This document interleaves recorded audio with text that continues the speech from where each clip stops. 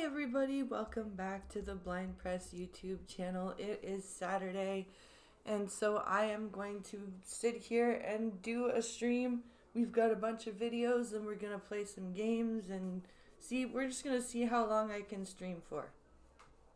Because I need the money. I'm not gonna lie, I need the money. So but anyway, we're gonna stream. We're gonna watch videos. We're gonna have fun. We're gonna... Hello, Spittle Buggies! We're gonna have a bunch of... We're just gonna have a fun Saturday stream. It's 2 in the afternoon. Well, it's almost 3 in the afternoon. We're just going to relax and watch, like I said, watch videos, play games, have fun. I wanted to stream yesterday, but I could not sit down. My stupid rash is back. It seems to be clearing up right now, though. I have some Claritin and some anti-inflammatory going on. But we're going to just have fun. See where this takes us. See where we go. How many videos can we watch? How many matches can we play? Who knows? I might also go do some Last of Us. We'll see. It's like I said, it's pretty much a how long can I stream for stream. Just basically to... Hey Valerie, what's up? How you doing? Nice to see you. You're the only one from TikTok who has come over after I deleted the account. So I'm glad to see you. Happy Saturday. I hope you're doing well.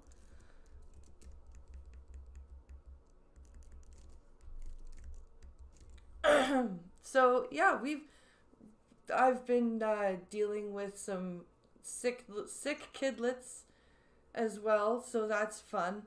I'm hoping that the oldest hasn't caught what I had. We don't need a child with pneumonia. That's not okay.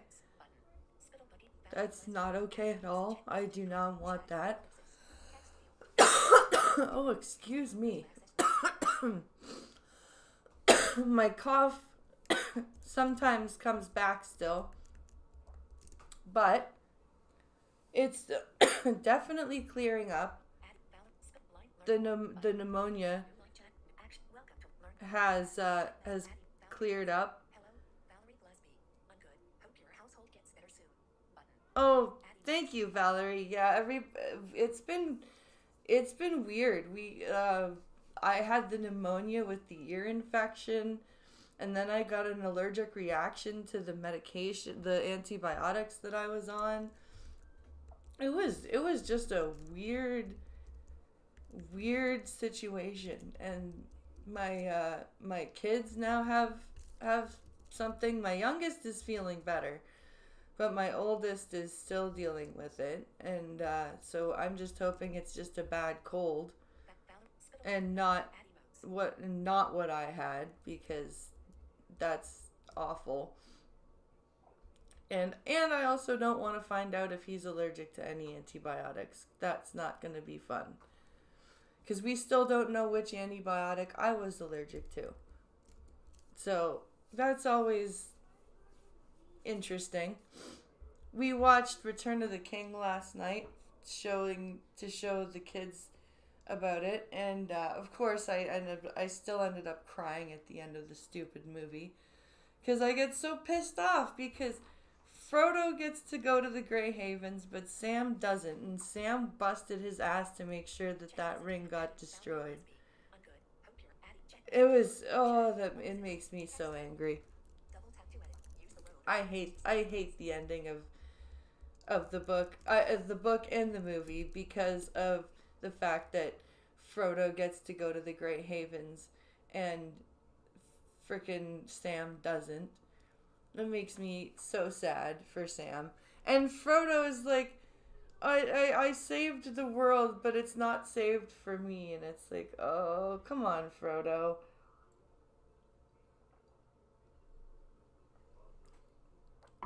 I don't know. It makes me, it makes me sad and angry, and I don't like it.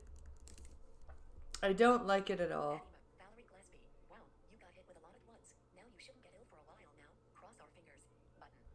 Valerie Yeah, Gillespie. I'm hoping. Valerie Gillespie. I'm good. I'm hoping. I had to go to the hospital 3 times. Double tap to I'm hoping I don't have to go again for a while. If this antihistamine anti-inflammatory treatment doesn't clear up my legs, then I will have to go again, but it seems to be working. My legs seem to be clearing up, so that's good. But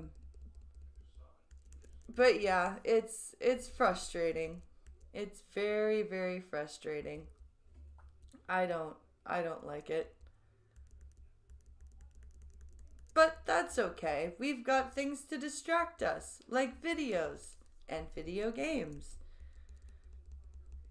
So let's dive into these. We're gonna first start with Asmongold, because he's talking about how we're living in an idiocracy, and he breaks it down very, very well. I pre-listened to this video, and it's very, very good.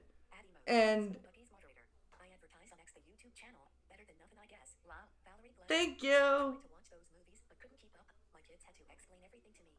You tried to watch those movies, but you couldn't keep up. Your kids had to explain everything to you.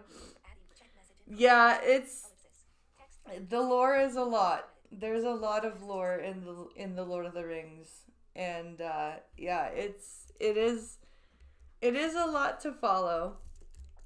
If you don't really like get into that kind of stuff, if that's not really your cup of tea, it is a lot to follow.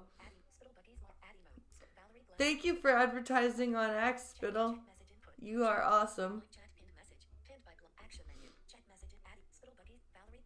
Alright, so let's take a look at this, and let's see what Mr. Asmongold has to say about living in an idiocracy, and I'm inclined to agree with him. Hi guys, it's me again. Hello. Today we're going to talk about something that everybody has experienced, at least secondhand, and some people unknowingly have also experienced this firsthand as well. And that is going to be the decline of critical thought. This is something that I've been observing over the past 15 or 20 years or so, and I think that it's definitely started gaining momentum recently. He's not wrong.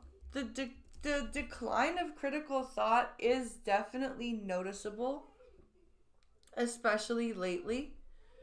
When you think about how people just take everything they see at face value, they don't actually dig into it.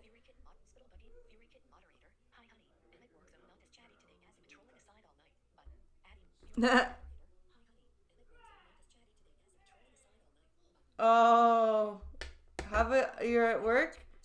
Well, thank you for tuning in from work. But yeah, he's right. There is a noticeable decline of critical thought, especially over the last like 5 years, because everybody just, oh, so and so said it on this platform, so it must be true. And I want to explain and kind of talk about and explore why is that really happening. And this is a very popular topic in conversation in pop culture. There are things like idiocracy. There's the age-old question that people see. I'm done with all the meds, but my stupid rash is back for some reason. So I'm now on over-the-counter antihistamines and a prescription anti-inflammatory to try and clear it up.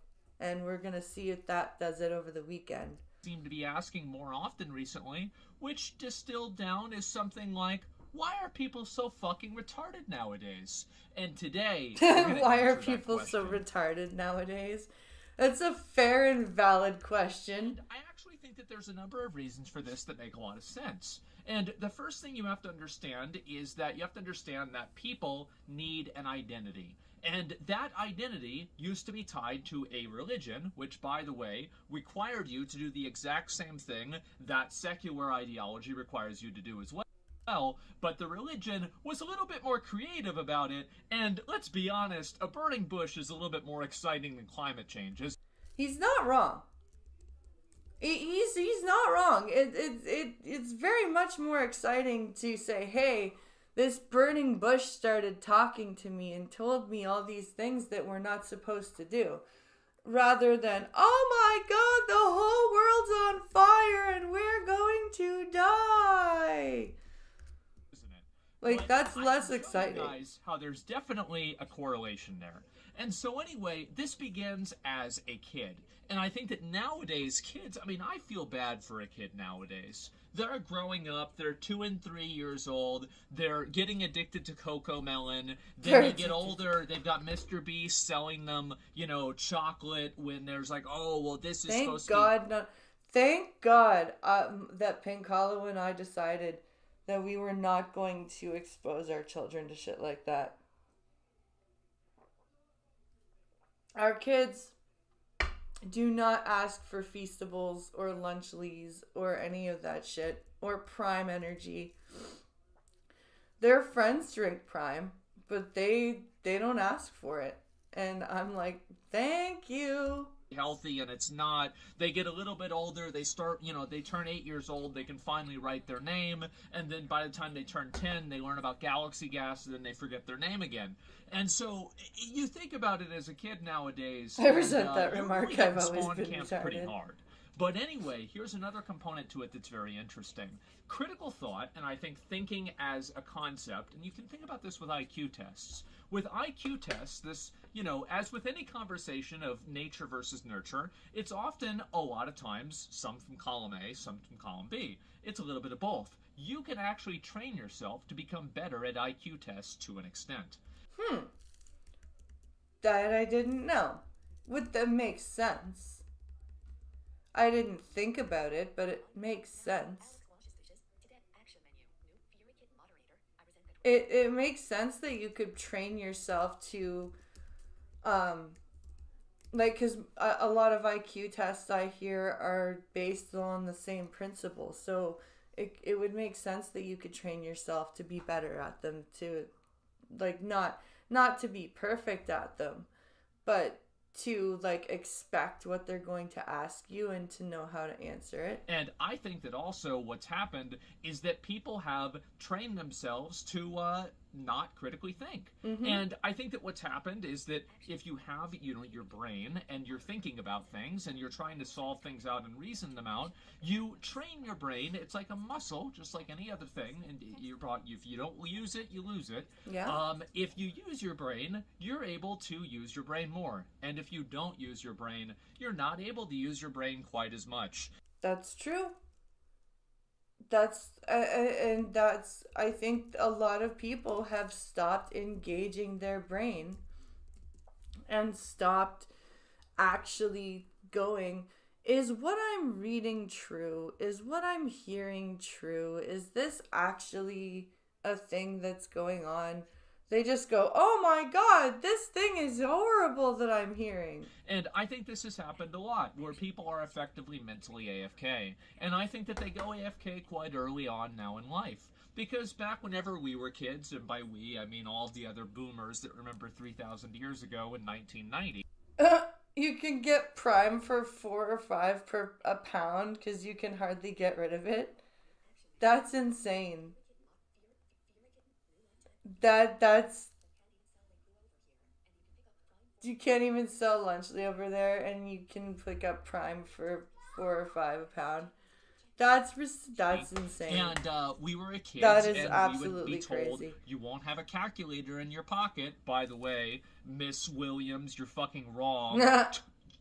Dumb bitch. Yeah, fuck you, every single teacher I ever had in the 90s. You won't ever have a calculator in your pocket. Especially you, they would say to me. Because your calculators are so big and bulky and they talk. You'll never have a talking pocket calculator. Fuck off. I knew that she was dumb, and I was right. But anyway, that's not the point.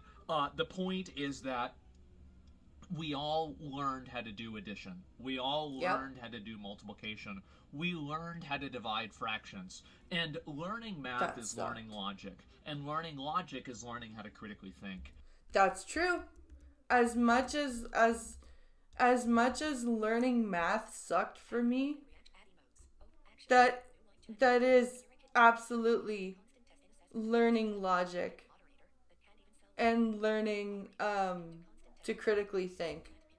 If you learn, especially if you're doing those word problems that are so famous in math class, then those will really help you critically think too. And now that there are so many tools, calculators, things that you can take a picture of it and it just automatically solves the equation on your math test, there A lot of parents are just doing or just letting their kids do whatever they want just to keep them quiet and out of their hair. Not wrong there, Valerie. Children aren't being taught to use their brains. No, they're not. That's why like I'm so grateful for my kids' teachers because they are very much the, no, you need to actually try to figure this out for yourself. You need to try to, solve the problem on your own. You can't, I can't always be there to help you. there are all of these tools that people have for them nowadays that effectively take different instances of critical thought that a person would have to do, and now that critical thought no longer has to occur. Yeah. You no longer have to think about this yourself because the app does it for you. You have computers now, and it's weird because, you're having like this weird, historical bell curve where boomers, actual boomers, don't know how to use a computer. Mm-hmm. And then people that are around, I'd say like 40 to like maybe 25 or so, definitely probably know how to use a computer. And what we're seeing now, this is really scary, is young people are now, again, learning how not to use computers. Really? So they basically, I'm guessing, just do it for like the word processing stuff and then just go, but I can still solve a height from estimated trig and spatial volumes. Yeah, I see. I can't do that. This is, by the way, another thing that Idiocracy predicted. And it's that there would be a bunch of, wow, these machines, how do they work? Nobody knows. Well, anyway, nowadays, kids, because these computers are so well designed, they don't really break as often as, Windows 98 used to or Windows XP used to. And you don't have to go into CMD to release and, renew your IP address every single time you get a new router. It just does that for its own. It does that on its own. It does that for itself. And because of that, people never really learn how to use computers. They don't really understand how the computer works. That's insane. That's so sad.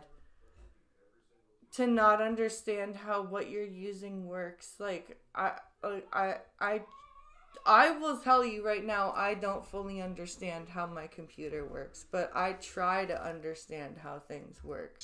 And I think that the problem with that, and I actually, and here's what's really crazy about that, is that I bet people that are 30 years older than me, 40 years older than me, would be saying this exact same thing about us with cars. Because now, every car, you don't have to open your hood to figure out the way that it works. All you have to do is plug it into a little USB thing or a connector at AutoZone. It gives you an error code, and then you take it to the mechanic, and the mechanic fixes it based off of the error code. Yep. Oh, my car says that it's this code. What does that mean? Oh, that means that this is broken. Here, let me fix that for you.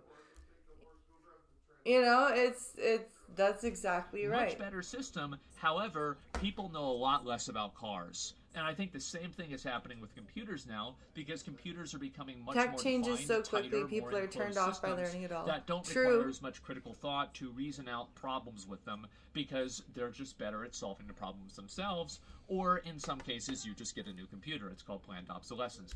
Oh, yeah. Planned obsolescence is a huge problem in technology. Huge problem. Like with phones, for example, or computers, or like any sort of technology now, it is made to be replaced. Very cute. And so anyway, I think this is happening also with math. And every other form of critical thought is being outsourced to some sort of machine, to some sort of AI, to some sort of thing that is external from yourself. So now the individual, the kid, doesn't have to actually think about how to solve what is multiplication, what is a fraction, what is division, etc., right? What is algebra? They don't have to understand the logical implications of algebra, because they have a computer that will do that for them.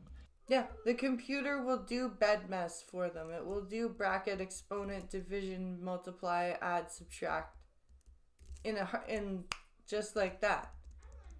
And the kid doesn't have to learn that Action. New. that whole acronym. I learned 6,500 to add them with a new light chat. The kid doesn't have to, like, I freaking sucked at math, but I still remember what BEDMAS stands for. And you know what I mean? Like I still remember. And then I still remember SOHCAHTOA. I still remember all of that. Like it's drilled into your head. I bet you none of these kids know any of what that is. And I think the problem with that is that once you abstract so many avenues of critical thought, you, at a certain point, abstract critical thought itself. And I'm returning to learning Windows because it has changed so much. It's like running an Apple from the 90s. Holy shit, really? That's crazy. Part about this is that it doesn't end in school. I think this has happened all across the entire culture. And every single group of people, and this is going to ruffle a few feathers here, and that's why I'm doing it. But good for you, Asmongold. Ruffle those feathers. There are a lot of things that, in my opinion, if you evaluate these things critically, you can easily see how they don't really make a lot of sense, and how there is a common conclusion that any normal, reasonable person would come to. I'll give you 2 examples, and we can maybe do 2 more examples. The first example is going to be the really easy one. This is the one that a lot of people can probably agree on. Have you ever seen the graphs or like the charts? This is for the America people here, that shows how many areas are red versus how many areas are blue, and they show, oh, well, look how many more red areas for Republicans versus Democrats. Why is it that, the races are so close? Well, it's because a mountain doesn't really have a lot of people living on it as much as the same way a city does, for example. And so it's basically people that are willfully misunderstanding data. But the problem here is that I think that we've had such a long time period of willful misunderstanding you were a Linux that people have person. stopped acting. And here's another one. I tried Linux. Climate change. I never really big understood one. it. Now, the big all the commands you had to do just to get into a disk. I was like, what the fuck? Not whether or not it's happening, it's whether people are causing it or not. Let's use a little bit of logic here.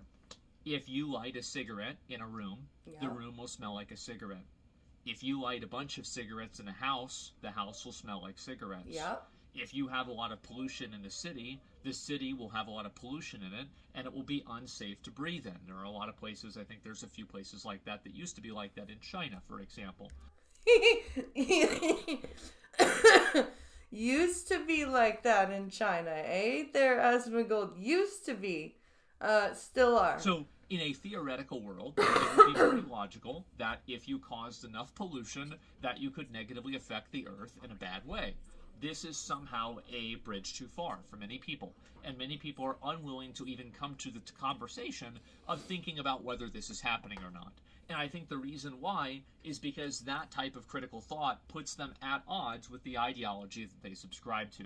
And this is something that, again, religion, we used to outsource this over to religion, but Yeah, because people don't believe that's in that true. as much anymore, now we've decided to invent our own new forms of bullshit that, as I said before, are much less exciting than Jonah living in a fish. He's not wrong. He's not wrong. It's as much as I'm not into organized religion, the stories that go with Christianity and all that are much more exciting than, if you don't do this, then the planet will explode with fire and doom.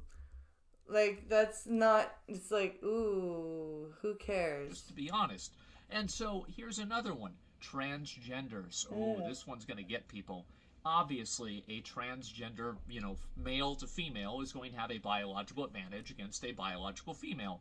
All other things considered equal. Any reasonable person knows this, and you can easily see this too, that there are very few biological females to males that then go on to compete in sports at a professional or very high level. I'm sure it's happened once or twice, but A lot I don't of you think cunts get exceptions prove confused rules. by righty, So lefty, the point is loosey. that all of these things are extrapolations righty, of tighty, lefty, scientific loosey, reasoning yeah. and logical reasoning that, based off of which side of a different political spectrum you're on, you are not allowed to have these opinions. You are not No. allowed to think for yourself. No, you're not. You have to go along with what's being said. You have to go along with the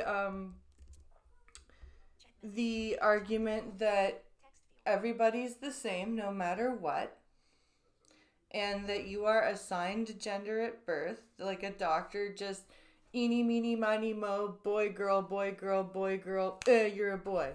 You And I know, think like that's really just I'm what they getting do. at Like here that's what you're is that supposed to you are believe. no You're not longer allowed to think for yourself. Because thinking for yourself eventually takes you off of the off of the reservation or off of the range that you are supposed to be living in. You never want to think for yourself because you could accidentally make a mistake. You Yeah. could think too far. You could commit a wrong think. And when somebody Don't wanna does do this, that. they get completely excommunicated. I think It's true. If you think or say something wrong, then and you think or say that wrong thing to the wrong person, bye-bye. There goes your everything. a great example of this is J.K. Rowling. Mm-hmm. J.K. Rowling said obviously the female experience is something that only biological females can experience in this unique way. Now, it doesn't mean trans women can't be women, it doesn't mean they shouldn't be treated like women, but the experience that trans women have is different than the experience that a biological woman has. Yep. This is a completely logical thing. I think that probably 90% of people think this, but people have to live with their mind in a cage and pretend like they don't. And what I think happens is that as soon as a person sees what happened to, let's say, J.K. Rowling, where she gets completely excommunicated by her group of people, right? Because she used to be very... Yeah, literally, her diehard fans are like, I don't know if I can read Harry Potter anymore because she said that women are women and men are men. Like, what? Seriously? This is what we're doing? very like liberal person, etc. She got totally excommunicated. Everybody hates her now, and she also, by the way, got way more radicalized to the other side. Yeah. So it does have a negative effect too. But most important, Well, of course she got more radicalized because everybody when you excommunicate somebody for something that is an obvious logical thought, they're going to start thinking more radical thoughts. importantly, the point that I'm making here is the fact that when you think for yourself, when you let your own experiences dictate the way that you see the world, you oftentimes come into a direct contradiction with the ideologies that you are part of. And people don't like to think. People don't like nuance. And I think this has always been true, right? I mean, you know, we had Salem witch trials. They burnt Joan of Arc. Galileo was suppressed. I mean, we've Yeah. always done this. But what's interesting nowadays is that it's done for a secular reason. It's true. It's we have always suppressed the people who think for themselves. But now it's for, like he said, a secular reason. Instead of using religion as the cudgel, we are using things like climate change or transgenderism or, any sort of social policing. The thought police are getting stronger and it needs to be stopped. It does. And it's the It interesting, absolutely does. Circumstantial application of critical thinking when it's something that you've already agreed with the conclusion on. And I think that's what's really happened. And so you have people that are growing up in school and they ask questions, because, a kid thinks like, why is this way? And, oh, wait a minute, you can't ask that, you can't ask these, you can't think about it like this because this is the wrong way to think about it. Mm-hmm. And so now you're stepping outside of that box that you're supposed to stay in. Yeah, don't you dare step outside that box. Don't you dare try and be a critical thinker or try to absorb yourself or absorb your thoughts and reflect on your thoughts. No, don't do that. Just stay in the box. It also dovetails very well into the way that cults work. Now, a lot of cults, there is a turning point, right? When you're going... If Elon Musk wants to save mankind, he should develop a pastry that can be microwaved and not become soggy cardboard. Ooh. Yeah, that's hard. You can't microwave a pastry. It just turns to mush. But for some reason, the mush is still hard. Like, I don't understand the way that pastry in the microwave can somehow be mushy but still hard at the same time. Like, when you put a pot pie in the microwave and it's so gross. It's so disgusting. I don't understand. From, the under level to the upper level of the cult. And this is the point where you are now given the arcane esoteric teachings of whatever madman decided to invent this cult. But before you do that, you have to do some form of initiation that oftentimes requires you to forego your own logic, forego your own thinking, disregard reality, and accept their version of reality as your reality. And the reason for that is it's a degree of commitment. How committed are you to this cause in order for you to The book fully be 1984 part wasn't of supposed our to be a inner guide. It's supposed and to I be a think that warning now about what was people are performing happening. that initiation ritual. It was at supposed a to be mass level. preventative. They are Yep. basically performing the initiation ritual. Trust the science is only said by scientific recidivists. There's leaves for pastry that works well, but that's extra money. Themselves I didn't for know society to see, oh, wait a minute, this person is actually part of our team. And it becomes more I important. knew that there were the metal trays for the pot pies that you can put in the oven, but I didn't know that there were pastry sleeves that you could put in the line of microwave. thinking, the group of people that you think are, or that you're part of, it's more important that you follow their line of thinking than you follow your own line of thinking. And I think that that's what's really led to the decline of critical thought. And so you have machines nowadays that think for you. So you're not exercising that critical thought. You don't need to troubleshoot anymore because the machine does that for you. And then you also have society that's actively trying to suppress every form of critical thought that you can possibly fucking have. He's not wrong. This society is actively trying to make it so nobody thinks for themselves. It is what's the word I'm looking for? Lauded and applauded when you just repeat what you hear. It's really sad. Like, there are a lot of things that many people can always agree on, but because of political spin, it turns into being a controversial issue. I think things like lobbying or something like that, like gerrymandering, etc.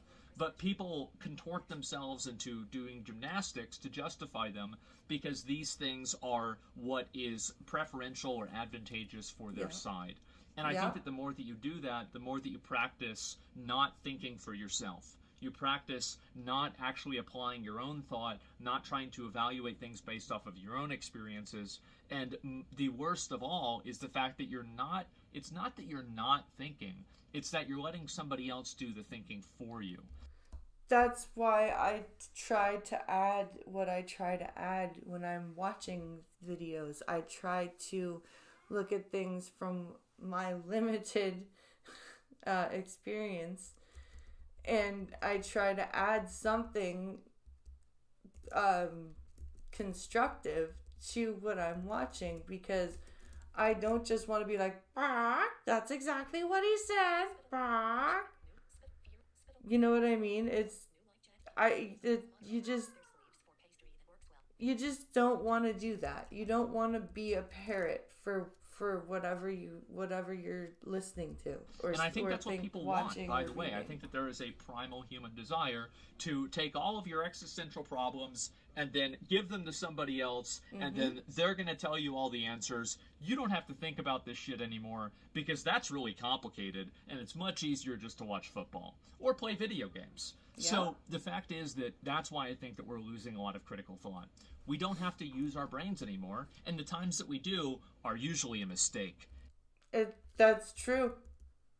It's very true, and we don't like to make mistakes. We don't like how it feels when we make mistakes. So therefore, when mistakes are made, we just go, oh well, I'm not gonna do that again, which means therefore we're not gonna use our brain as much anymore again, because every time I do that I make a mistake. And I think this is going to keep getting worse, by the way. It's going to keep getting worse and worse and worse until it reaches a fever pitch where it's just a unrecognizable reality, and people have to turn around. But I think that, again, being able to, it's almost like it's kind of like it's I would say it's like virtue signaling, but it's like retard signaling in a way. It's exactly that. It's not just that's a perfect way of saying it, retard signaling. Where you're now you're going out and you're saying these things, and it's like, okay, this is the person who's saying that, I don't want to give like a big list because it's going to trigger a lot of people in chat, but you're going into the NPC programming of certain people, and you're saying the thing the microwave sleeves almost work. It will then resemble a industrial carpet tile rather than wet corrugated cardboard. To say. And then once you do that, now you're part of a club. Now you can be accepted because you have decided to forego your own reality, forego your own critical thinking, and instead adopt the critical thinking and the reality of the group. And I think that that's why we don't have people that think for themselves. It's because they're afraid to. Yes. That's exactly it. Because if you think for yourself, then you're liable to make a mistake, and if you make a mistake, then that's uncomfortable, and nobody wants to feel uncomfortable. So therefore, they just stop thinking. They're afraid to think for themselves, because if they do, and they think too hard, or they think too much in one direction, they could end up ruining their entire life. And you see this happen. You see this happen with someone like J.K. Rowling. Not like she's ruined her whole life, but it's just a person who is asking a question, who is trying to express their worldview, and they're completely hated by everybody. And I think that there are many such cases, and I'm curious, guys in chat, has there ever been an opinion that you think is just absolute common fucking sense, and then if you mention this opinion or you say this opinion, everybody hates you for it? And I think that the more of those that we discuss and we talk about, the more that we can get back to actually thinking as a form of coming to a conclusion. Here's an opinion that I've thought for myself that I always get shit on for. When you say like the fact about being totally blind is very difficult to delineate because total blind is only about 15% of the blind population. Everybody else has something. And they don't like to have that pointed out. They really don't like to have that pointed out.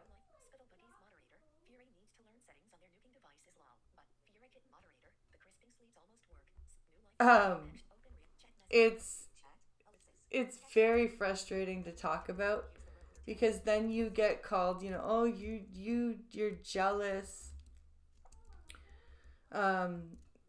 You're hateful, stuff like that. And it's really difficult to listen to and hear because it's true though. Like if say for an employment example, you have somebody with a little bit of vision and you have somebody like me with prosthetic eyes. You're going to hire the person with a little bit of vision every single time.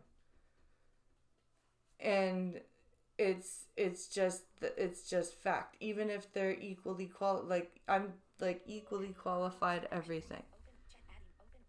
It's always going to be a thing. Like I actually ran into somebody that came into I ran into somebody who raised 2 totally blind kids in the town that we're living in, and he said his daughter has 3 college degrees and still has no job. And I'm like, okay, so it's not a me thing, and they're both totally blind, right? It's really, really hard.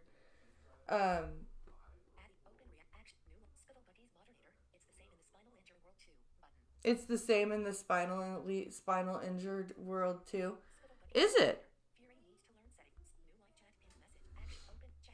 You know what? That makes some sense. If you have like a specific condition, that's rare and it's not treatable, or you can do certain things more often or less often than other people. Like I can see that it probably isn't. It's probably the same in the deaf community as well.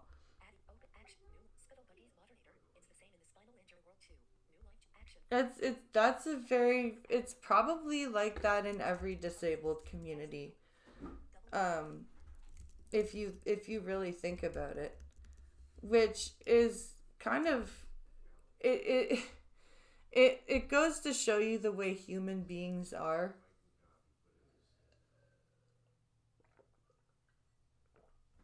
And it goes to show you just how much infighting there always is within groups.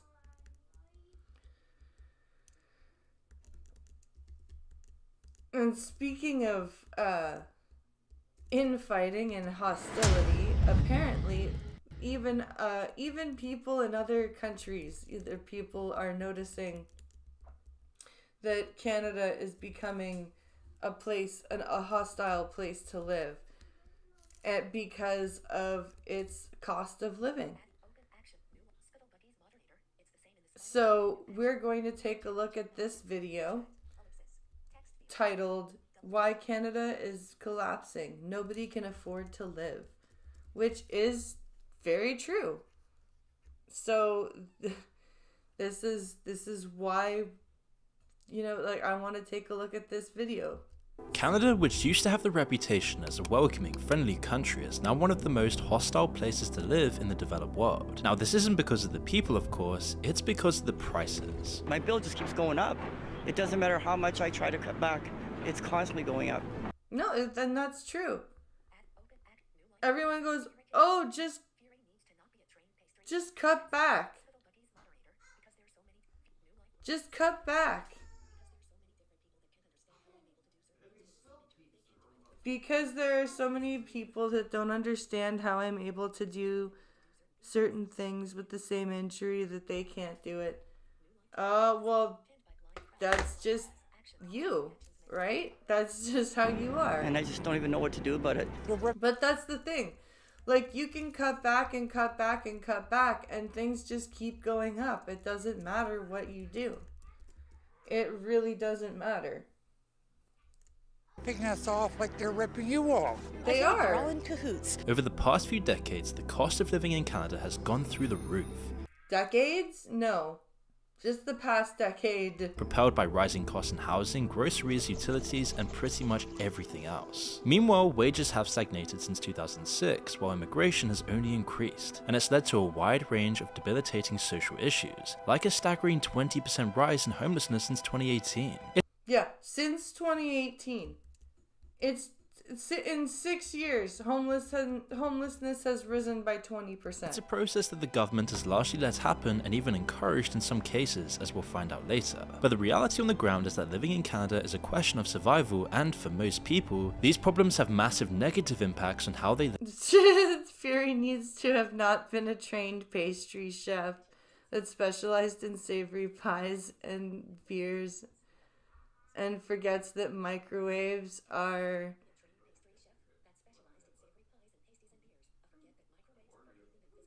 anything but physics experiments. California and Canada have a lot in common when it comes to expenses. That's sad. I'm sorry, Spittle. live their lives. It's clear from the stats that Canadians are suffering. In the Canadian Social Survey of 2024, nearly half of the respondents said that their budgets couldn't keep up with the rising costs. Canadian household debt is another indicator of how bad it's gotten. Yeah, household debt is scary up here in Canada. It's not fun. Per citizen is the highest in the G7. But what really paints the picture is how Canada's Prime Minister chose to speak to his country and the response he's gotten from his fellow Canadians. Strangely, Trudeau decided that emulating bad YouTube apology videos was the best for his message on immigration. Yeah. His YouTube videos are straight out of like 2015 shitty, cringy YouTube just bullshit. The response It's was, so as you would bad. expect, absolutely terrible, with around 68,000 dislikes and 22,000 likes at the time of this video. In the Oof, 7-minute-long what a over-polished ratio. video, Trudeau covers the general basics that you'd associate with terrible apology videos. He begins by saying he'll admit his mistakes, even though he doesn't really throughout the video. Then he immediately shifts the blame to bad actors despite the fact that he implemented the policies which let it all happen. Yeah. He's literally, I covered this video that he's referencing here.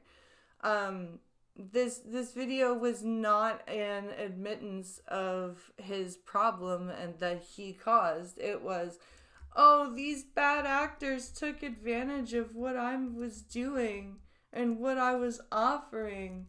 These horrible, mean people. Increasingly, bad Feel actors sorry and for big me. colleges and big chain corporations have been exploiting our immigration system for their own interests. So we're doing something major. We're reducing the numbers of immigrants that will come to Canada for the next 3 years. The biggest fault with his press release, though, lies in the short section where he diagnoses Canada with a labour shortage. While Trudeau himself doesn't go into much detail about why this is apparently the root cause of Canada's problems, the video does use part of an interview with Dennis Darby, a representative for Canadian industry. He says while talking about Canada's industry that, quote, "We've had a chronic shortage of labour over the past decade. It's the #1 issue." So we think there needs to be more, and you need to continue to push that, the pedal to the floor to bring more people into Canada. This moment has become a focal point in the overwhelming negative response to the video. So,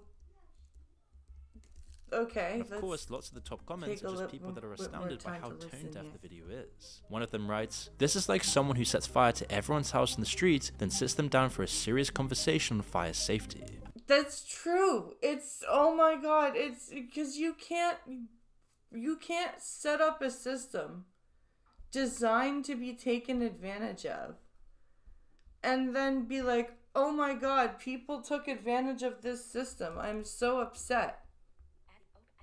Like, that does not work. Newsom and Trudeau sound exactly the same. Oh, that's horrifying. Another lays blame squarely on Trudeau's shoulders, saying, "People are mad because people born and raised in Canada can't afford to live. You've been talking about housing your entire time in office, and yet the problem has only gotten worse." But the video's insinuation that Canada's problems lie with a labour shortage has been particularly highlighted, with lots of comments denying that it's even true, let alone relevant. It's because it shows just how out of touch Trudeau and the establishment have become to regular Canadians' problems. They really have. Just as, like, this whole GST holiday bullshit. Like, they think it's going to cause or do anything good for us. Like, they think it's going to help. To back up the point, they took interview quotes with CEOs and senior executives on the biggest problems that they're facing instead. All the while, Trudeau is acting like evil corporations are the real problem, while ignoring the fact that he's the one in charge of regulating them. The reality on the ground though is that there are plenty of jobs in Canada, but wages have stagnated, so they just don't pay enough to give people good lives or even keep them out of poverty. The unrelenting cost of living crisis in Canada has been disastrous for the country and its people. All of this is true. I can't, like, there's nothing that I can say that's going to, like, refute this. There is, everything he's saying is true No cost here. is more impactful or substantial than housing, and it means that rising housing costs have been the biggest factor in the entire crisis. So there's no better way to see how bad things have gotten than by looking at Canada's largest city of Toronto and its terrible housing crisis. Before we continue, I want to tell you about our video sponsor. Access also uses environmentally friendly extra offer card. They will provide you every move to live in a small collection. Like other countries close to the Arctic Circle, Canada has quite a low population compared to its massive tracts of land. Yeah. But even with that relatively low population, a large chunk of those people live in a small collection of large cities. Yes. Montreal, Vancouver, Ottawa, Winnipeg, Toronto. Over 73% as of 2021. Canada's population and economy is therefore focused on these large cities. Toronto is the crown jewel, with a population between 6 to 8 million people depending on how you define the city. It's the centre of Canada's financial sector, and during their time in power, Trudeau's coalition government have taken advantage of this imbalance to push forward an agenda focused on benefiting the wealthy minority in control of those cities. Yeah, very true. Especially with that housing infrastructure bullshit. And it's come at a massive cost to Canada's rural population, but it's also done terrible damage to Canada's urban people as well. A lot of this is because of Canada's descent into a process called financialization. As described by Canada's Centre for Housing Rights, financialization is when housing transforms from something necessary for survival into a speculative financial asset. Okay, that sounds like not a good thing. I am by no means an economist, but I think that housing should definitely be a Regardless of where you necessity. live, you'll probably have seen this happen. Over the past 50 years, buying a home has gone from an achievable goal on an average salary to something that only the richest can afford. Meanwhile, investors who got involved in the housing market have seen their assets skyrocket in value. But while It's not the jobs, it's the regulations and taxes that are causing most of the issues. Less regulations and taxes, people thrive. Yep.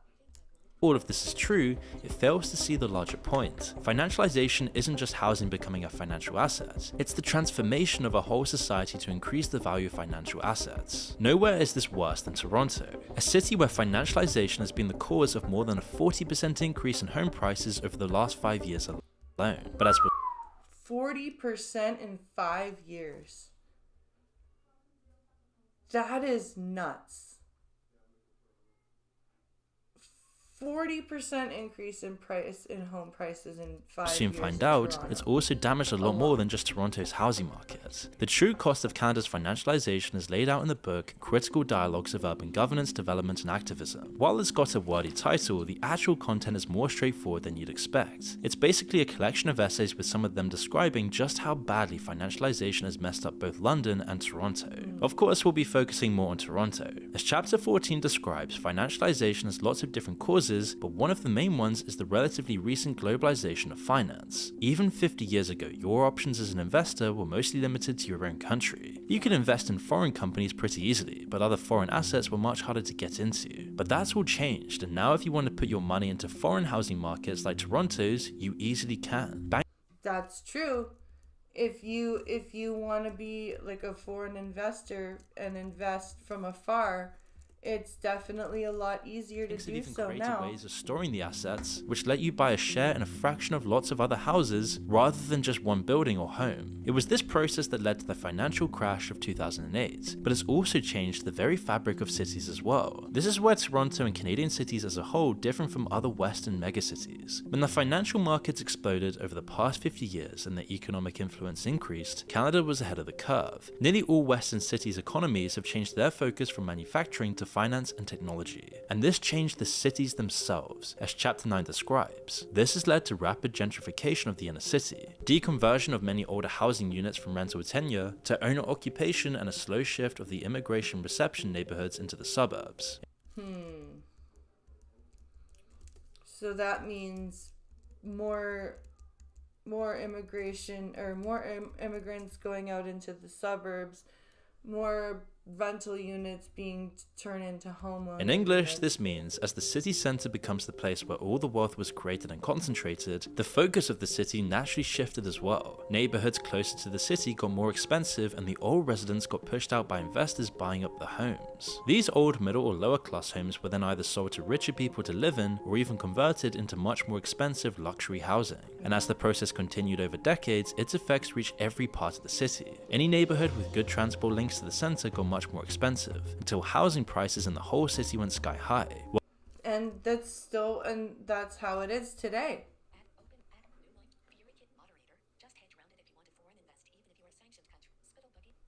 Just hedge around it if you want to foreign invest into a country.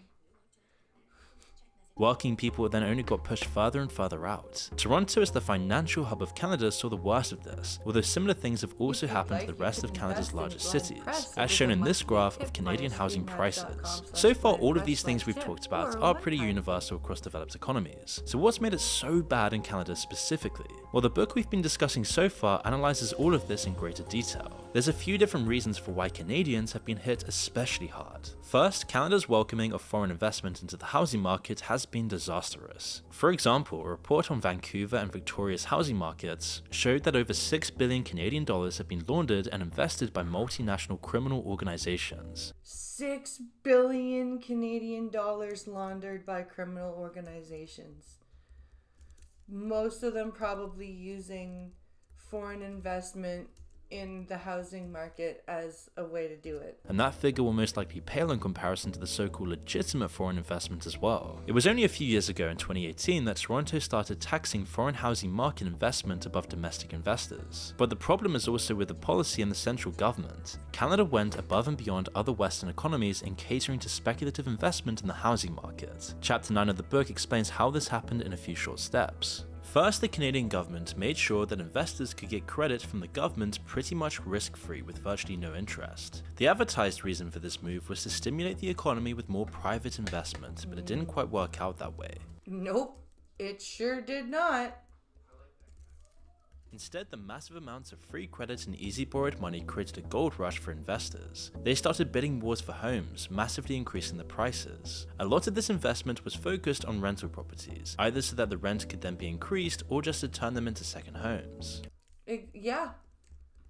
Or like they would buy up homes that people already lived in and kick them out and be like, my family's coming to live in there now. This brings us right back to reality and the outstandingly poor rental market in Canada. Let's go over what we've just been talking about. Gentrification and the transformation of cities decreased the supply of rental properties. Foreign investment decreased the supply of rental properties. And finally, the Canadian government's decision to create a housing market feeding frenzy made things even worse. There have been plenty of other factors that we don't really have time to explore here, like Canada's welcoming of short-term lets. The Airbnb market in Canadian cities is absolutely massive, and each one is a home that could have gone to someone who actually lives there. Yeah, Airbnb is another huge problem with people just like because there's different rules for Airbnb than there are but the results are the same. Regular people have been pushed out of their homes, and barely anyone can afford to live in these cities anymore. Now, to even survive in Toronto, you need to make at least $60,000 a year. Honestly, it's more like $80,000 if you actually want to own any possessions. In the other large cities, it's a little bit better, but that really isn't saying much. So why did they let all of this happen? We can give a pretty simple answer based on basic speculation. It's simply the fact that all of this has made a few powerful people filthy rich. The people who control policy are also the people who own lots of assets and benefit from skyrocketing house prices. They don't care what happens to regular people, they'll push the prices as high as they can as long as people still show up to work every day. Exactly. And people are now stuck in the work to live mentality, so they are going to show up to work every day. It's in this way that high housing prices are a symptom of how unequal the economy has become. But high housing prices, and particularly high rental prices, also creates lots of problems for society by themselves. First, there's the direct cost to companies. Commercial rents have shot up along with residential rents, forcing many businesses to close under the pressure. It's a massive factor on its own, but the problem goes deeper than that. Overall, 33% of Canadians rent, but it's much higher in the cities. 33% of Canadians. That's quite a lot. Toronto, it's 48%. Quebec City is at 49%. Vancouver's at around 55%. And in Montreal, over 60% of the residents are renting. As the rents in all of those cities have skyrocketed in recent years, wages have also stagnated. In fact, they've even gone backwards compared to inflation and the cost of living. You can tell by looking at a stat called real GDP per capita, and it measures how much the average citizen of a country earns adjusted to inflation. So looking at it will tell you how much real buying power the average person really has. This is a graph comparing Canada's real GDP per capita to the USA's. You mean like what Chrystia Freeland always says, that our GDP is so much better than the USA's. We're doing fine. We're about to be proven wrong. It's not like people in the US are having a great time, but in Canada it's been getting even worse in the past few years. Now we're at a point where the wage problem has gotten so bad that across the board, Canadians have lower salaries than people from the US. It doesn't matter which state or province you compare. The housing crisis has also played a large role in this. People who are forced to spend over 50% of their paycheck towards rent don't have much disposable income. When all you can focus on is surviving, there's not much time for thriving. And this has a knock-on effect on the rest of the economy in a way that's hard to measure on paper, but the results are clear in practice. The nightlife industry has been hit particularly hard. Its recent struggles are symptomatic of the wider problem. A report by a research firm called IBIS World showed that over the last 5 years, Canada's nightlife industry contracted by over 4%. The shutdown caused lots of damage, but nightclubs and bars fail to recover afterwards because people just don't have enough money to justify going out very often, if at all. And this is creating a deadly spiral. Rents go up and nightclubs have to charge even more to stay open. And everybody's having to charge more for their businesses to run, which in then turn makes people not want to go out even less because they have no money to spend. This makes them less attracted to people already paying massive rent bills every month, and so they get less customers. Less customers then means they have to charge even more, and it goes on and on until they have to close. This industry has been hit particularly hard because of their unusual clientele. Young people are the most likely to go out, but they're also more likely to be renting and have less income than older people. But we've still seen the same effects across the whole of the Canadian economy. Less disposable income means less consumer spending. Businesses jack up their prices to compensate, and the same deadly spiral comes into effect. Of course, lots of corporations also use the crisis to hike up prices even further, while lining their executives and their shareholders' pockets. And the end result of all of this is that it just makes life worse. You have to think about it all the time, like making sure you only buy the cheapest versions of food, or even limiting your diet entirely based on what's cheaper. For the people who've It's true. That's very much what's happening. Can we afford to get this stuff? Like, there's a lot of stuff that we actually get from the dollar store because it's cheaper than buying it from the grocery store. Like, hardest, a lot of the question of which bill you can afford to not pay. Often food is one of the first things you have to give up. Then there's the non-essentials. Things you could only afford as rare luxuries like holidays or meals out at restaurants are now completely off the table. This brings us right back round to Trudeau's YouTube apology about immigration and his assertion that Canada's problem is a labour shortage. This comes as an insult to people who are working as hard as they can but just aren't getting a fair deal from their country for it. Working long hours just to scrape by is easily comparable to the effects that long-term unemployment has on people. You get the same worries with it, like the stress of not knowing whether you'll make it through the next month, or how far into the future you can go on for. But at the same time, you still have to work long hours every day. Wages have stagnated for years, prices are still rising, and a third of Canadian renters can't afford their rent. That's true.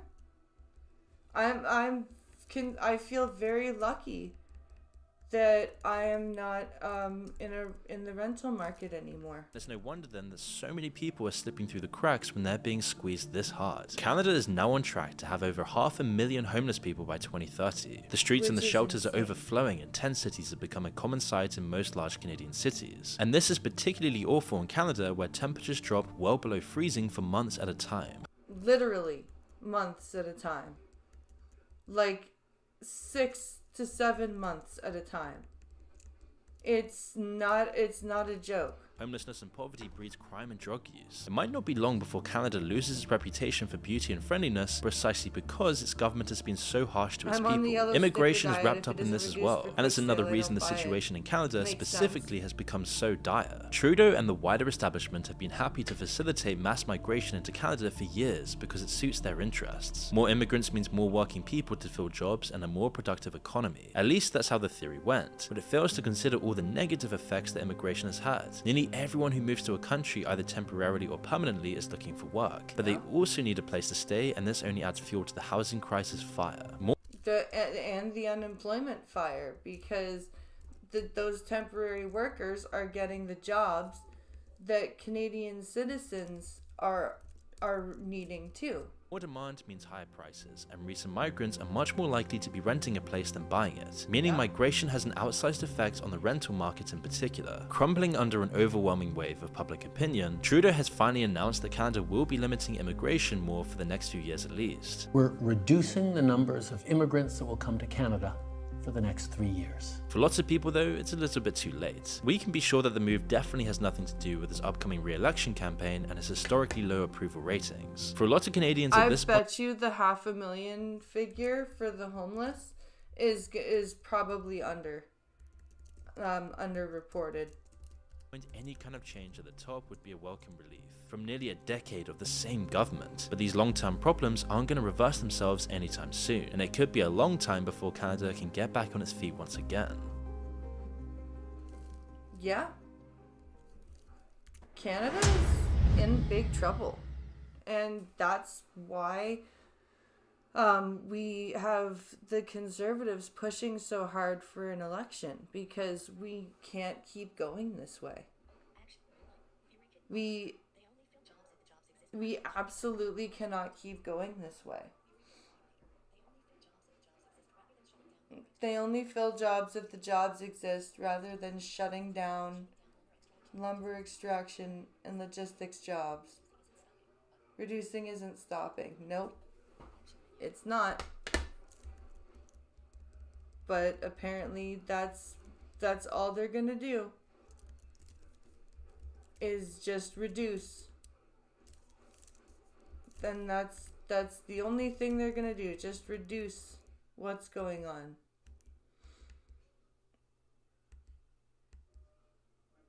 Which I think is just, we need to stop all immigration right now.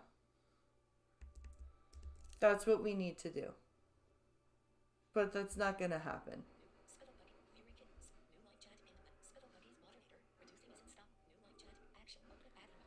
Alright, so Jack Doherty is still around. Somehow. And he is scamming his audience. I'm not sure if we're surprised by this. I'm not. After he crashed his McLaren, I think it was a McLaren, some car that is ridiculously expensive.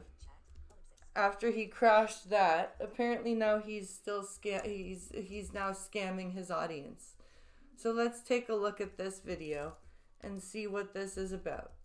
This IRL streamer is now scamming his fans after seemingly realizing that his career is over. I know which one I'm buying. I'm dropping a bag on it, and we're all getting rich together, guys. I'm not selling until it's at 100 million market cap. I'm going up 100, 200, 300x, baby. Let's go. I mean, the desperation here is just real, and what makes things just even more laughably crypto? stupid is how much this coin of his flopped. Because Oh my god, it was crypto. He actually did a crypto coin. Let's just put things into perspective here. Remember when Boogie2988 was tricked into promoting this pump fun pump and dump? Well, his coin did so much better than Jack's. And I mean, Jack's the guy who's allegedly pulling tens of thousands of viewers live every stream. But we'll get back into that later on. Because how does he still manage to pull that many people after doing what he did with his car and treating his friend the way he did? Because it hasn't even been 2 months since this IRL streamer destroyed his career by live streaming himself, crashing his McLaren because he was reading his chat while driving. Meanwhile, just minutes before that, he foreshadowed everything by saying, "Oh, I'm probably gonna crash." I'm most likely going to crash this car. But that didn't stop him from reading the chat while driving as it was pouring rain. And as if things weren't bad enough from before, he injured his friend doing this, then showed absolutely zero regard for his well-being. And even yeah, he was like, "Here, keep filming. Keep filming this shit, you guys. Like, even though you are obviously fucked up and bleeding and, you know, you probably have a concussion, keep filming." Had his friend film him being upset about crashing in his McLaren so he could use this for clickbait. I mean, this was definitely one of those rare moments where people on the internet gathered from all walks of life and they just all agreed on one thing. This guy really sucks. Yeah. And Kick, they actually did something about it, as they later announced that they permanently banned him. And I'm actually kind of surprised that he's still banned on Kick. Oh, wow. They actually upheld the ban. That's crazy. Because Kick, they announced countless times they're going to permanently ban X person and X person, yet they unbanned them shortly after. Fuzi is a very recent example of this. But I guess this had Jack kind of shocked, as he even thought that he was going to be getting his account back pretty quickly. You have to take care of yourself. What happened with the live stream? You got kicked? You got banned. Why? It's suspended. I'm fine. Fine. So how are you gonna do your politics? I will. So how are you gonna do your... How are you gonna do your job? Yeah, that's a good question. How do you plan on doing your job? Get on banned, don't worry. Well, that aged poorly, at least as of recording this video. So originally he thought the only consequences he was going to have was the totaled McLaren, but he also lost his main platform, which was Kick. And Kick, for him, acted like a funnel for all of his other degeneracy. So I guess now he's starting to get desperate, and he's now pivoted into a new type of degeneracy, which is, I guess, using his audience to pump and dump microcap meme coins. Oh, no. You know, we're really starting to reach the depths of influencer hell when they start promoting microcap meme coins. Jesus Christ. Is actually did a meme coin.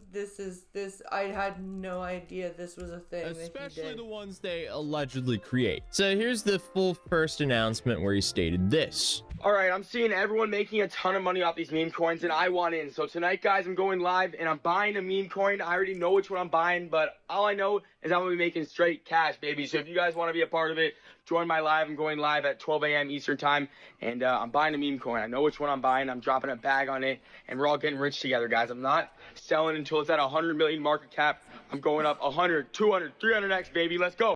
Oh, my God. That is actually... He's seriously going to buy a meme coin and wants his audience to do it too. Yeah, dude, oh, we're gonna make Lord so much money, almighty. dude. When in reality, most people are gonna lose money because Pump Yeah. Fun is the definition of a PvP server. And anytime an influencer brings newcomers into the cesspool of a website, it's safe to say they're gonna get fleeced by the seasoned degenerates. Of course. But I mean, hey, I guess Jack saw that kid just rug pull a bunch of people for like $30,000 and thought maybe that he could do better. But back to his promotion video, I mean, this behavior is nothing new when it comes to scumbag crypto influencers, but something to notice here is he did claim that he already knew what token he was going to buy, but he didn't want to reveal that yet. So obviously he wants to front run his audience. But when he went to buy the coin, he ended up buying the top. McLaren crash, baby. You guys already know McLaren. I crashed McLaren, so gotta buy McLaren coin, baby. I'm buying this. I've got to buy a McLaren coin because I crashed my McLaren. Oh my God. Yes, take that seriously. Buy a McLaren coin because you... I think they thought him buying this on stream would have had way more effect on the volume than what it actually did. But either way, it seems like his friends and a bunch of other crypto bros just completely front ran him here. So one could only assume that he was So he wanted to front run the audience, but he got front behind the token as That's number funny. one, making a McLaren crash token 2 months after the incident happened. This is not at the top of mind for anyone anymore.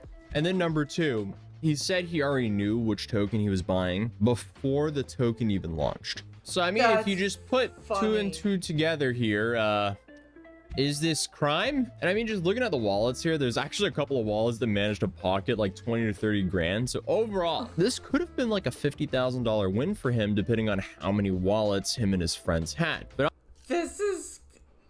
I don't understand half of this shit. This sounds like it's criminal to me. obviously, this couldn't be a one-time thing for him. He's already established himself as the pinnacle of scumbags. So Yeah. why not just milk whatever his audience has left, or just like a few more drops? Because this first video, that was roughly what, 5 to 6 days old. Well, over the last few days, he's now live streamed himself launching another meme coin that also failed miserably. Not only that, he's also raising funds for another one as we speak. Seriously, dude? Another meme coin.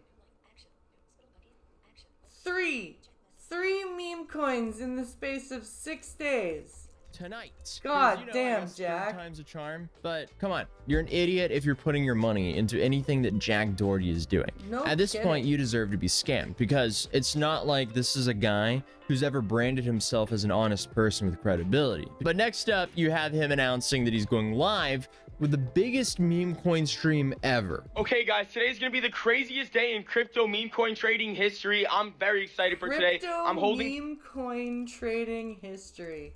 That is a phrase I don't think I've ever thought I would hear in my life. $100 million market cap on live, so make sure you guys tune in. You don't want to miss it. It is going to be crazy today, and I'm more than excited, guys. Drop your soul addresses down below. I'm going to be sending soul to you guys all day before the stream. Let's go, baby. Yeah, it's getting sad out here. Like, this is straight depressing.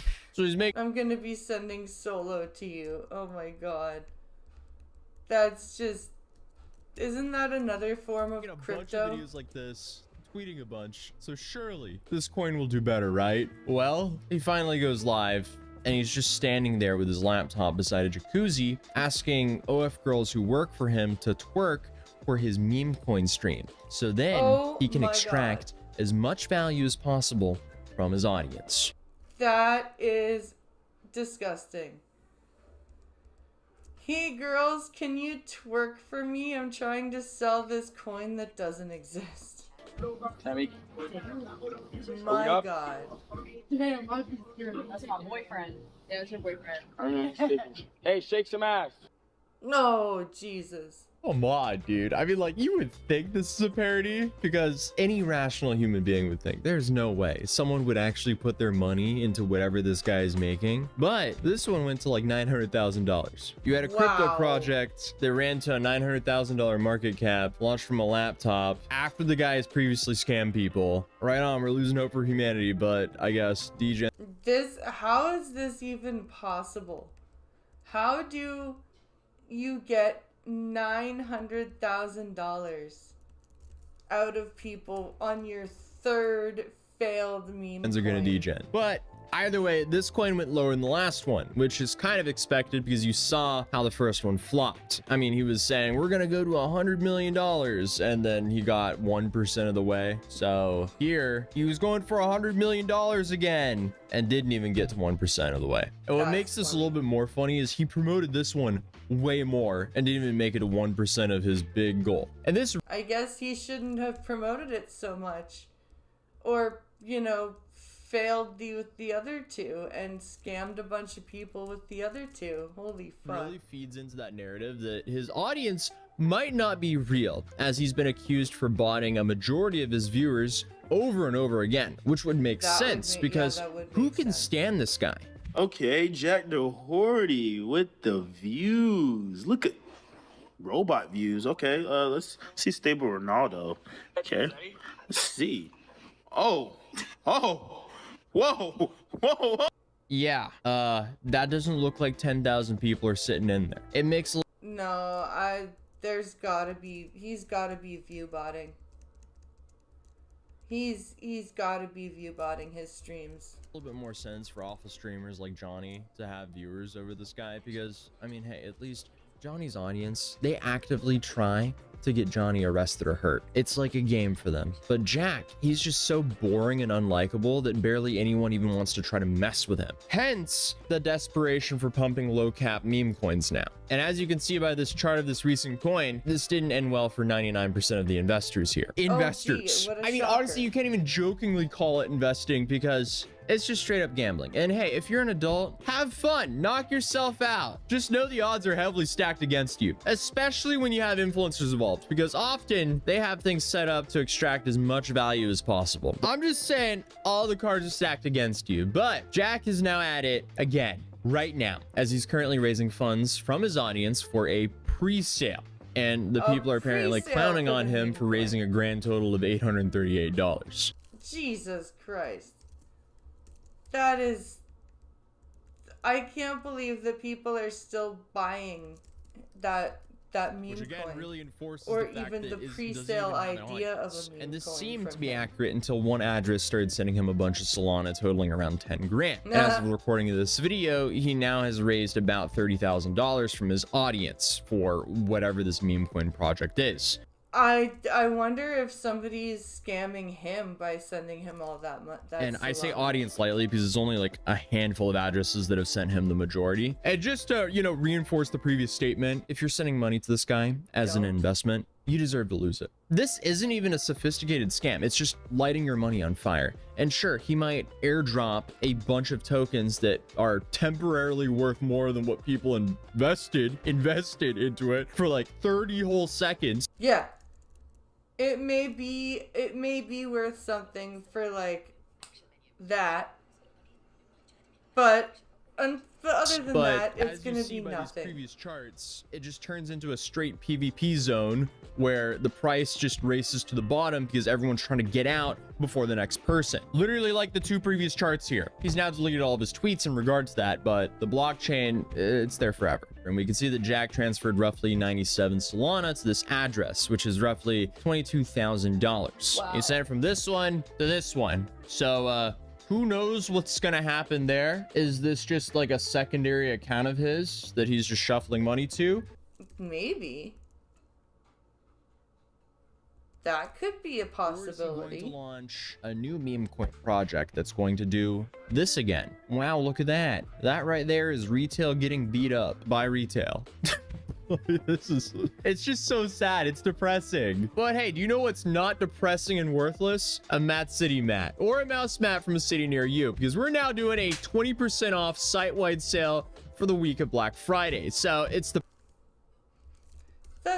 I had to look at what was going on with the Jack Doherty situation, because when I saw he was actually trying to do like a crypto thing, that was just crazy to me.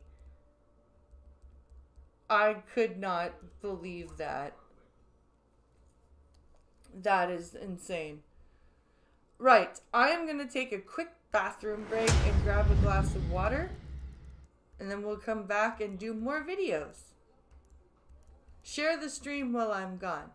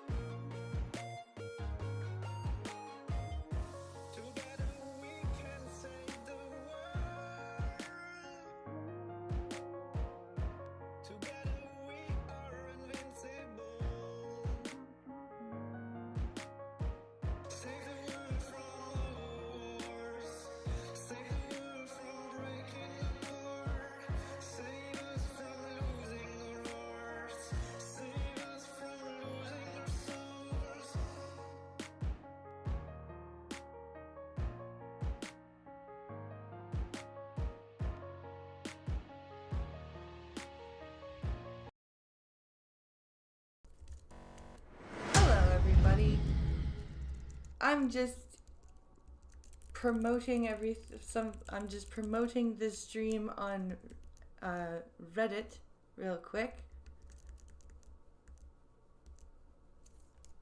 So I'm just doing that real fast.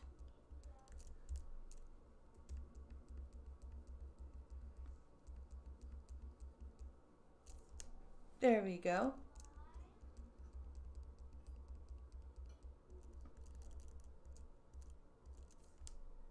There we go. Perfect.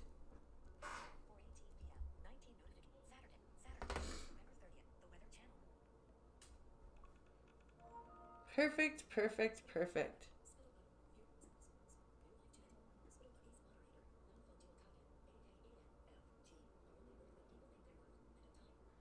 Non-fungible tokens are only worth what people think they're worth and are tied, like Doge has nothing backing them. No, they really don't. I've never understood the whole, what's it called?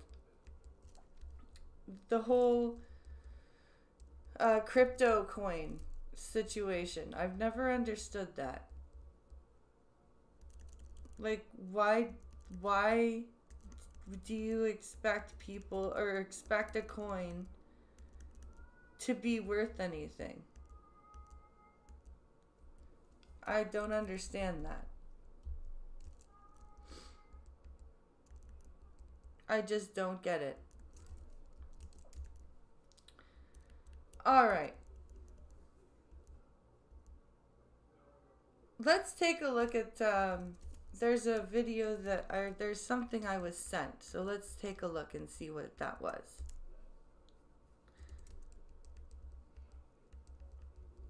Let us see. Ooh.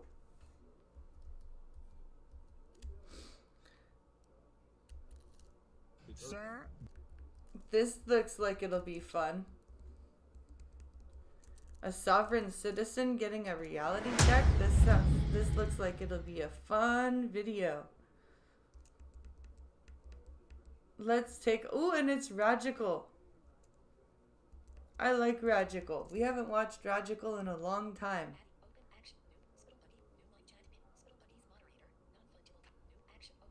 So let's take a look. Sir, make sure you know anybody enter my car without a valid warrant from a judge will be sued. Sir, this is not a regular traffic stop. This is the border control. Who do you think you are? Oh, is this your first time? Well, that's kind of a useless question because Border grifters are gonna grift, huh? Oh god, this is even worse.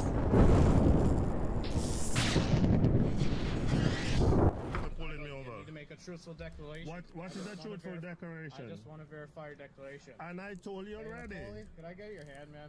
I told you already. I charged $25,000 an hour for you to detain me. My I passport say you're not charged supposed. $25,000 an hour for you to detain me. Oh Lord, it's a fee schedule. detain me. Idiot. And where exactly does it say that? I mean, crayon on there doesn't count. Which takes me to my next question. Did you deface your public document? Because your passport isn't actually your property. Okay, what's going on? That's Also, true. to be very blunt, you're dealing with stupidity. In the form of a very stupid man who found stupid shit on the internet and is now acting the fool. I pity the fool.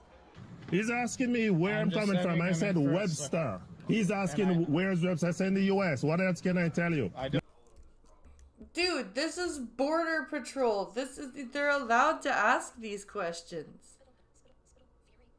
Holy shit.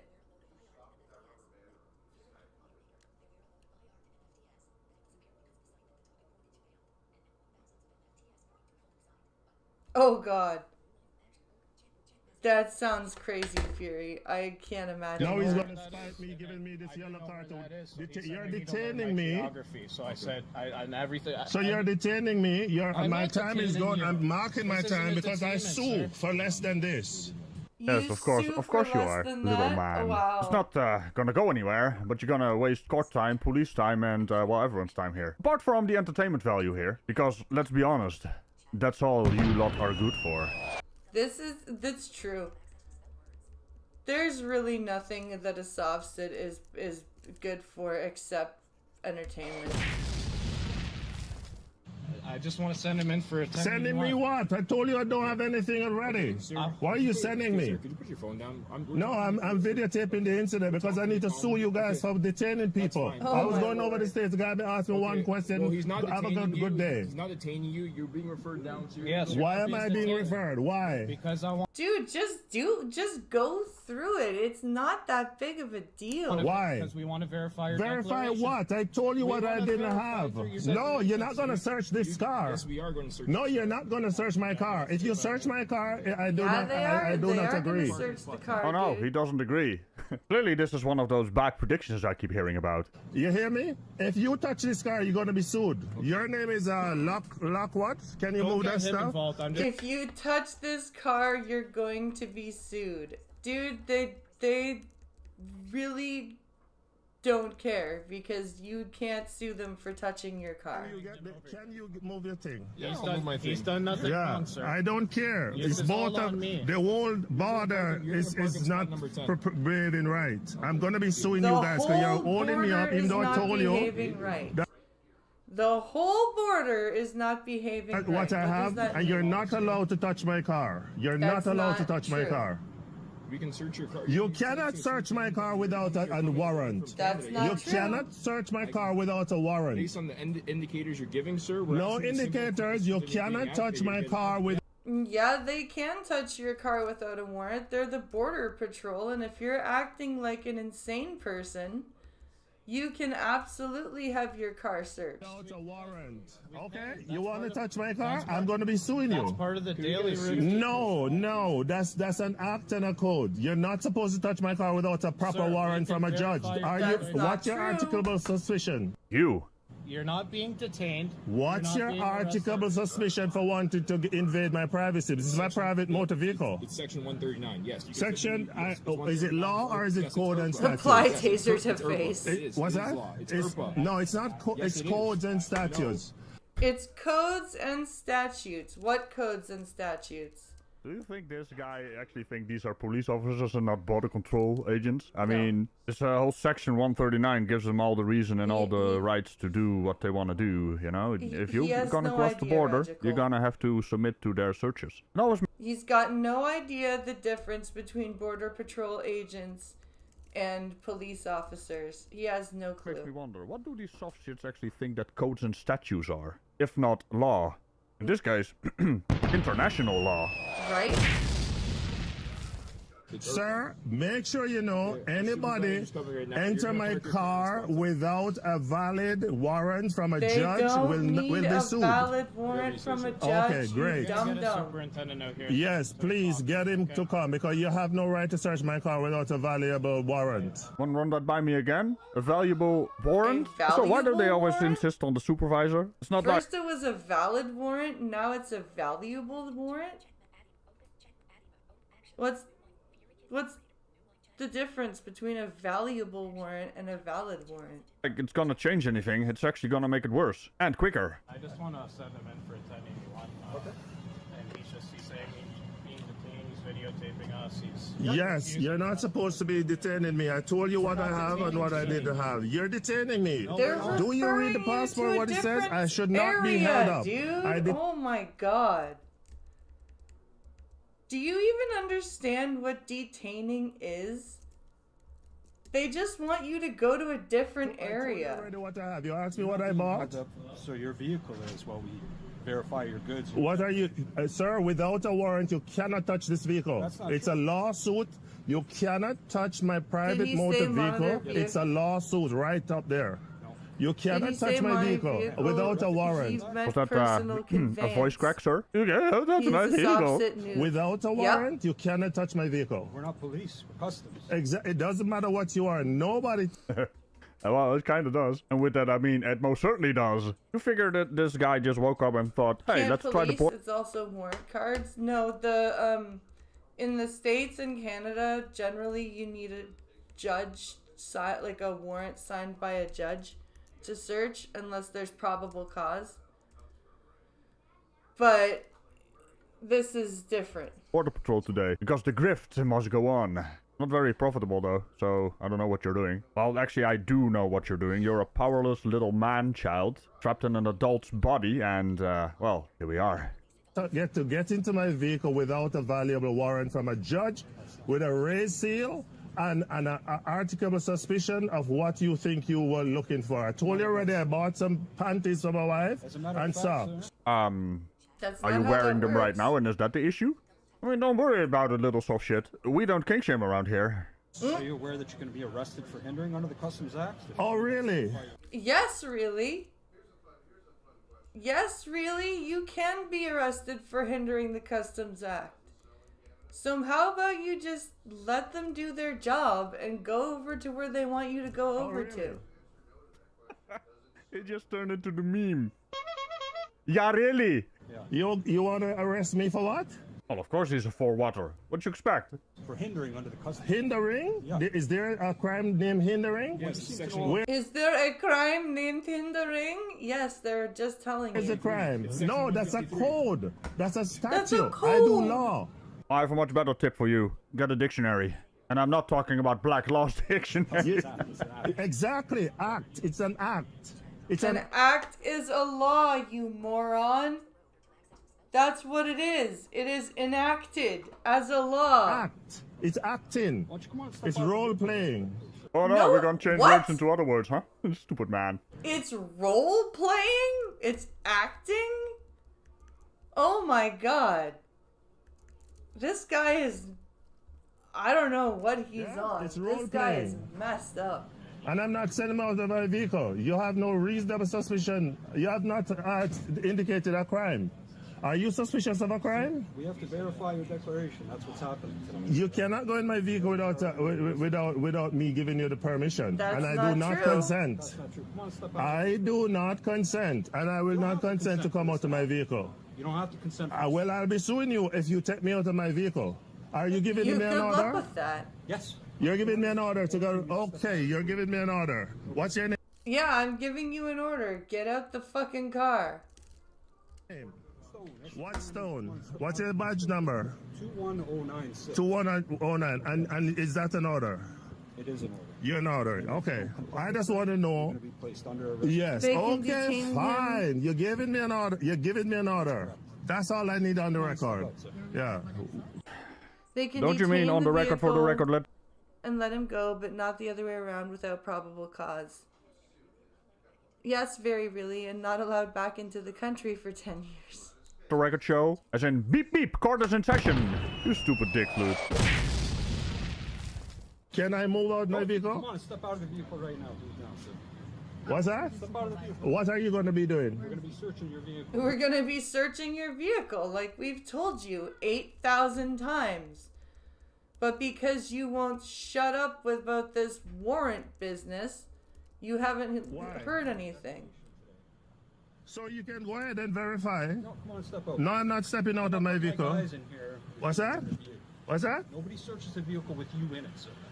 I do not want you to search my vehicle. I do not Why? consent for you to search my vehicle. What's in there? Why do you not want him to search your vehicle? Oh, really? So we have no Yes, rights? really. Put your vehicle in park before you hurt somebody. It's already in park. Okay, why don't you go ahead and take the keys out before you hurt somebody? I'm not hurting anybody. Okay, come on, It's step in out. park. Why are you taking me out of my vehicle? He's already explained it to you. Does he need to explain it I'm again? going to search it. Why? No, you're not letting us. Please tell me why. Okay. Articulable suspicion. You can't even say articulable suspicion. You just said articulable suspicion. Please tell me why. Okay. Articulable suspicion. See, articulable suspicion, not articulable, articulable. This is Are you suspecting me of committing a crime? This is your last chance, sir. Huh? Okay? I am asking you if you're suspecting me of committing a crime. You have to articulate. Verifying your declaration is what's happening. What declaration? Okay. I have panties. Oh, and thank you. Thank you, Sparkly. Welcome to the stream. And stuff Welcome in and this- hello the to your vehicle? guide dog. I want. Why Is now there the any vehicle? medical reason that you can't step out of the vehicle? Yes, there is. What is it? I don't have to tell you. Okay. I have my Is reasons. there anything that Mhm. I can reasonably say or do Mhm. to get you to I don't use that one on the roadblocks all the time. I am not detaining you. You're free to go. Your vehicle just can't go past this point. He could just leave the vehicle and walk home, or let them check the vehicle and drive home. Yep.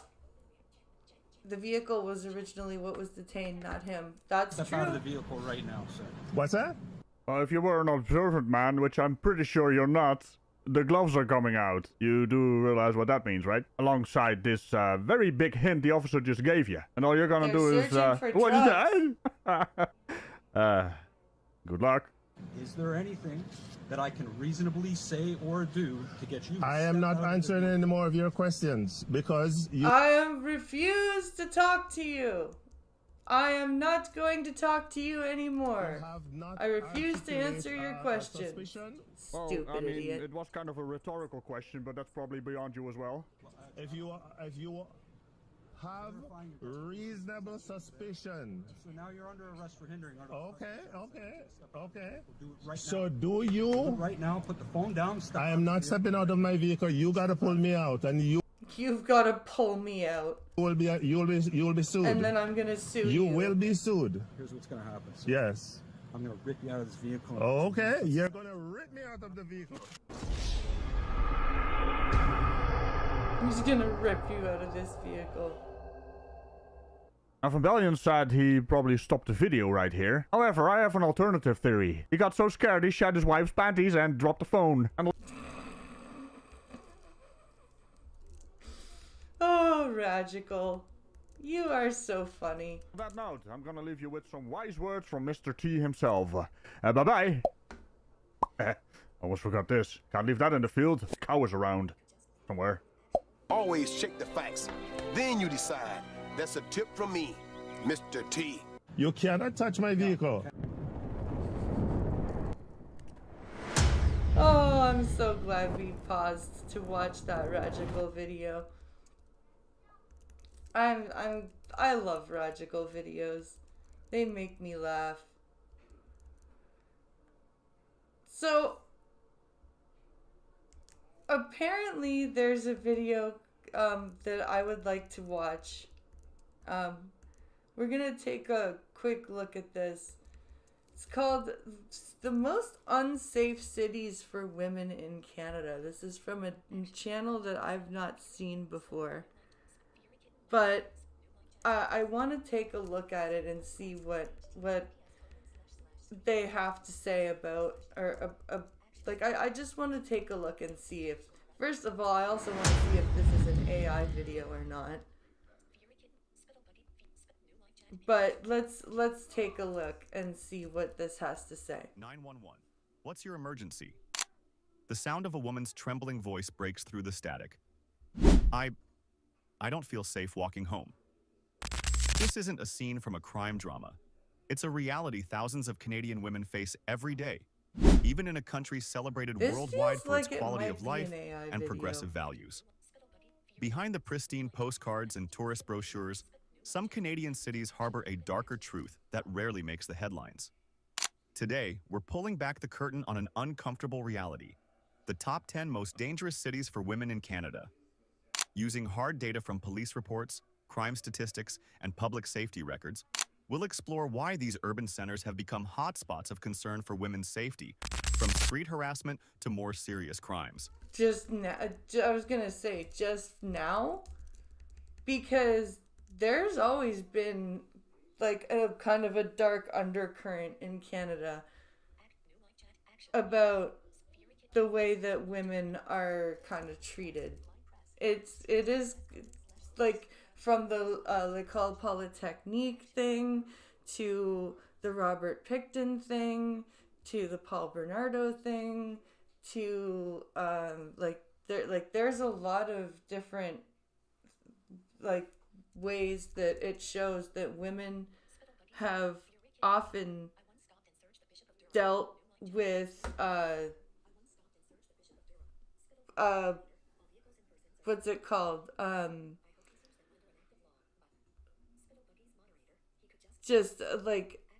can't remember the word I'm looking for because I was looking at chat. I hope he sues them under an act of law. That would be funny.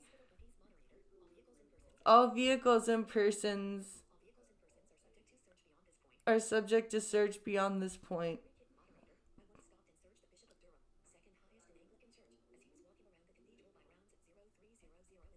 I once searched the Bishop of Durham, one of the second highest in the Anglican Church, as he was walking around the cathedral of my rounds at 3 in the morning. That's funny. That's good job. That's your job. But this isn't just another list video. We're diving deep into the root causes, hearing from real women who live in these cities and discovering how communities are fighting back. Because understanding the problem is the first step towards solving it. Whether you're a woman living in one of these cities, planning to move, or simply someone who cares about making Canada safer for everyone, this information could be vital. Stay with us as we count down to the most concerning city for women's safety in Canada. Let me guess. Winnipeg. The statistics might surprise you, but more importantly, they'll empower you to take action. We begin our list with Hamilton, Ontario. a city of contrasts. Just doing your job properly. While it thrives Hamilton. with growth and Interesting. opportunity, it faces pressing safety concerns for women that cannot be ignored. Hamilton, Ontario, is a city of contrasts, rich in opportunity but facing significant safety challenges for women. Rich in opportunity. Not so much anymore. Hamilton hasn't really been rich in opportunity for a while. With a crime severity index of 76.5 above the national average, concerns like domestic violence, sexual assault, and harassment in public spaces remain pressing issues. Lovely. Dimly lit streets and unsafe transit hubs only add to the problem. While organizations like the Women's Advocacy Center provide vital support, limited law enforcement resources and inadequate public awareness campaigns hinder progress. Activists and community groups are working tirelessly to push for better lit streets, increased surveillance, and stronger victim support systems. What would increased surveillance do? Hey, we're watching you hurt these people. Stop it. He at least found it funny. Well, that's good. Of course it's funny because rarely do people do their jobs in security. But more action is needed to address these systemic issues. It's time for change. What steps can we take as a community to ensure safety for all? Share your thoughts in the comments below. If you believe in building safer cities, support our channel by subscribing. Something tells me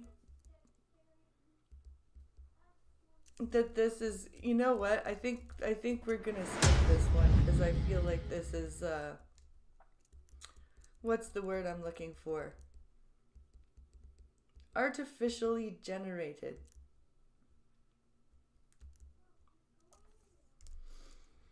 But there is a channel there is a video I wanted to watch called "The Worst Time to Have Ever Been a Human," which I think will be probably a better, more scientific video. We humans, members of the genus Homo, have come remarkably far in the 2.8 million years of our existence, and a lot of progress has especially been made within the last 200.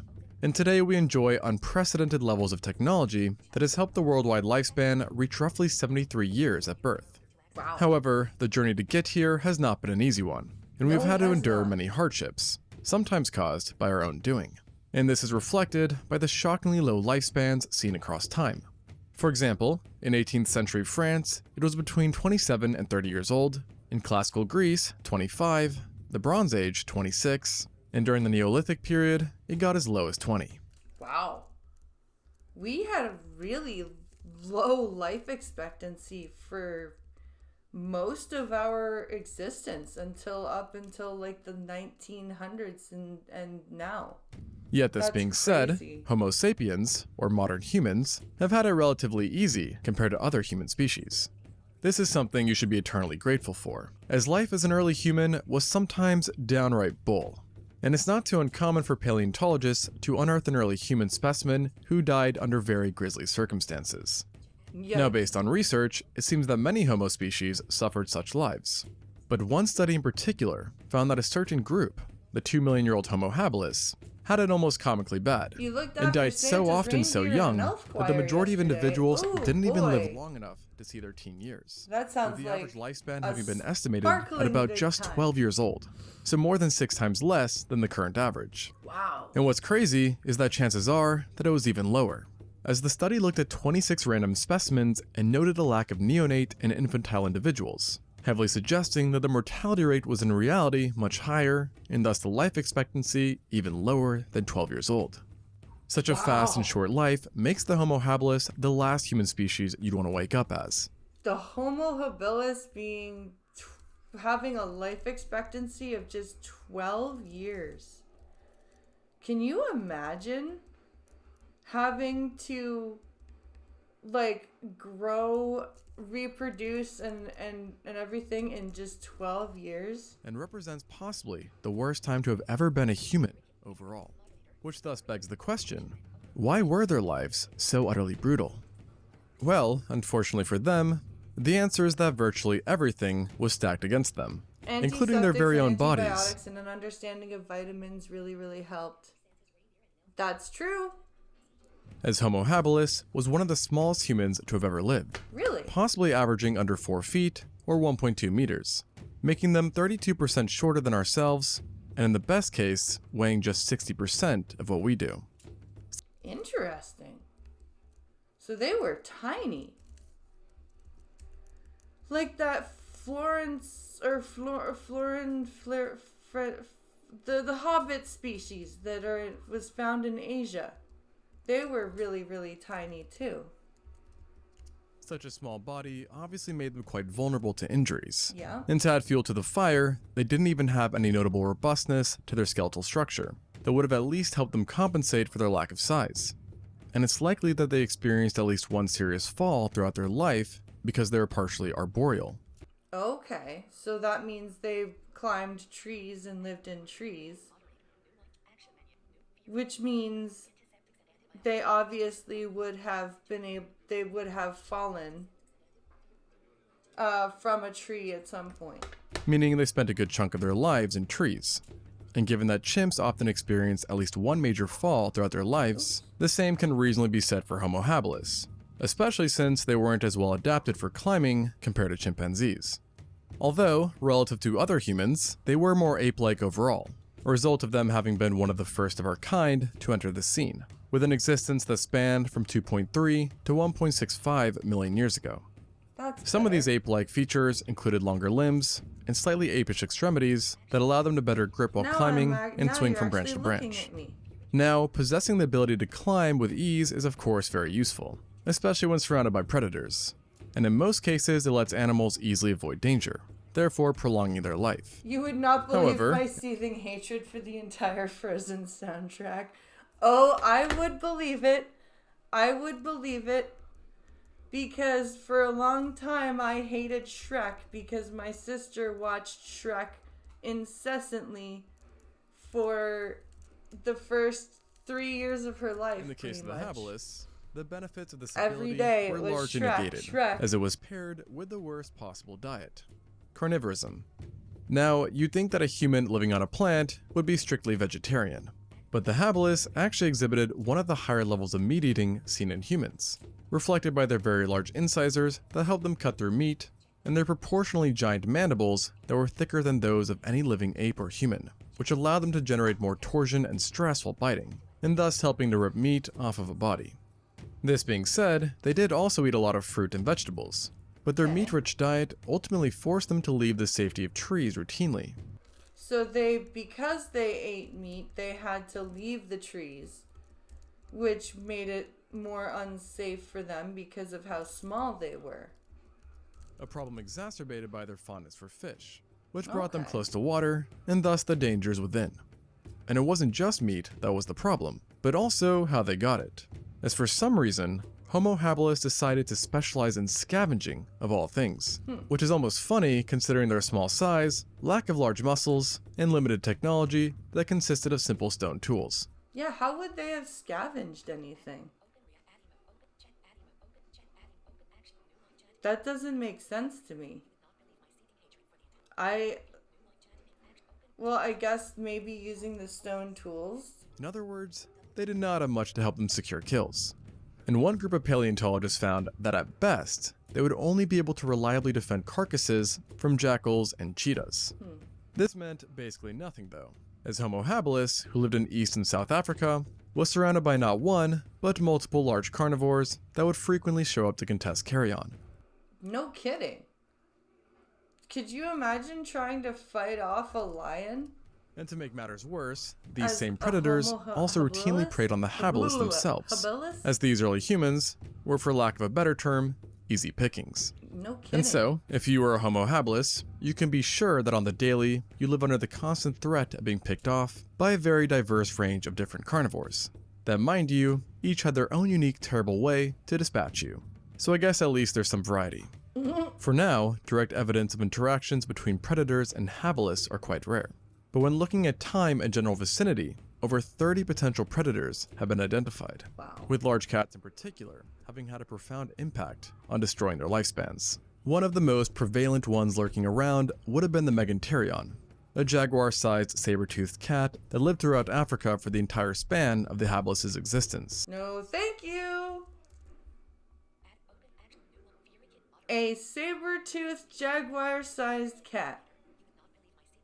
No, thank you very much. And despite being jaguar-shaped, it was more heavily built, and alarmingly had lower limbs that were actually lion-sized. These limbs possessed giant paws at the ends of them where razor-sharp recurved claws sat, just waiting to dig into the flesh of any unsuspecting Homo habilis. Once pinned, the habilis would then get to experience an array of sharp and serrated teeth, including 2 enlarged canines that would sink into their throat, severing major arteries and nerves, and fortunately leading to unconsciousness within seconds. Jesus Christ. That does not sound like a good day. I would not want to run into that thing. However, unfortunately, there's also the chance that an unlucky victim would have had to experience the more rare, but much more terrifying killing method of having its entire head virtually covered by the attacking saber-toothed cat. God damn. And miraculously, this actually happened to a known human specimen, who had puncture marks to its occipital bone. In other words, the back of its head. But what's crazy is that the angle of the bite confirmed that the attack did not come from the back, but rather the front, which basically means the Megantereon put the entire human's head in its mouth. Jesus Christ! That's insane, even if it's a tiny human, that's still no thank And the idea you. is that on top of causing skull and brain damage, such an attack could kill by completely smothering the victim's nose and mouth with a saber-toothed jaw, leading to suffocation. And in a case of more bad news for our distant relatives, the Megantereon had a very healthy appetite for Homo habilis. So much so, in fact, that it literally altered their carbon isotopic levels, which directly shows us that it was even more of a human killer than other animals that are associated with hunting primitive humans, such as the Dinofelis, which I should also mention coexisted with Homo habilis and presumably hunted it as well. Holy crap. That just sounds terrifying. An actual animal that hunted Homo habilis. And to add fuel to the fire, there was also Homotherium and Machairodus lurking around too, which is very unfortunate, as the latter happened to be one of the largest felids to have ever existed, with some species reaching 405 kilograms or 893 pounds, comparable to both the Smilodon and male polar bears. At this size, it's not hard to imagine that even a well-placed paw swipe could take out an individual, especially since many victims seem to be targeted while young. And avoiding death by Machairodus would have been surprisingly difficult, because despite its great size, the Machairodus was a better jumper than many of the smaller, more agile cats, as its legs were too short to pursue long chases, which indicates that it relied on powerful jumps in order to catch prey. Okay. So it was a leaping cat. It was not a running cat. Interesting. Which is all to say that escape by climbing a tree was pretty much out of the question. Meanwhile, while smaller, the Homotherium still stuck out as a notoriously bad animal for a habilis to get caught by, as its canines and incisors were shortened but broader than what's seen in other saber-toothed cats, transforming them into powerful puncturing weapons that also benefited from crenulations. In other words, irregular serrations that were wavy, creating a one-of-a-kind bite that both sliced and punctured simultaneously. And now, while these cats were definitely a menace to habilis society, they were not the only group notorious for shortening their lives, as another family of predators that loved to snack on our ancestors were hyenas. Oh, good! Just awesome. Hyenas that are prehistoric Like and the cats, probably there were giant. also multiple different hyenas that went after hominins, but there were two that really stuck out, those being the Chasmoporthides and Pachycrocuta. Now, in typical unlucky habilis fashion, the Pachycrocuta happened to be one of the largest hyenas of all time. Oh, good. A giant freaking hyena. That's what we need. That's perfectly all we need is the giant hyena that roams not around only in averaging the packs. size of a lioness, Oh, but also good. possessing a bone-crushing bite that is likely one of the strongest pound-for-pound bites of any terrestrial mammal. This unusually powerful bite was also problematic not just because it would absolutely destroy you, but also because the ability to crack bones meant easy access to bone marrow, and thus it's likely that Pachycrocuta showed up to a lot of carcasses. Not a great thing for our scavenging ancestor. Yeah, no. If you're a Homo habilis and you're trying to scavenge for shit, and you show up and there's a hyena there, one of those giant hyenas, well then you better F off. And then when you add in the fact that Pachycrocuta likely hunted in packs, you suddenly have a whole serving and a half of death. Yep. And if caught, you'd also have to worry about the fact that in many situations, hyenas will literally eat their prey alive. Which is something that I at least personally would want to avoid. And this problem would have actually been worse with the Chasmoporthetes, a smaller, yet in some ways scarier, kind of hyena. This was a member of an informal group of hyenas who are touted as being dog-like, meaning they are more gracile and nimble, likely prowling around in large packs. This more like the hyenas that you would see probably in like the Lion King type of deal. Fragile size might sound like good news, but it really isn't.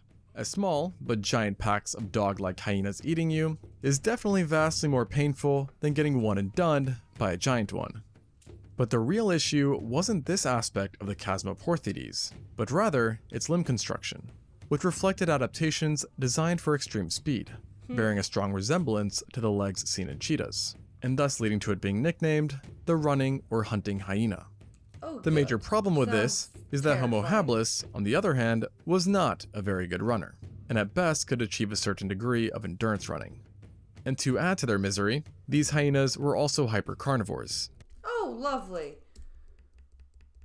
Hypercarnivores. That just sounds amazing. Meaning that over 70% of their calories came from meat alone. 70%. A diet they enacted through their razor-sharp teeth that strangely had edges shaped like those of a big cat. But as bad as these guys sound, they were nothing compared to what lurked in the waters of the Homo habilis' environment. Giant crocs. In other words, a nightmare for our ancestors, considering that, as mentioned, they had a fondness for fishing, and not with a fishing rod or spear, but rather with their hands. Oh, they were noodlers. They would noodle for fish. Which almost makes it seem like they wanted to be hunted down by crocodiles. No and let's just say, these crocs were more than happy to oblige. The most notable kinds back then happened to have belonged to the same genus of crocodile alive today, the Crocodylus. That being said, you would not have to worry about confusing them for any living species, as these ones were utterly giant, with the two largest having been the Crocodylus thorbjarnarssoni and the Anthropophagus. Now, you may be wondering about the anthro part of the latter's name, and the reason for it is because this croc loved to eat people, leading to a name which literally means human eater. Human eater. Good. That sounds like a crocodile that we should all get to know and love. And of course, as such, we have direct evidence for its humanly diet. As in one formation alone, 2 juvenile habilises were found with severe damage to their legs and feet that matched the teeth of this crocodile, and thus showcasing how they would seemingly target the legs while springing ambushes, and then proceed to kill them by either drowning them or using a death roll to literally rip their limbs off, which apparently happened in both of these 2 cases. In other words, not a pleasant way to go out.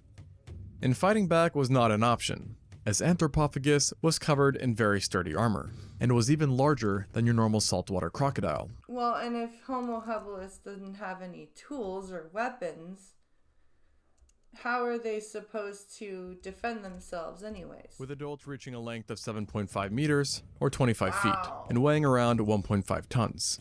To just put that into perspective, the longest recorded extant croc, an individual named Lolong, only reached 20 feet or 6 meters, and weighed just 1.1 tons. So as you can imagine, at this gargantuan size, Anthropophagus surely had one killer bite, which along with its human diet, makes it come off as one pretty devilish creature. Which is why it's perfectly fitting that it also possessed 2 prominent ridges or horns above its eyes, that made it not just lethal, but also visually terrifying. However, while it seems to have definitely been the most problematic croc for humans, it wasn't actually the largest, as that title went to the Thorbjarnarssoni, a slightly older crocodile that also coexisted with the habilis, and preyed on them during the earlier days of our ancestors' existence. Thankfully, it wasn't that much bigger than its younger counterpart, having been about 8 meters or 26.2 feet long. But it's not that much of an upside, as that of course still makes it the largest crocodile species ever discovered, Oh, wow. which in turn also makes it one of the biggest true crocodiles to have ever lived. So these are, these are like these prehistoric sized giant creatures. And because its remains are so few and far between, there's a very good chance that it got even bigger. What was really unique about this predator, though, was its skull, as in addition to being gargantuan, it was also much broader than what's seen in other living crocodiles, perhaps being an adaptation to help better grip and crush armored prey, such as large turtles. Despite this specialization, it was still likely an opportunistic feeder, who no doubt fed on the occasional poor sod. The fed on the occasional poor sod. In fact, the holotype for Homo habilis, a specimen dubbed OH7, may have been a victim itself, as its foot and leg bones bore large, broad, and deep puncture wounds that matched the teeth of a giant croc. And like the other fellows I mentioned earlier, it seems that OH7 lost its limb in this violent attack, and also lost its life. That sounds terrifying. I really don't like that. Screw these giant animals, man. But what's crazy is that things for this specimen were even more unfair than just this, as a certain group of researchers believe that it wasn't just attacked by a croc, but a mammalian carnivore as well. Oh, good! Because while analyzing the upper body, paleontologists noticed that on its parietal bone, the holotype had shallow groove marks that did not match any bite seen in crocodiles, but rather the damage bore an uncanny resemblance to the bite of large cats, and thus leading to the idea that a leopard-sized mammal had taken a chunk out of OH7's head. Ouch, to say the least. Although, it's not known for certain if this attack had been carried out after the specimen had... The probable cause of my anxiety issues is the fact that my ancestors decided to run like bunny rabbits rather than standing to face predators. Yeah. already died, or if this had been an earlier attack that had managed to survive. While this question remains, it's clear that these guys had many predators to watch out for. And of course, prehistoric cats, hyenas, and giant crocs were just the tip of the iceberg. Oh boy, as you also had many predators around that are still alive today, including various panthera, canids, birds of prey, and snakes. Snakes especially were likely another major component in explaining Homo habilis' short lifespan, because despite no direct evidence of attacks being known of, we do know that in general, snakes and hominids have a dicey relationship at best. Oh. Well, can you imagine why, like could you imagine being just this tiny hominid and these giant venomous snakes come out and bite you? No thank you. And to this day, snakes cause tens of thousands of deaths within Africa alone, with venomous snakes being the worst perpetrators. While in uncontacted tribes, attacks by constricting snakes remain the highest source of mortality for specific groups. True. And some scientists believe that snakes were so problematic for early man that they essentially created an evolutionary arms race between the two, with enhanced visual detection possibly being an adaptation designed to better help us detect camouflaged snakes. Not to mention that primates in general may be literally hardwired to fear snakes. Interesting. That would be a very interesting like anthropological study to do, like the fear of snakes versus snake mythology. At least according to a few studies. So in other words, it's pretty much guaranteed that Homo habilis were also victims of serpents. Now, the amount of predators that the habilis' diet forced them to confront was no doubt a travesty for them. Yet it wasn't just predators that descending the trees brought them into contact with, as many territorial herbivores and omnivores were also found in great numbers, and included a variety of prehistoric rhinos, hippos, giant warthogs, elephantidae, giraffes, and bovids. And giant warthogs. When I was a young warthog. Needless to say, these animals did not kill humans as often as predators. But deaths still happened. And despite being lesser in numbers and diversity, herbivores and omnivores in present-day Africa cause a few thousand deaths per year across the board.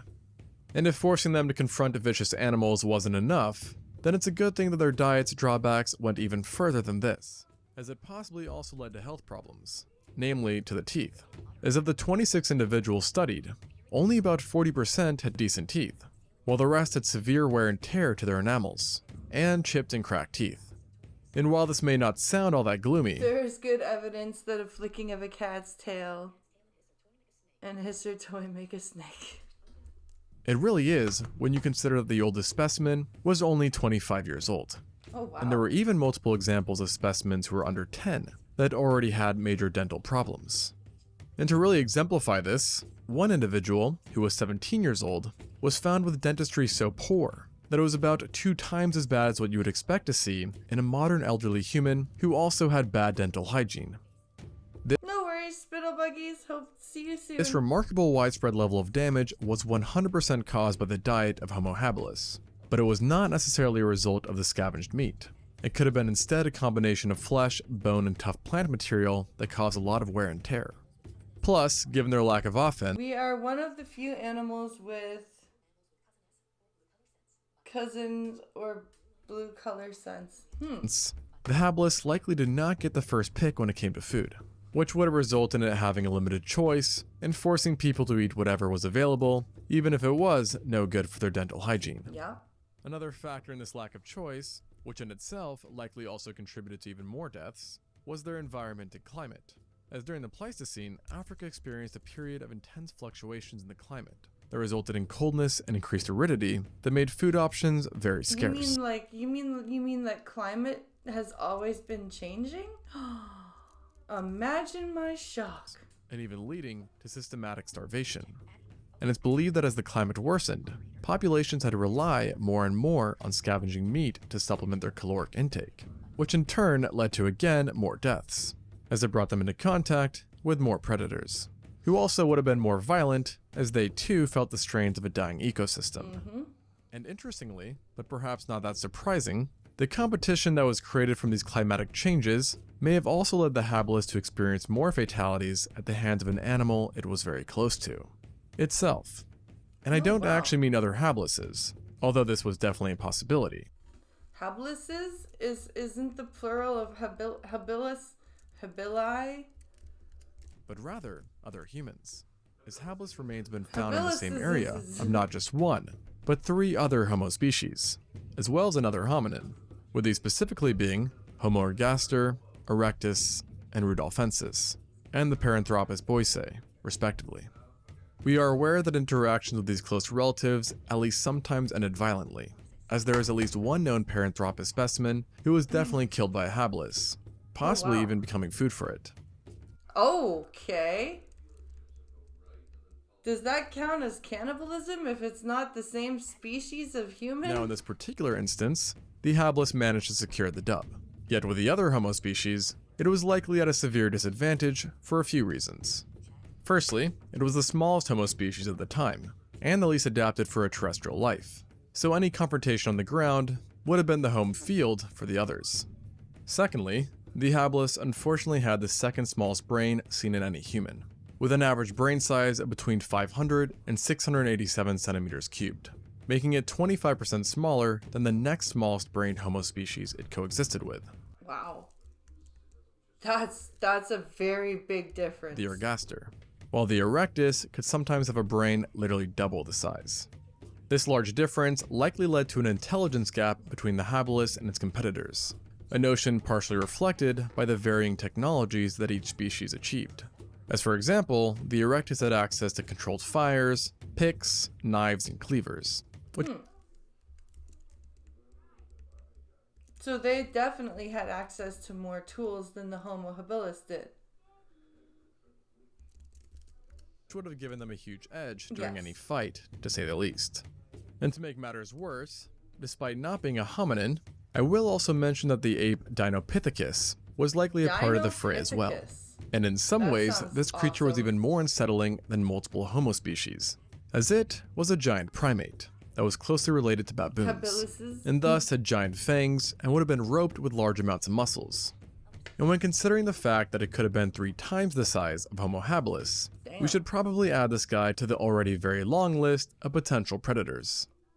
Ultimately, it was a very tough and unfair world to the Homo habilis, and according to the original study, the worst part of an individual's life would have started at around age 10, when they entered a phase associated with maximum mortality.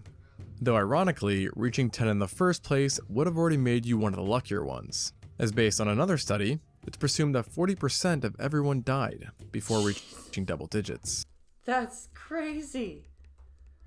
How the hell did we even survive past anything? How, seriously, how did we survive past any sort of evolution in anything? Because all we did was die. Like, how did we manage to stay alive and reproduce that long? Alright, let's see. What other things can we watch here?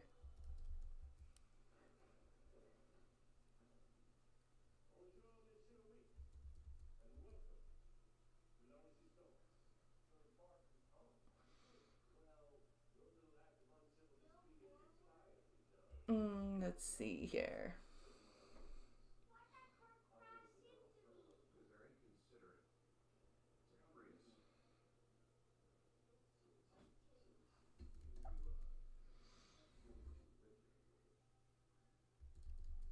Let's see here.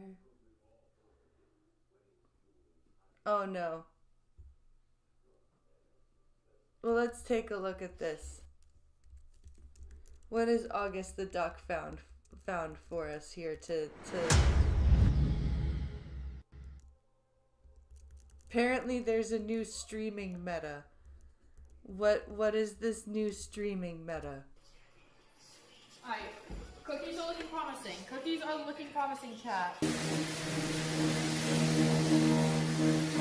Well guys, it's a tale as old as time. I truly do not believe that there is a single kind of person on this planet who is willing to push the envelope more than an OnlyFans model who advertises their OnlyFans through streaming. They're in a class of their own. Now, many times have we talked about streaming metas on this channel, where some streamer is able to find some loophole in the TOS of a streaming website. Abusing this loophole results in them getting a lot of views, so everyone follows suit, and then for a few days, basically, everybody gets naked. Now, see, and that's...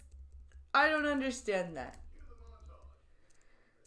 I don't understand the whole... getting your whole... like, I don't understand the abuse of the streaming meta. I've never been able to take advantage of a streaming meta properly. It's never worked for me. I'm gonna stand up for a second. It's never worked for me. It's never... made me, like, I've never done anything. Yeah, the streaming metas have always been weird for me. That's not always the case, but generally, these streaming metas usually revolve around getting naked on a website where you're not really supposed to without getting in trouble. Now, why has this phenomenon become a cornerstone of the streaming world? I don't really know. There's a lot of websites where you can just be naked and not really worry about it, get paid to be naked, even. So why people don't just utilize those on both sides, both the viewer and the streamer, I don't really get it. I mean, I guess the obvious answer is that there's more money to be made on the websites where you have to bend the rules. True. Why that is? No clue. Why people want to watch somebody be like almost naked when the end goal is to just go pay and see them fully naked? I don't really get it, but I think maybe, just maybe. I don't get it either. That's kind of why sometimes I like to dress up to make myself feel nice, but I don't feel like I need to be like almost naked, like maybe the days of that are coming to an end. With more and more streaming platforms throwing themselves into the mix, some streamers are realizing that it's just not really worth the hassle of dealing with a Twitch or a Kick, you know, streaming platforms with any sort of standards whatsoever, and that it's just easier to, you know, go stream on a platform that makes Kick look like it has standards, which the new streaming platform Party does exactly. If you've ever had the idea of, hey, somebody should make a streaming website that has just enough rules to still get normal advertisements, but at the end of the day is basically one step above a campsite. So oh my god. There's a new streaming platform called Party. I'm shocked. Sorry, the founders of Party beat you to it. And the streamer you're seeing in the background, Wood Baby, is taking full advantage of that. In a way that I think showing you might actually get me banned on YouTube. But we'll get to that in a minute. Now, there's quite a lot wrong with Party, okay? One of the biggest issues has got to be the fact that they are very, very proud that Jack Doherty streams on their website. Like, they actively advertise it. Whenever you go to the Party website, he's the first featured creator they list. And if you're doing that, if your pride and joy is Jack Doherty, I mean, something's got... That's crazy. Hey! It's JP. What's up, JP? On wrong, right? If a guy who's been banned off of every other streaming platform, whose whole brand is being hated and doing shit like crashing cars on the highway or starting fights and then having bodyguards beat people up for him, as long as I can maybe to try not to. the best business plan. Now, Jack Doherty just existing I'm on this streaming website for is as not long the as only I problem can that for Party Christmas has. present It's money. also just super ugly. Like, seriously, if you go on to Party, it's the worst UI I've ever seen. The homepage gives basically no information about the streams it's showing you, and most of the things on the homepage are not even people streaming. Of the 9 rows featured on the homepage, one of them is actual live streams. Now, I don't know if that's just because nobody's using this website or what exactly is going on, but it seems kind of like a failing business strategy to not really have any live streams. Yeah, like, if this is a live streaming platform, why are there no live streams going on? Why would you not have live streams on the homepage? On your website, that's for live streaming. What do I know, though? And then there's the itty-bitty problem of how I think this website's probably gonna turn out to be one giant crypto scam eventually. Because I was going through the terms of service to see if there's anything involving nudity or sex, which, by the way, there's not. But I read something that I think means everything that's uploaded onto the website can and will likely be turned into an NFT. So, that's probably normal, right? Don't really have the expertise to go into that, but just something to keep in mind for the future. However, for this video, none of that is super important. This is about the time where I start to realize that I've sort of lost the focus of what I'm actually supposed to be talking about today. Sorry about that. What I've been trying to get to is what might actually end up being Party's biggest problem. Now, I don't even know if this website has advertisers yet. I have never even heard of this site.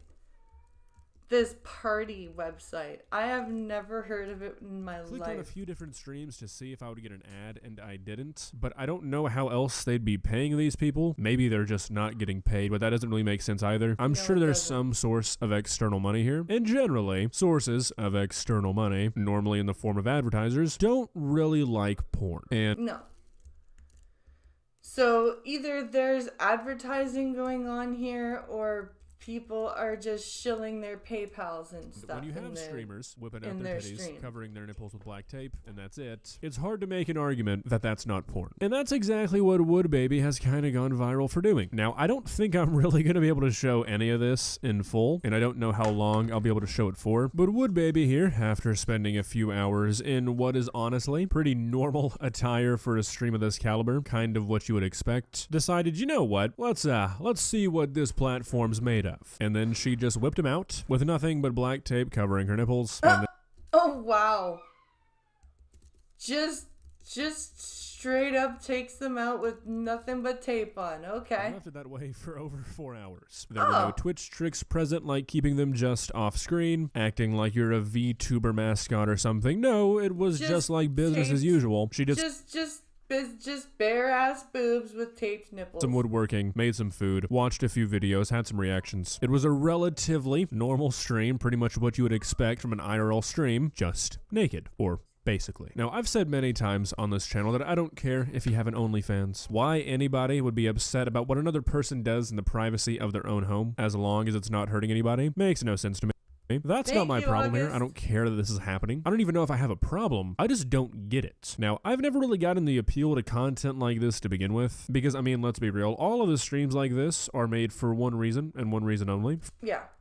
This is why when I do my streams in front of my computer and stuff like that, I either dress up in, like, something sexy, or I dress like this, like something comfortable. Right? Like, I don't feel the need to do what these women are doing.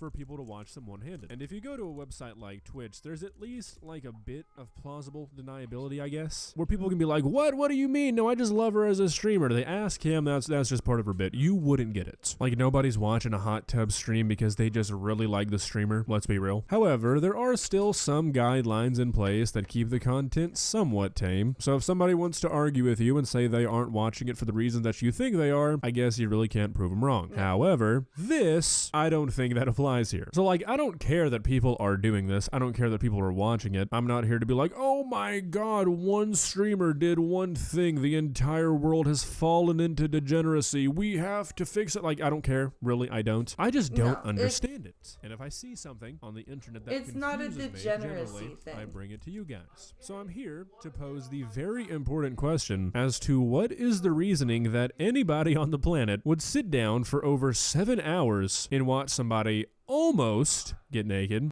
Yeah, what's the point in that? What's the point in that?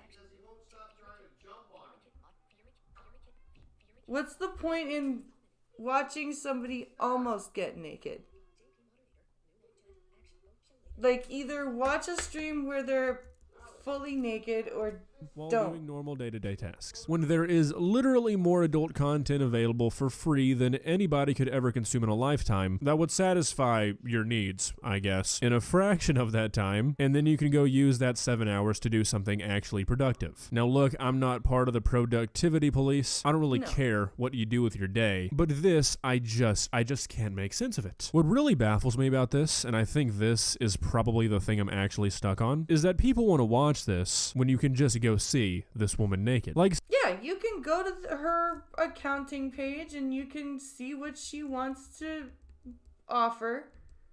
You don't have to, like, I don't understand this. Seriously, why would you choose this when you can just go see her naked? And before this gets taken out of context and somebody says, hey, August hates women and he thinks that instead of watching them stream, you should just go try to find them naked. That's not what I'm saying here. However, I think it's fair of me to say that if you're watching this kind of stream, that's all you're in it for. And like, I guess I could maybe start to understand it if they didn't have like an OnlyFans or something. And it's this sort of mutual relationship where it's like, I'm gonna almost get naked, but not fully. And you're gonna like it, okay? Then, like, okay, sure, whatever. Again, why you wouldn't just go watch one of the 12 billion free videos of that nature, I don't really understand, but okay, whatever. You want to see this person naked? This is the closest you'll get? Cool. But like this, if you're watching this stream, you're obviously interested in seeing this woman naked, so why don't you? I looked it up. It's $9, people. I mean, if you don't have $9 to spare, and you're spending $9 for her OnlyFans. 7 hours of your day watching this, might have your priorities mixed up. And truthfully, I say that out of love, okay? If you're just doing this for the love of the game, more power to you, I guess. But if you're doing this because for some reason you think it's your only other option, maybe, and really this is just a maybe, 7-hour goon sessions should not be this high on the totem pole. But with that being said, I think that's enough unsolicited advice on how to jerk off for today. Well guys, what do you think? Do you think we'll start seeing this kind of thing pop up a lot more? Personally, no. I don't know if I'm convinced. I feel like even for people who are really into streams like this is just too much. Like, I feel like it takes away some of the charm because like I've been saying, why would you not just go look at this woman naked if you're gonna do this? Like, there's just not a big enough gap between what the stream is showing and what you can see through the paid content. So there's not that sort of gray area where it's like, ooh, you're seeing something you're not supposed to see on a website you wouldn't otherwise see this. At the point Miss Woodbaby has taken it to,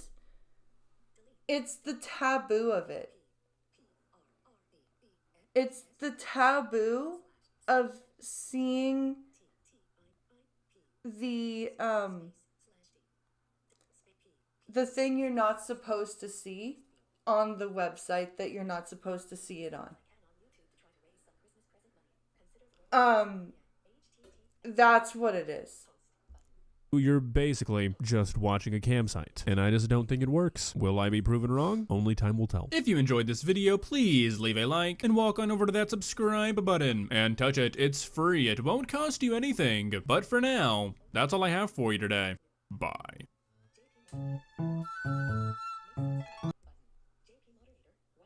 What makes sense to me? It makes sense to you? Well, you know. It If it works, it works, I guess, right? If it works, it works. Alright, let's see. What other things should we watch here? I want to keep doing some videos before we switch over to games. Let's see, what other things can we find on the YouTube?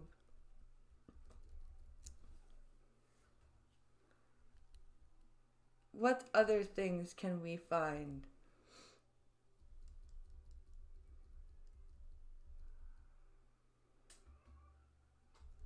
Let's see.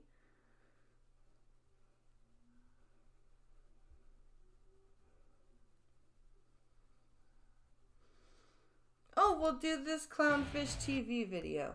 But first, I'm going to quickly do a bathroom break. So while I'm doing that, please share the stream. And consider, what's the word I'm looking for? Consider throwing some shekels into the jar with the Streamlabs link. And I will do jumping jacks when I get back.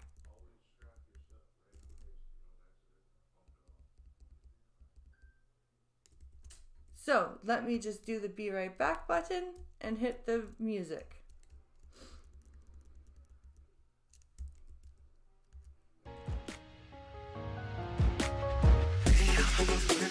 Making my wish come true like a genie. Holding up a glass in the club too steamy. Not a race horse, you a black Lamborghini. Some people might think you're sleazy. You're so fine, so you're making look easy. So much you can make a man green. So don't stop, go ahead and get freaky. You got me wanting to be with you. So sexy, I don't know what to do. Your curves are making my dreams come true. The way I should be taboo. Just be naughty, move like a bro, girl, it ain't no hobby. Looking so good, gotta tell somebody. Blows my mind when I see a hot body. A hot body. Makes me wanna fall in love. Makes me wanna fall in love. Don't stop now, just get naughty. Move like a bro, girl, it ain't no hobby. Looking so good, gotta tell somebody. Blows my mind when I see a hot body. A hot body.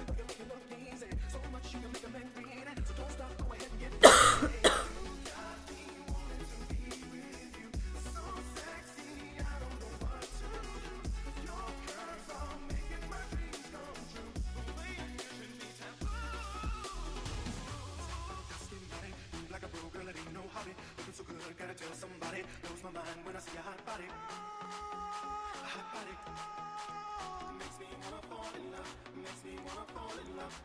A hot body.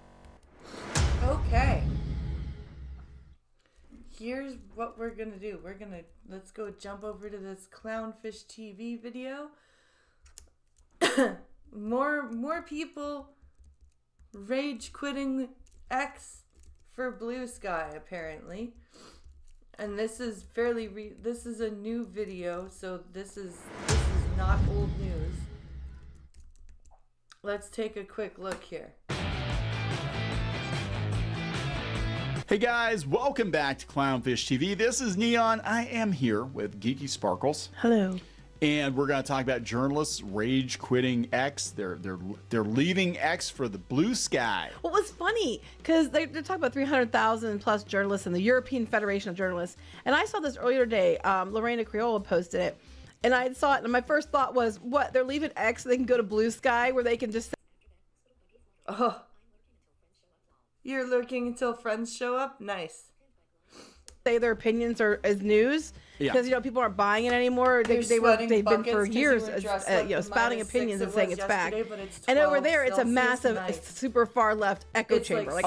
There's echo chambers, and then there's Blue Sky. It's like really ridiculous over there. It's like Tumblr all over Oh again. God, Blue Sky is like Tumblr? Then no thank you. Can't take being criticized, so their answer is to go to Blue Sky. I was joking, and here that is exactly what they're doing. Yeah.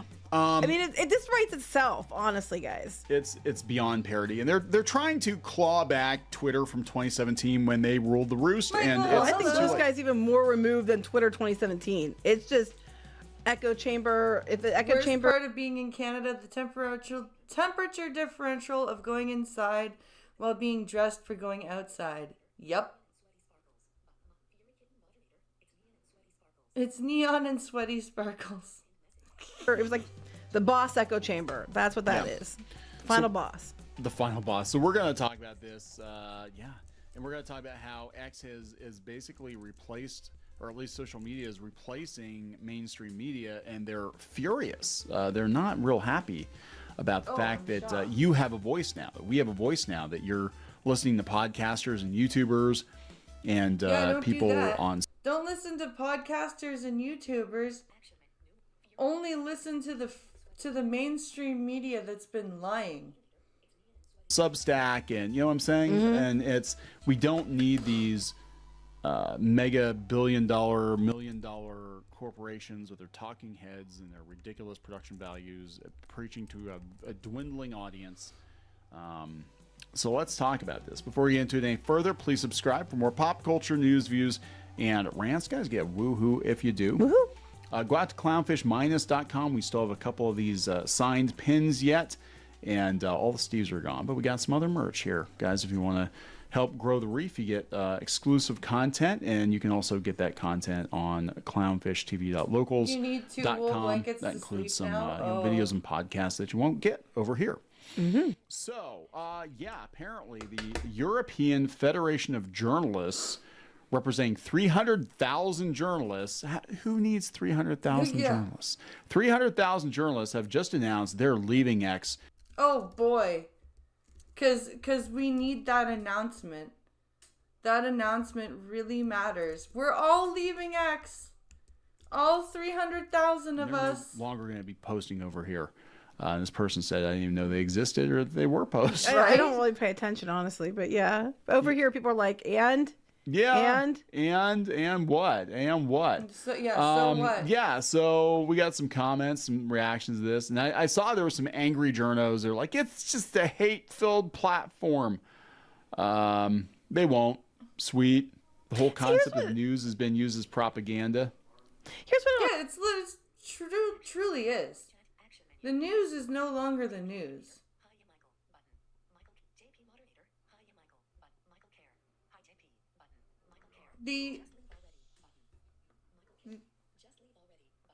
Just leave already, right?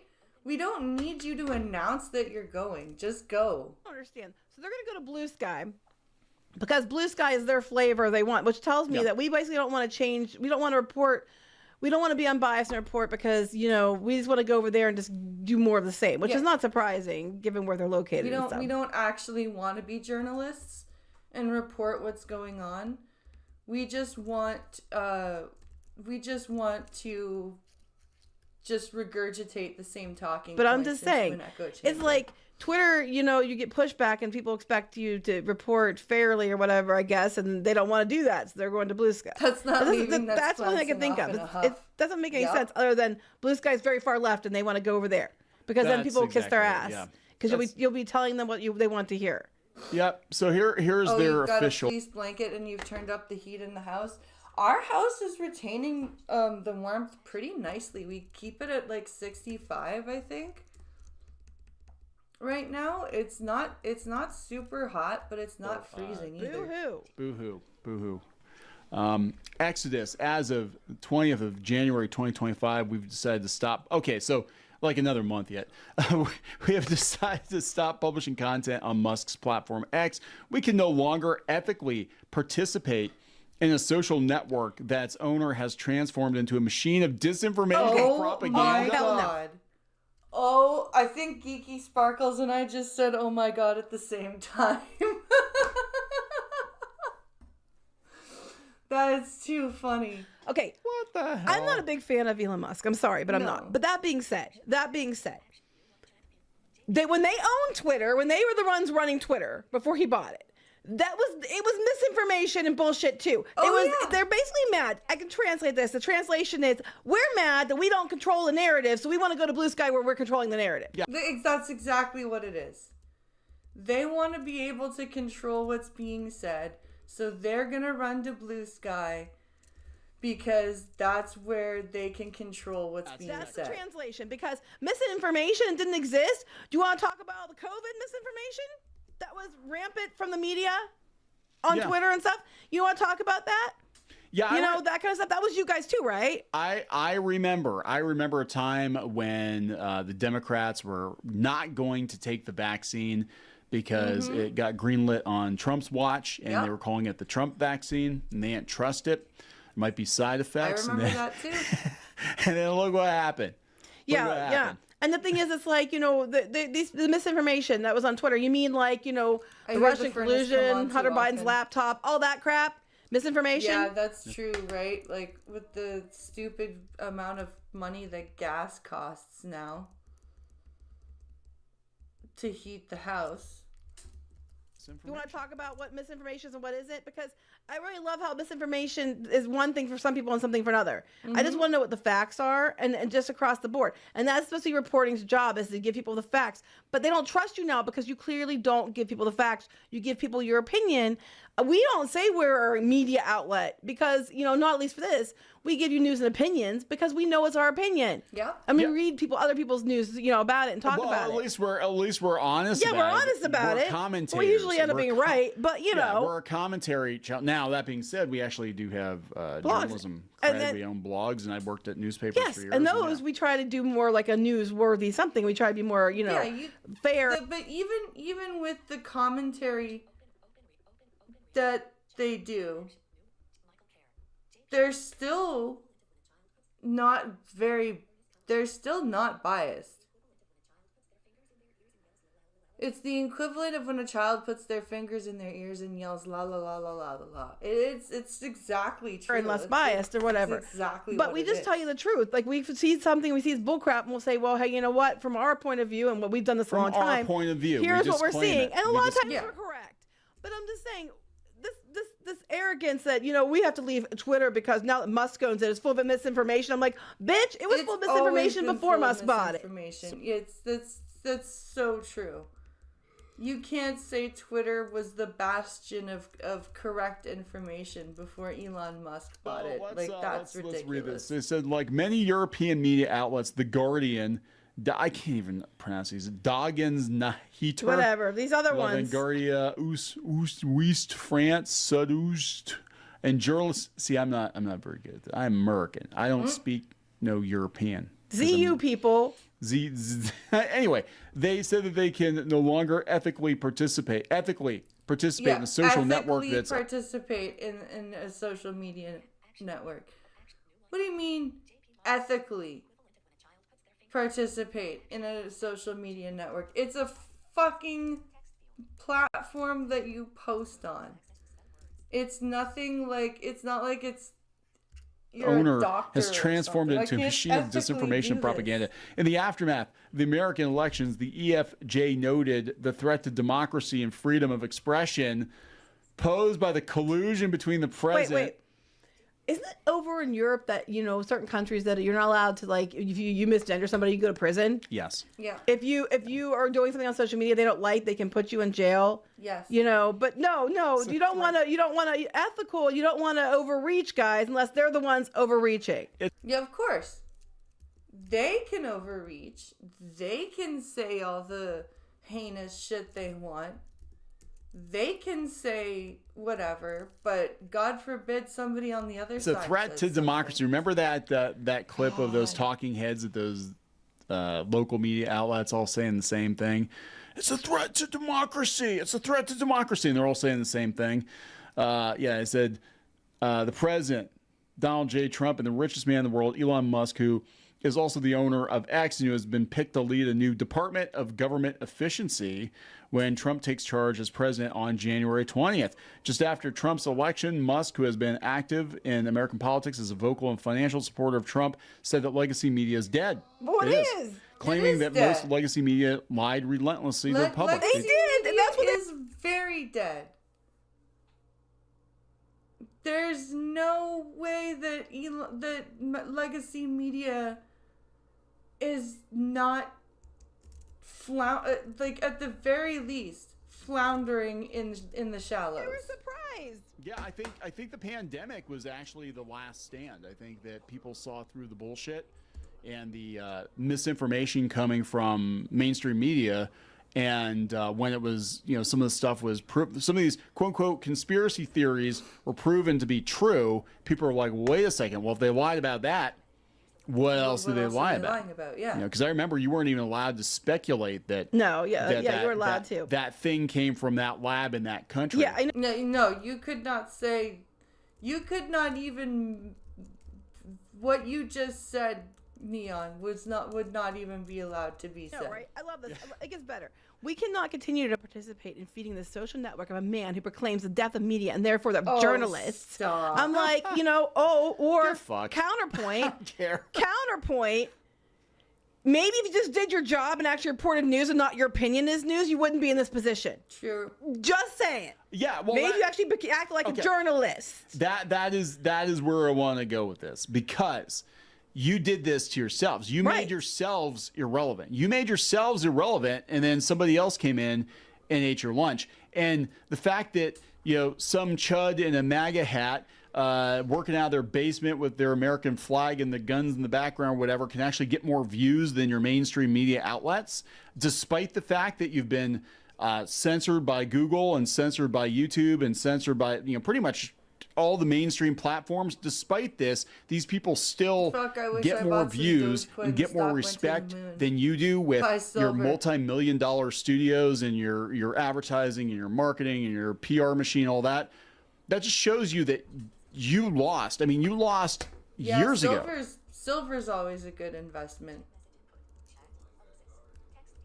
And somebody else picked up the slack. People trust. They don't trust you. No, people trust these people. Yeah, they would rather listen to some rando in his basement because they've been more accurate. Yes, it's all just based on we're just trusting them because they vote the way we do. We're talking about the fact that these people are listening to other people because they're more fair and accurate in their reporting than you are, and that's why that should not be the case. You know what I'm saying? Like, journalism lost its way decades ago.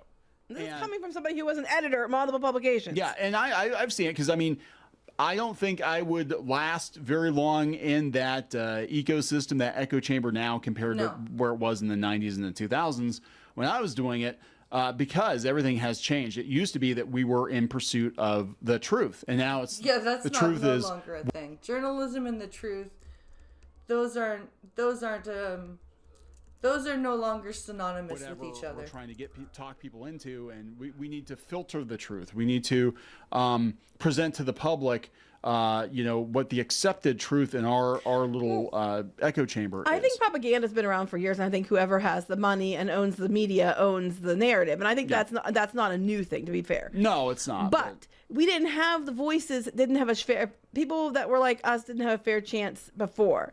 Now people can compete head to head with these places because they have they have opportunity now to get their news out. Not saying version of news, but that could be the truth. Their truth. You know what I'm saying? They have a chance to get on the screen and talk. Their lived experience. Their lived experience. But when I did my research and I did my reporting, this is what I'm finding. And they have that option now where you used to have to accept what the media told you, and that was like what you were told to believe because that's what they said. Now people are on the ground in these locations. Yep. They're all over the place. They all have access to the internet, so you can see firsthand what's really going on. And they don't like that. So here's another. So they're all attacking X right now, and the reason they're attacking X is the same reason they're all mad because they lost. They lost. Yes, yeah. they controlled it. They don't control it now. They blame that for why they lost the election because they think they won the election last time because of Twitter. And I would argue they're probably correct. And then now they're mad, so they're trying to turn against it and get everybody to go where they can control. Ooh, cookies. You again. It's control. The same thing happened with the pop culture media attacking YouTubers. They attacked YouTubers. Or anybody who didn't like a show or movie. Right. And it's because they were losing control. It wasn't that they actually even disagreed necessarily with those YouTubers, but they were losing control. They were losing eyeballs to YouTubers. So the YouTubers became the big bad, the boogeyman. And that's happening now with X. Now that X is basically becoming a news app. Before it was just kind of like a social media. Now it's actually become a news app, and a lot of people go to X first for news because they get it quickly, they get it unfiltered, and they get a whole bunch of different voices, talking about what's actually going on. There are stories that broke on X a week or two before the mainstream media even touched it. And by the time it got to the mainstream media, they would sanitize it, clean it up for presentation to the public. You might have seen this, trending all over or that video. X, but But don't believe your lying eyes. That's not what happened. Don't believe your lying eyes. This is not what happened. So this is how Twitter turning to X changed journalism. Reporters and editors discuss the information cesspool the site has become under the stewardship of one Elon Musk. Unlike before Elon Musk bought it, where the media was just so honest. When the media was super duper honest about everything before Elon Musk bought Twitter, and then they immediately just started lying and told you all the truth all the time. Yeah. God, this is so ridiculous. So they're talking about how important this is. What I told people when this happened, when he bought Twitter. I said, you don't understand. You do not understand how important Twitter was to the media, to the studios, to the machine. Even though it wasn't an app that grandma used, it had an inordinate amount of influence. This is where they would all coordinate cancel culture, campaigns against people, and everybody would kind of collude and get their stories in sync. And and they were doing this on Discords, and then they would just publicly they'd all retweet each other until you believe it. Because, oh my God, there's 50 different media outlets. Granted, 25 of them are owned by the same corporation, but they're all saying the same thing. This must be the truth, right? Everybody's saying it. And they basically gaslight people into thinking that just because a lot of media outlets were saying the same thing, that this was true. And it wasn't. And then people started to see through it. But yeah, this person here, this is... People have started to see through the media's bullcrap. And that is why people just don't care anymore. When journalists are like, I'm quitting Twitter I'm going to Blue Sky. This is a writer of the Mental Health newsletter and used to work for New York Magazine and The Nation. I feel like Twitter back in the day was kind of everything for journalists and writers. It was like a job board, a place of idea generation, a little diary. It was kind of this social map/org chart for understanding. I don't like the taste of bananas, and I don't like the texture of bananas. How, especially in New York, media works and who's doing what and who's friends with who. I can't imagine starting out in the media without that. It was a free orientation tool for the industry. Yes. See also comics, see also animation, see also the video game industry. Again, it wasn't how many people were using Twitter, it was who was using it. Yes. And how you could use it to use that. And how, pretty much. And it basically was, more, again, normal people didn't use it back then. More normal people are using it now, but it was controlled, and you were not allowed to speak out against the narrative. That's true. Because the powers that be, the journalists and the mainstream media would run to the report button whenever you spoke out. When we were rebooting Gawker, this person said. This is a different person. I discovered people through their tweets, even if I just thought they were funny. Yeah, this is Leah Finnegan. Yeah. Yes, Leah Finnegan from Gawker, which didn't last very long, by the way. Here's somebody from Slate. You know, I Have used to them find deep fried with writers and maple stuff. syrup on X, top. the Musk version of Twitter, is less of a discovery tool. For the most part, it's not a great source for editors when it comes to finding substantive ideas.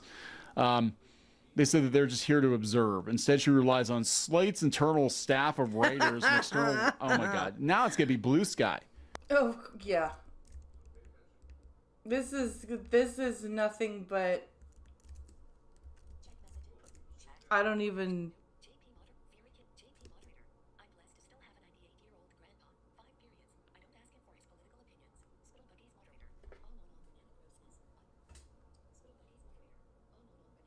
Banana grossness. You don't like wait, bananas I just rely either? on our internal staff of writers and their Slack and what they're telling me we all in lockstep have to write about. They're like, yeah, it's if we're all reading each other's stuff on Substack and recirculating those links, does that just form a weird echo chamber where there just happens to be more paywalls? Substack, remember Substack too? Oh my God. That was the Nazi platform. Why are It they was even the using Nazi Substack? platform. Why are all these people doing that? Said finding a replacement might not even matter because everybody's talking about going to Blue Sky. Not to be dramatic, but I think social media is dead. This is Moskowitz, who's writing a book about drugs. About drugs. This analogy to friends about Twitter and X. Ready? Okay. If you're in a meth house and everyone's arguing over taking apart the toaster oven, and then you stop doing meth and you drive by that meth house and you're like, why does everyone care about that toaster oven? What the hell kind of analogy is that? That doesn't make any sense. That's not even an analogy for anything.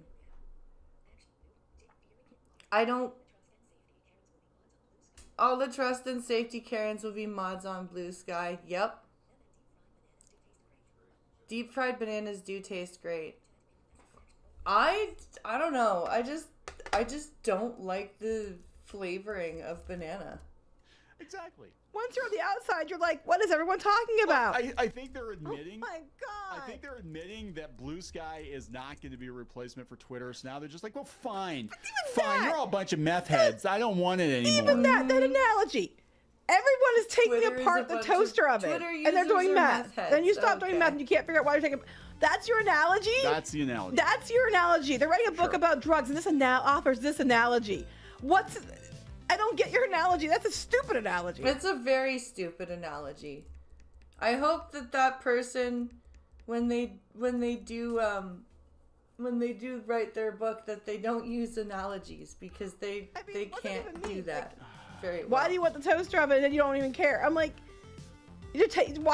were you in a meth house? They were That fighting was over a more of a toaster oven. I'm fever trying dream to than an figure out where you even got analogy, this right? from. Like Is that something that happens normally? Hunter S. Thompson, If you're Gonzo in a meth house, journalism. Is that what we're things talking have about gone here? horribly wrong But in yeah, my life. celebrities leaving Yep. X, going to Blue Sky, finding out the Blue Sky is not exactly the place they were hoping for. Rob Reiner apparently has left X completely, but he's also not posting much on Blue Sky. And I think well, because there's not any dopamine hit for posting on Blue Sky because nobody's there to see what you have to say. Nobody cares about what you have to say. I think they're gonna find out that like you're never gonna be able to go back to that. No. And that's probably a good thing because again, they're telling you they liked it when they used it as their own personal sounding board and it was controlled by the New York media and the LA media. Yeah. And now that everybody can use it, well, it's just not special anymore. Now Yeah, everybody. now that the plebes are using it and the peasants, it's not fun anymore. We don't want to use it anymore. It's just not special anymore. I'm not special, so I'm gonna hold my breath and turn blue, and go to Blue Sky.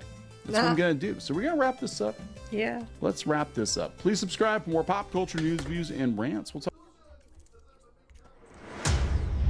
I can't believe that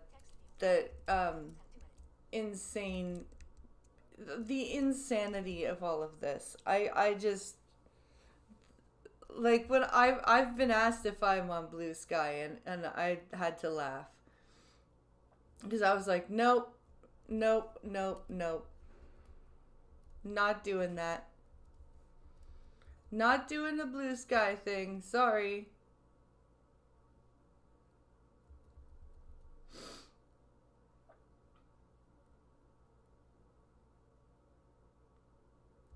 All right, let's see.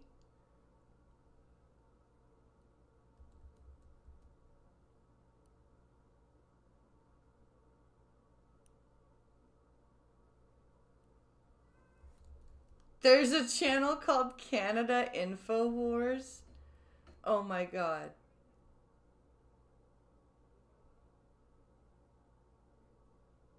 Oh my lord.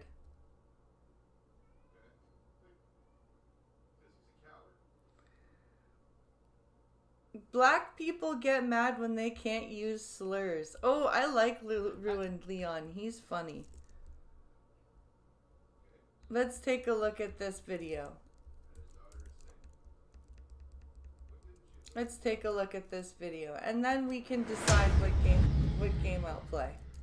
The choices are The Last of Us or Mortal Kombat. I don't have the heart to lie to you. This video might be one of them ones where I get agitated as the video goes on. Why are you gonna get agitated, Leon? You should be calm about things like this. And sometimes I am. But the thing that agitates me with videos like this are the amount of people who set a rule and they don't follow it when the rule comes back to bite them in the keister. Because for some people, it's rules for thee, but not for me. For some people? It's for most people, I would say. I'm at the point now where it's probably most people that it's rules for thee, not for me. I want to be the one to control all of you, but you can't come and use that logic on me because how dare you? As you all may or may not know, because maybe this is your first time seeing me, I'm black, and with that comes a lot of beautiful perks. This beautiful skin being the top priority. And with the good, there also comes the funny, which is the Oppression Olympics, where I compete amongst all the other ethnicities and nationalities for the gold medal of being the most oppressed. And I'm here to say I've never been defeated. But with the good and the funny comes the bad. Oh, of course. What do we have now here, Leon? What craziness have you found for us? Obvious. It's the racism that I have to deal with on a daily basis. The countless slurs that are thrown at my face and the history of what it means to be an African American in the United States of America. I love the sarcasm. I love how he gets. But I am someone who likes to learn from history and not be doomed to repeat it. And I know that saying slurs is mean and offensive. I know that I wouldn't want somebody yelling those things at me, even though I'm not really gonna care as much because I know anyone hurling slurs just wants a reaction. But if you touch me and say slurs, get ready to go meet God or Satan. But besides get ready to go meet God or Satan. Well, like, why would you put your hands on somebody and say a slur? Like, that's not necessary. There are people who make it their life's mission to demand that anyone who is not black say slurs regarding black people. We all know the famous slur. It rhymes with trigger. And recently, there's been a certain kerfuffle around slurs because Kendrick Lamar, known rapper and obvious Canadian hater such as myself, released an... Hey! I liked you, Leon.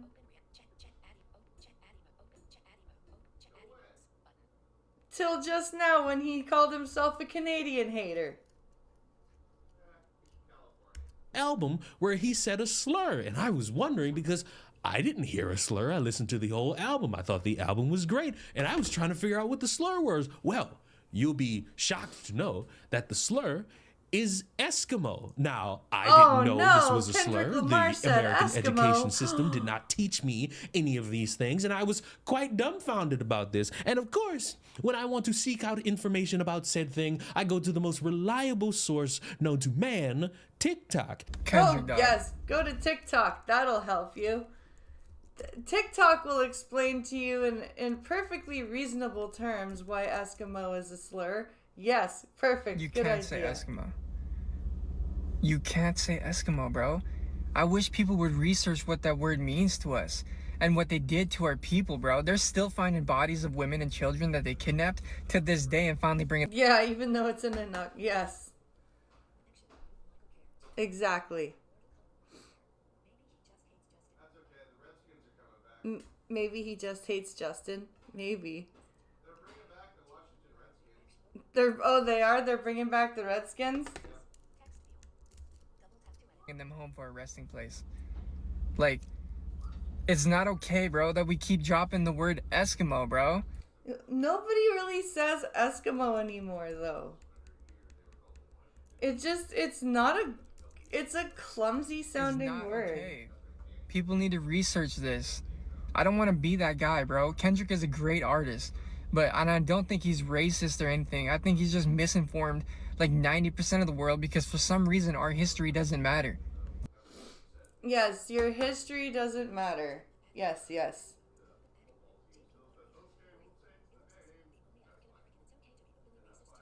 Poor Elon, the only African American it's okay to openly be racist too. Like, it's so stupid to me, man. God, I just wish everyone would research what it means and have a little bit more respect of what happened. And you know what? I'm watching people say they're upset about this, and you know what I think, and I'm only speaking for myself here. I'm thinking, okay, this is offensive to you and your people. I have no reason to say this, even though I never really said it too much in my life to begin with. Right? Like, I think the only time I've said Eskimo in my life is referring to the ice cream treat. Eskimo pie. And then they got changed to Klondike bar. And I thought Eskimo pie got changed to Klondike bar.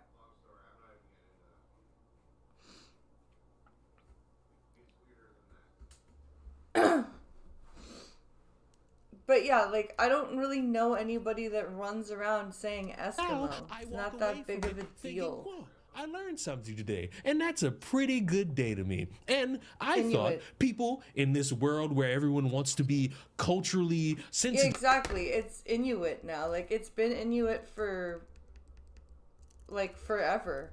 And make sure that no one's offended by anything. I thought people were going to see that and say, yeah, we're not going to say that anymore. And we're not going to make the mistake of saying that out in public in front of a bunch of people.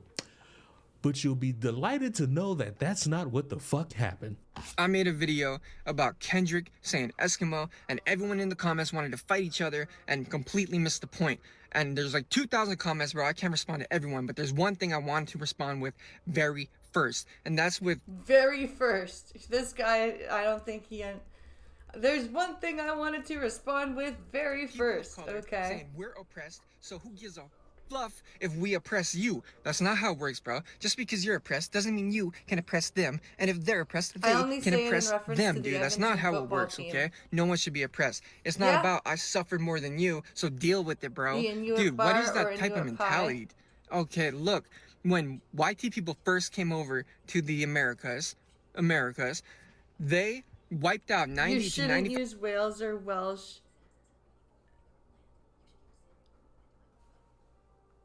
That's funny. 5% of all natives, bro. We are completely overlooked. We try to say something about, oh, we shouldn't be like this. Everybody just like, oh, okay, but there's only like, what, a couple thousand of you? No, bro. It's not about who suffered more, bro. But I'm telling my story of how we suffered. So deal with that, bro. Okay? Deal with that, bro. It's not about Deal with that. It's not about anyone else. This is my story of us, okay? They came over and wiped us out. Diseases, stole our women, stole our kids, shipped them across the whole entire Americas to make them go to school there and like colonize them. YT washed them, bro. And these families that are left over in YT washed them. You can't even say whitewashed them. You've got to say YT washed them. Slavery have to live their life knowing what happened to the kid, and the kid has to live their life knowing what's gonna happen to their family, bro. People were unalived. Everyone has to research what they did to the native population when they came here. We want more respect. We want to be called by the right names, and we want to bring back our history because it is slowly getting wiped. Our languages are getting wiped, and every single thing. And if it keeps going this way, bro, in 100 years, we won't be around on the earth anymore. Okay, that's a little bit extreme. It's a little bit extreme there, TikTok person. There won't be any more native stuff, bro. Okay, so it is dire that we get this shit right and we fix it, bro. And Kendrick saying it, he gives. I don't care about Kendrick saying it, bro. I don't care about him as one person saying it, but him having that platform of one of the greatest rappers to ever live to say it so nonchalantly, bro. Like it's nothing. That's the thing that's bad. Sesame Street saying E is for Eskimo. That's what's so bad, bro. Schools using it on flashcards. That's what's so bad. We are teaching the kids in this country that it's okay to say it. That is nothing. And that's dude, that's just I don't ever remember Sesame Street saying E is for Eskimo. I don't remember that at all. Such an uphill battle, and it's always people saying, "Oh, we were heard more than you, dude." I remember. I don't know about this world anymore. L-E is for Hey, Elmo. bro, watch your fucking mouth. Everything you said was about us. Us. They ain't wipe out 95% of us. We still fucking here. Danish Vikings Watch your came fucking over mouth. and mingled with the natives. That's why I have some native blood in me.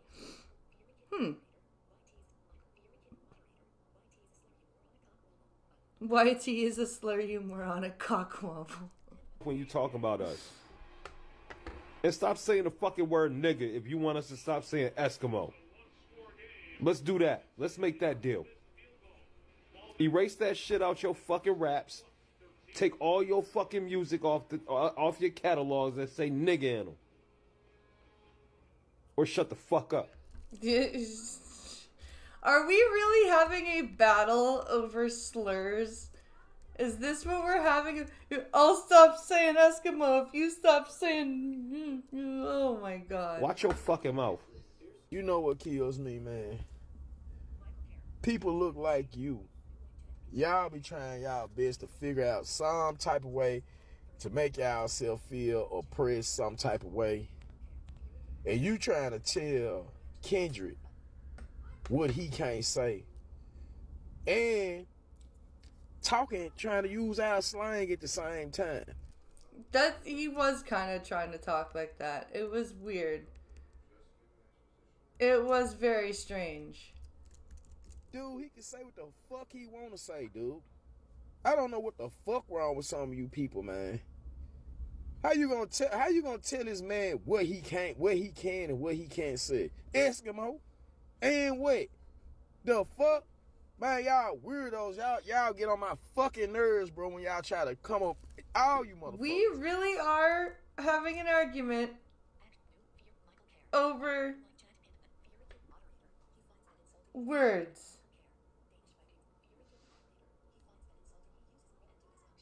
He finds that insulting. He uses bro and dude as punctuation. He does. Especially you pale motherfuckers. Y'all always try to come up with something to make y'all self feel like y'all been oppressed too. Y'all get on my fucking nerve with that, man. Fuck that shit, bro. You don't tell nobody what to say. Eskimo. And what you gonna do about it? Not a fucking thing, dude. Not a fucking thing. God damn, sick of y'all ass.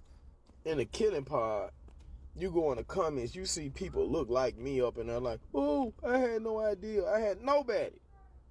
But he wanna hurry up, put that out there like that. But at the same time, I bet you walking through places the way you want to with your pale skin. Oh shit. Jesus Christ, we're really going this far, are we? Over a word. Over a word. You won't confront I want to nobody be that able look to like say you this saying word. that shit when you getting in places where you want to You get. sound like white people So don't wanting tell to yell nobody the what they can say, N-word, bro. dude. I Fucking hope hilarious. every rapper make a song and say Eskimo now. Since I see y'all so offensive, bad. I've been But called you would the say N-word. the It's also a N-word term of with endearment pride. in some And situations. don't act like you don't Yep. see it. You up here talking about some Kendrick dog. I know. But it's really funny how this guy is sounding like so many white people who want to say the N-word. What was that?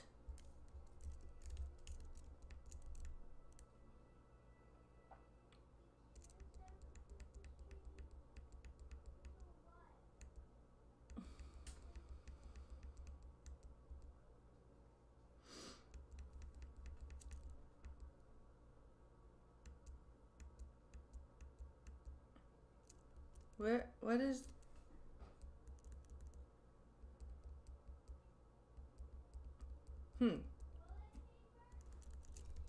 Was that a subscribe? I can't tell what that was.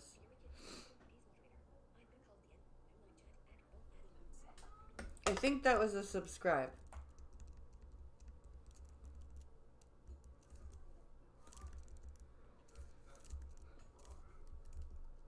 Oh, you see it. Act like you don't see it. Shake it. Y'all, man, y'all. I'm sick of y'all, man. Y'all, sometimes y'all just need to just shut the fuck up, leave well enough alone, bro. Cause you wouldn't do shit to Kendrick if you was in his face and he said that shit. Kendrick, dog, you can't say that. Man, Kendrick, get your ass out of my face, man. Bro, y'all kills me, man. Listen, everybody has the right to feel the way they feel, especially when it comes down to a slur about your people. I can totally understand that. However, but I know how you feel about it, but oh my god. I'm gonna let y'all know right now. I don't give a flying fuck. I'm not gonna hold you. I don't give a fuck. Be offended. The crazy part about this is that this word has been used everywhere by a bunch of different creators, but the only person that he wanted to jump on was Kendrick. The crazy part is that the N-word has been used everywhere by a bunch of creators, and you guys want to use... Oh my god, this is so fucking ironic. Holy shit. To be held accountable for accountability politics and responsibility for everybody else's perceived slur when everybody walks around hurling the N-word all day. And I don't see not one of you motherfuckers, anybody, anywhere, checking your friends and your non-black friends about saying it when you listen to our music, when you bop our songs and all this other shit. This is so funny. This is so fucking ironic. It's not like I can't even handle it. Kendrick Lamar, meet Skip Bayless. Oh, Stezzy, why did you only come for Kendrick? Why didn't you bring it up about anyone else who was saying the word? Right here, March 2023, a YT man on national television. Stop saying YT. The word is white.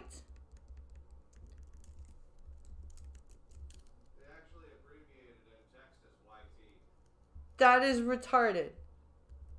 How is saying selling He's actually saying the... to an Eskimo okay to say on national television? I'll come at whoever the fuck says this word. I don't care what color you are. Saying this word is not okay. And if you're not okay with that, then you are just a bitch. Y'all can keep that shit. And I'm gonna let you know 100%, I told you guys, I'm not about to sit up here and play nice with people no more. Because playing nice with y'all doesn't help us. It has never helped us. Because I see a bunch of black people in the comments already getting jumped in. Oh my God, I didn't know it was a slur. I didn't know. Oh my God, I don't give a fuck. Be mad. I don't. I'm sorry. Be mad. I don't give a fuck about it. Because at the end of the day, they hurl so many words at us, and we don't see none of y'all standing in solidarity with us. We don't see y'all standing in solidarity when it comes down to our issues, when it comes down to, helping out with this election, with how they treat black women, with what's going on. So I don't give a fuck. I'm not gonna lie. You mad? Stay mad. Fuck is you talking about? I don't care. Don't listen to the song then. This is insane. The amount of irony that I'm listening to right now is just crazy. Like, I can't believe that they're defending saying Eskimo. Like, it's not that big of a deal, but they're making it such a big deal. Because we got our slurs through all of these different through these different movies, TV shows, music that your friends, your family, your neighborhoods be saying, and y'all don't check them. So please miss me with this performative bullshit that you want us to be upset because he used this word. Check everybody else then. Fuck is you talking about? Like, I don't get this. Like, everybody has to attach responsibility just to black people only. I'm tired of that, and I'm not gonna be performative with it. You mad? Stay fucking mad. Fuck is you talking about? Don't listen to it then. Fuck. I'm confused. This is a bunch of people who I'm certain would take great offense and make it their life's mission to complain about someone hurling slurs at them. Oh, they would. They absolutely would. And if a white person used the N-word in a song, they would be all over that shit. But when somebody is arguably quite calmly being upset about something and broadcasting their upsetness to the world in a calm demeanor, not saying, fuck you black people, how dare you black people do this. They're just saying, hey, this word's offensive. I'm shocked at how many people are targeting this young man and making it such a big issue. I can't believe people would be so egotistical to think that their slur is the only slur that exists. I can't believe that we live in a world where a bunch of people think it necessary to say, hey, you can't tell us what to say. How dare you? Fuck how you feel and all this shit. And third excuse over here and fourth excuse over there. Yeah, it's like I said, it sounds exactly like the racist white people who want to say something about black people. It's insane. Words have power, and sometimes the power is to get angry. Yep. I can't believe until I remember that I'm on a planet full of a bunch of people who like to set rules, but they don't want to follow them. If you're going to sit here and play this game of bringing up the history of black people and talking about how that word offends all black people and how it shouldn't be used and people should be punished for that and yada, yada, yada, when somebody comes to you and says the exact same things about a word that is offensive to their culture, your response should be, yes, we're together on this. Yeah, it should be, oh shit, I am really sorry. I had no idea. You know, let's fight the same battle. Said because they're offensive, not, oh, how dare you sit there and chastise us for this. You should shut your fucking mouth and educate yourselves on other cultures, like how you demand other people pay attention to your fucking culture and everything about you. And if you're not willing to do that, move to the fucking side and go rage bait on fucking Tumblr. We don't have time for you people that want to create these safe spaces where it's just your hug box to be an ignorant piece of shit. It's not acceptable. It's not reasonable. And how dare you? Because it opens the Pandora's box that you know is sitting right next to you. Yep. It does. It absolutely does. It opens that box of racism that you obviously don't want opened towards you, but you would rather open it towards other people. You excuse a couple slurs, there are gonna be people who open the box fully and say, let's bust them all out, because you don't care unless people care about you, and everybody else don't care because they just don't give a fuck. And so, welcome to the consequences of dealing with the rest of the fucking world. And if you want my honest opinion, personally, I feel as though just hurling slurs as insults is a waste of fucking time. It's a waste of effort, and it's a waste of creativity. Because honestly, you gotta be more creative with some insults. Just busting out a slur based on the ethnic group really doesn't hit as much as it did when them people was wearing white and they was burning crosses on everybody's front lawn. You cannot be these stupid people. You can't. You cannot be this dumb. You cannot be this blind to irony. Cannot be this emotionally damaged that you want to set a rule about slurs for your people, but you're not going to willingly follow it when other people say, hey, I know you may not have known this, but this is a slur for my people. It's almost like we need to stop running around and saying people need to go educate themselves and everybody needs to get back in the fucking classroom because you ignorant fucks that like to be pretentious and say, oh, you should go educate yourselves. You're some of the dumbest fucking people out there because you want people to pay attention to your history, but you're not willing to pay attention to everyone else's because I'm sorry to the think piece motherfucker that's writing that paragraph to me right now. Black history isn't the only fucking history here. No, it's not. And it's not intersectionalized with, you know, that's the other problem I have with freaking intersectionalism is everybody tries to intertwine their own bullshit into somebody else's. White history isn't the only fucking history here. Unfortunately, for all of those people who think that the only motherfuckers that exist in this country are white people and black people, there are thousands upon millions of other motherfuckers here who have a background, who have a history. And if you're not willing to fucking educate yourself and learn about their history, don't fucking expect them to care about you, motherfucker. And that should be the end of it. Yeah, it should. But it's not. It should, but it's not, because there's always going to be Oppression Olympics. Because people have set these rules, but they're not going to fucking follow them. So how about this? Everybody take a moment, take a breath, and with me, and hear me as I end this video. Stop fucking thinking you the only people that exist, you narcissistic fucks, and understand that as much as you like to bitch about something that you care about, there are other people who are gonna bitch about the exact same thing, but it's not about you, it's about them. Either be respectful or move the fuck out the way. Are we really up here telling the indigenous community that a word they consider a derogatory slur is not a slur? Because yes, we that's are, crazy apparently. work. Granted, I think a lot of us were unaware, myself included, and I'm Gen X. I've been using that word forever. With each of my children, I used to do this thing called E-word kisses. E-word kiss. Oh my god. Oh my god. E-word kiss. You can't even. Oh, Jesus. I would rub my nose to theirs. It was a very sweet and cute thing that I did. But now what I'm doing with those same 4 children, all of whom are pretty much grown, is telling them, hey, guess what? Did you know that this was actually a derogatory slur and that we don't use that word anymore? Because that's what we do, right? That was a name given to them by the colonizer. That should be all that you need to know that it's a fucking slur.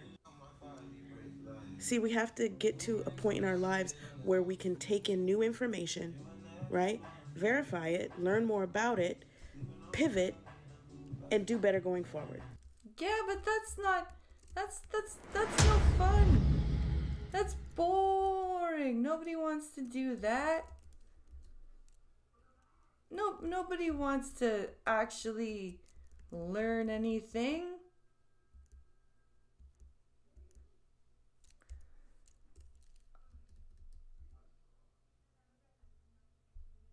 Oh God.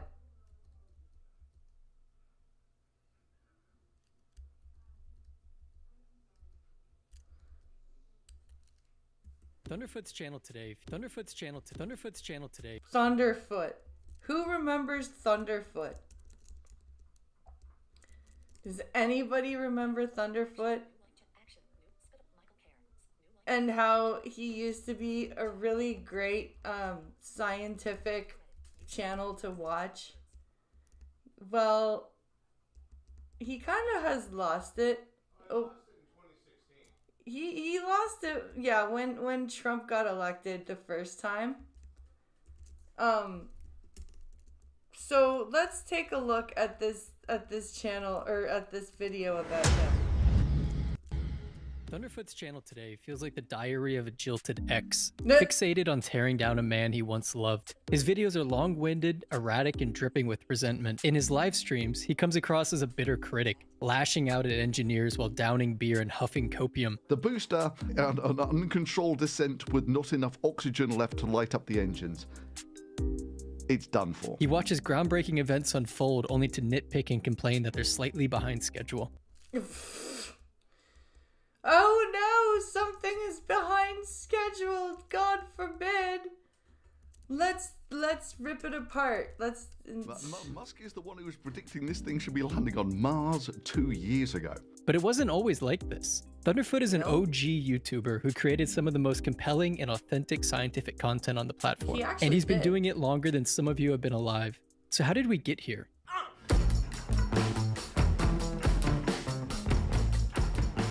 Thunderfoot is a British YouTuber and research scientist. He first uploaded to the platform in 2007. Even if you disagree with him, you have to respect that level of tenure. His initial content was attacking. French was a name given to them by the Germans. the neocon political orthodoxy at the time, mocking the US President George Bush, the war in Iraq, and religion generally. I know the militant atheist thing is a bit cringe these days, but in 2007 that content was hard to find and very valuable. You have to remember, in 2007 we thought Tay Zonday was the pinnacle of YouTube. Chocolate rain. This is Editing Molotov checking in from the future. That actually was the pinnacle of YouTube. That song slaps. The religious rights... They don't even understand their own history. The first... Oh, wow. I didn't know that. Still controlled the Republican Party, and YouTube looked like this. Thunderfoot established himself as a man with intellectual integrity when he published over a dozen videos pointing out that Islam is just as outdated and defunct as every other religion. Yeah, he was very big on the disproving of religion. Very big on scientific videos. That's what Pincalo and I used to watch him for, was his science, like the debunking of like the flat Earth people and the Jeranism guy, and he was along the same lines as Martimer 81. The most pathetic part of the anti-religion movement today is the complete thrashing of Christianity and the silence or even support of Islam. Thunderfoot had no such hypocrisy. He produced bangers such as My Little Finger versus the entire Muslim faith. I will demonstrate that I have more power in my little finger than the Islamic god Allah. Featuring vintage 4chan memes and everything. I love it. And these videos are still up, and I'm guessing he still stands by them today. He has no trolls remorse. He's not delisting them out of some pitiful shame. He's not iDubbbz. I was being very bigoted in a lot of my videos. Shut up! He thinks things through, and he stands by his beliefs. He even had a short free speech arc, speaking out against YouTube censorship and the potential implications of deplatforming people. The price of freedom is eternal vigilance. If you want to defend your freedom of speech, you've got to be perpetually aware to things that might erode it. And many of you will say, well, where's the problem? They're a company, they can do whatever the hell they want. If you don't want to use it, don't use it. No, influence without accountability is the root of corruption. It's a very prescient. To be honest, he started going moody when they started wishing his dad a painful death from cancer.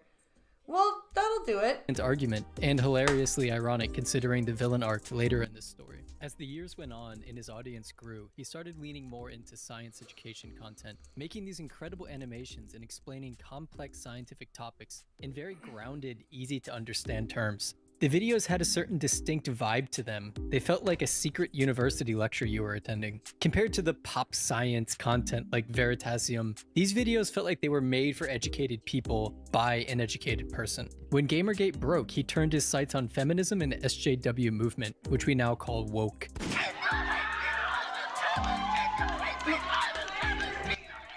And you want to know where all this is coming from? You only have to look at the women's studies courses in America alone. I remember watching these videos, and like Thunderfoot is still. It's still crazy to watch this. This was another huge boon for his channel. The anti-feminism videos massively outperformed the normal content and brought in a whole new audience. At this point, the detractors make up a non-trivial percentage of the human population. We have Republicans, social justice warriors, feminists, and religious folks all teaming up against this man. He's doxxed, he receives death threats, and there are multiple attempts to get him fired from the university where he works as a... Yep, that's true. They've always tried to go after him and his job. It's been crazy. But he stands strong. He's energized by the haters, a habit on display throughout his career on YouTube. And there's a lot of people who hate me on the internet. But Thunderfoot should fucking know better. Your mum's a fucking whore. Fuck you, Thunderfoot. Fuck you. This is why, Thunderfoot. I can't wait for you guys to hurry up and pass away so that more women and non-whites can take their proper seat at the table. Thunderfoot is a clown. At this time, he starts his Busted series, which is hugely popular. I remember Busted. I remember the Busted Debunking series. vaporware products, people, and companies. He does so in a methodical and highly informed way. These videos are great, honestly. Solar Roadways is an all-time classic. I actually used that video to settle an argument with my roommate at the time. The haters kept piling on and his channel kept growing. You can't keep getting away with it! The Busted series consistently received 500,000 to several million views per episode. And then something very surprising happened. He made a candid video about the death of his father. And I think that's what Fury Kitten was referencing when they started, you know, being Sharing happy how about close his they dad. were, the survivor guilt he's struggling with, and the thoughts on his own mortality. So, earlier this week, my dad died. There's complications due to his cancer. Yeah, so much of it just completely blindsided me. I just wasn't ready for it. With my dad and me, not only were we very close, he was still a very mentally active man. The bottom just drops out of your world, and then you still step outside and it's everyone's going about their business as normal, and just seems very difficult. Yeah, because when something happens to you, and when something happens to you like that, it feels almost like a mockery when business goes on as usual. To wrap your head around that. This video is so genuine and vulnerable. Putting this out on YouTube, knowing the most vile portion of your haters will use it against you, takes a lot of bravery. I mean, honestly, this video made me tear up. Anyone who's lost someone close to them can relate to what he's saying. This goes back to his integrity. He talks shit, he inflames people, but he's always honestly conveyed his thoughts on YouTube. And when his thoughts were consumed by grief for the loss of his father, he shared that too. There's a pattern emerging at this point. He speaks his mind without any concern for the detractors. He has mental integrity, curiosity, and he's obviously highly educated. And then in 2016, something happened that would change everything. Donald Trump got elected.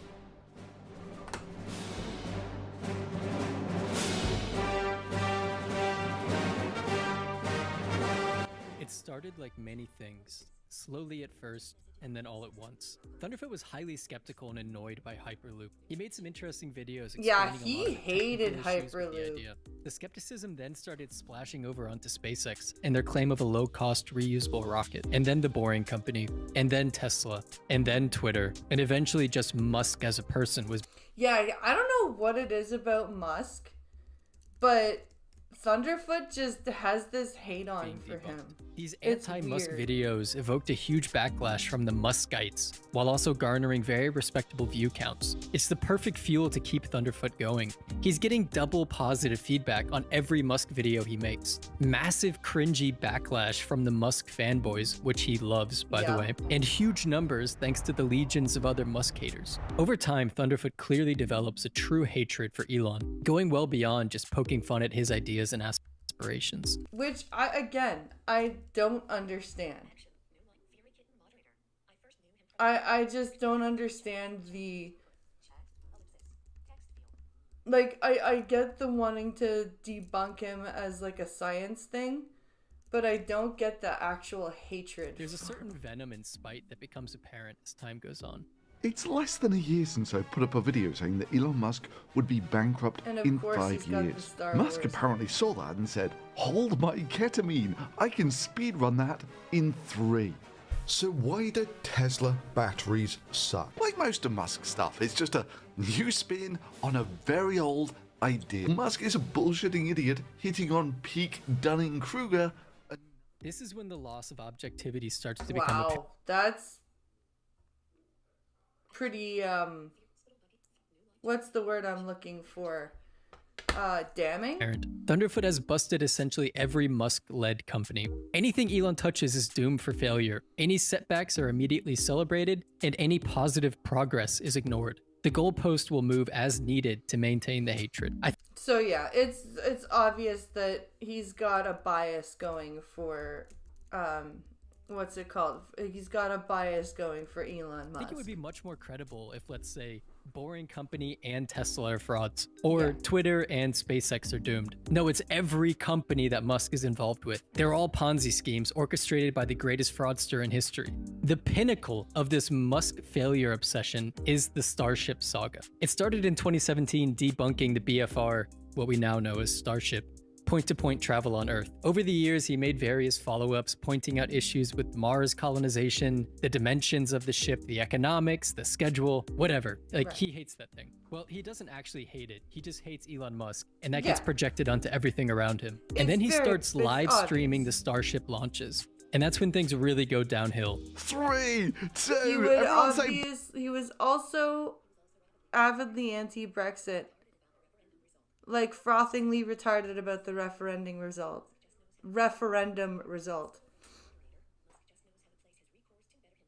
Musk just knows how to place his resources to better himself, and it just happened to help humanity too. Big bada boom! And yeah, all yellow. One engine's gone. I don't think he can make it. Maybe. So I that's bad news. Blow up straight away. Jesus Christ. You can tell he hates Engines him. are going okay. Watch these videos.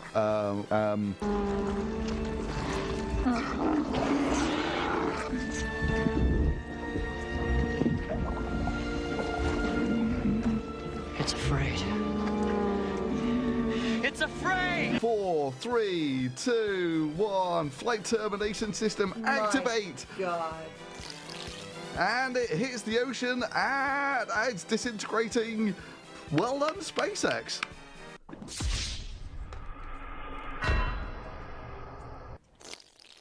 I actually feel bad for the guy. He's obviously a huge space fan, specifically the Saturn V rocket and the shuttle. He talks about it all the time in his videos. But watching the modern day Saturn V be beta tested in real time in HD, it's just, oh, sorry guys, I don't keep up with this stuff. Really? Why? Why would he not keep up with that stuff? That doesn't make any sense. If he loves space and the Saturn V and everything, why wouldn't he? If this was a NASA program, you would need to mop the floor under his chair after each video. But because it's Elon Musk, after the streams, he goes on Twitter and argues with 12-year-olds for hours. Yeah. I'm not exaggerating. Hundreds and hundreds of tweets, defending himself, pointing out the flaws in Musk's schedule, arguing with strangers. Like, it's so futile and pointless. That's sad. That is really, really sad.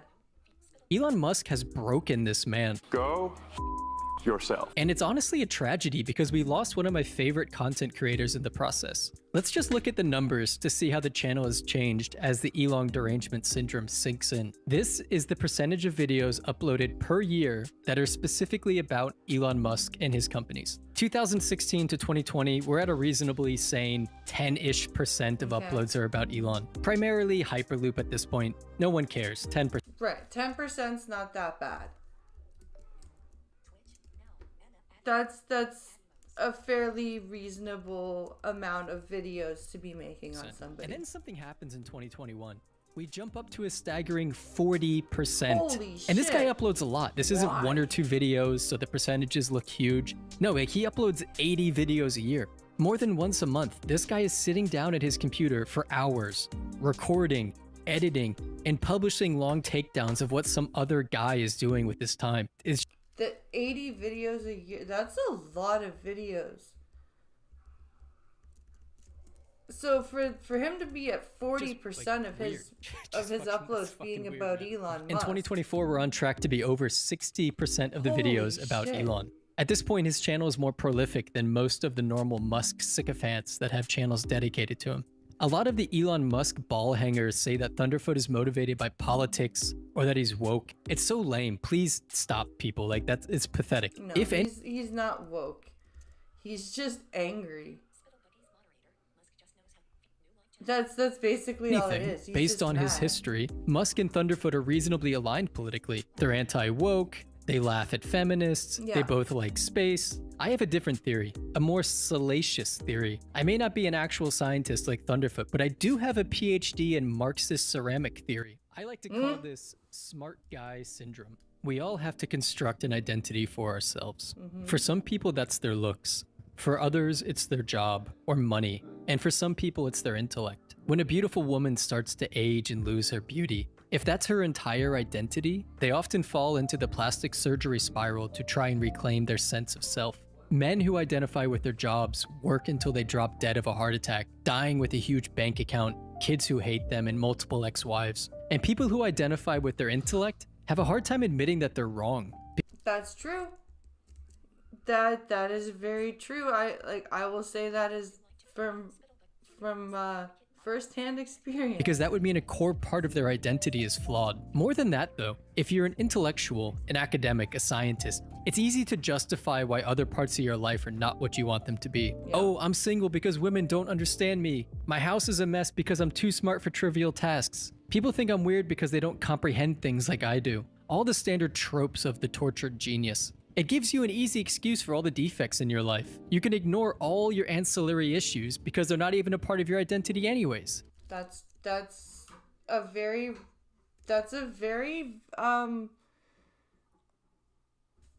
interesting way of putting it. I've never thought about it like that.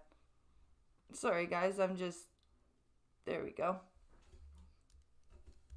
You only identify with your intelligence. And that's the excuse for everything in your life. These types of people hate Elon Musk. He embodies all the traits they try to ignore and is more successful than any of them. He's rich, he's knocked up like half of North America at this point. People think he's cool and smart. So what's my excuse? Well, why don't people think I'm cool and smart? Why haven't I knocked up 20 women? You don't have an excuse anymore.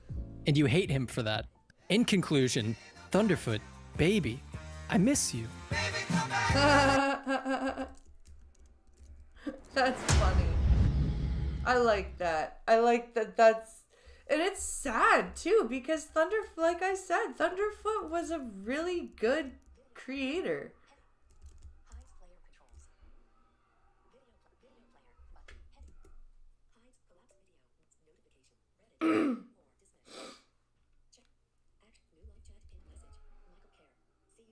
The self-deleting neurological apocalyptic. What?